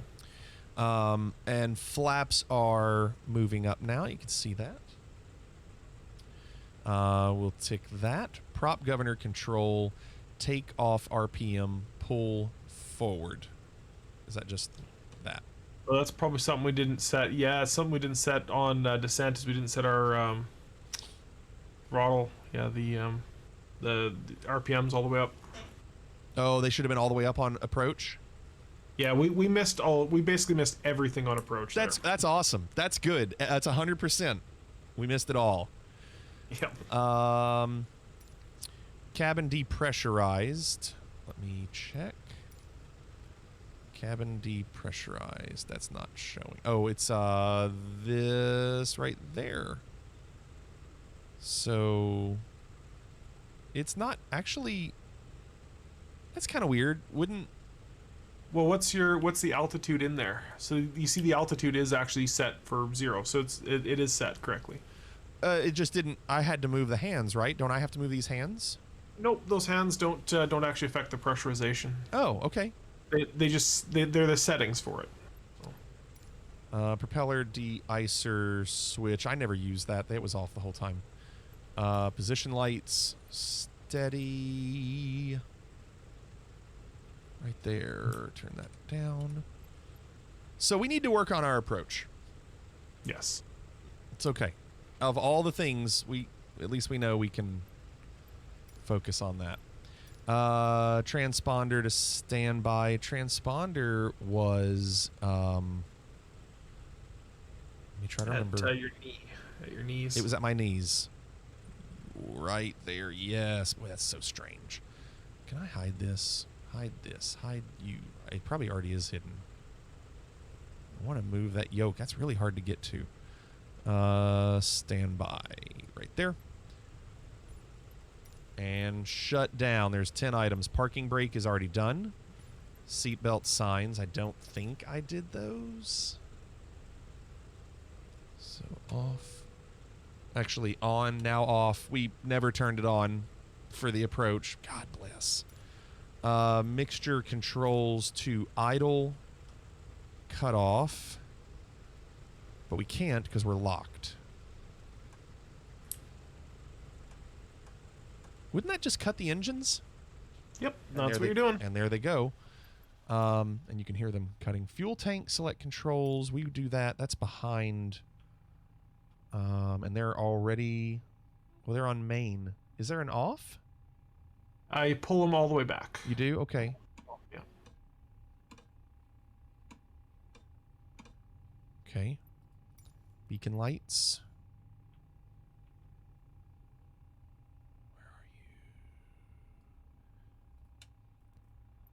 Ignition switches. So I can do that with that. Honeycomb. Inverter switches. So we need to turn those all off. All 3. Generator switches to off. Okay. Gust lock is that big red thing down here. Not you. How do we... Is it that? There we go. Nice. And then electric switch and equipment controls. So that would be battery and ground power. That should turn it off. Yep. If we don't have a GPU connected, which we normally would, but boom. And it turned it off. Nice. Lick. We did it. Done. Well, it's done. What a night. I feel like all these controls would be super satisfying to operate. Yeah, it's a lot. I mean, and it's, you know, they even said it in their videos. They're like, you know, it obviously looks very overwhelming, but once you get used to it, it's not that bad. And I agree. There's still a lot I need to do. I'm sure I'm definitely going to go back and watch this video tomorrow and try to create a checklist that, I mean, I can still use the in-sim checklist. I'll probably do it again tomorrow, but if I watch a video, then I'll have a little bit better idea. But so Blue Yonder, thank you for helping. Amplify, thank you as well. Thank you all so much. Yeah, it was fun. I might be back tomorrow. I don't know. I got editing to do. No, I understand. Thank you for spending your time tonight. I really, really appreciate it. So yeah. Oh, and if you don't already, go give Blue Yonder and Amplify a follow as well, and follow Blue Yonder's YouTube. YouTube, TikTok, all the tactics. Everyone's already following my TikTok because it's blowing up. Thanks, Rally Snail. Thanks, everyone. Blue Yonder, I'm going to disconnect. Thank you again. Good night. Good night. Hope you all enjoyed it. That was very informative, and hopefully... oh, nice, Salty. Got the H-Jet to follow Glide Slope. Hopefully, if you were learning this plane with me tonight, you feel better. I know I do. But we still have a week, at least a week, to do this. So hope you enjoyed it. Let's go raid somebody. I'd like to raid somebody we haven't raided before, if possible. Let me see Bacon here. Pancakes, making bacon pancakes. I know Ogg Ninja's not Take here. some bacon and I put it in a pancake. Oh, wow. Bacon pancakes, that's what it's gonna make. Bacon pancakes. Brandino, thank you Please for the refrain from sub. Googling. Thank you so much, Brandino. Very nice of you.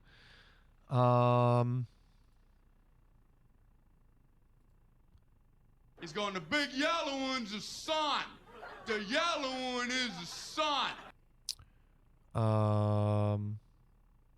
Yeah. Let's do this. Let's do this. I got it. Talk to me, Goose. All right. So we're going to go raid Nanok 907, currently flying the 208. And looks like he's flying with a group, but he has one person watching. He's doing a barrel roll or an aileron roll, whatever you want to say, in the 208. So should be fun. Let's go say hi. And thanks again, everybody. Hope to see you all tomorrow. We'll do it again. We'll keep learning. I'll see you all later. Night, everybody.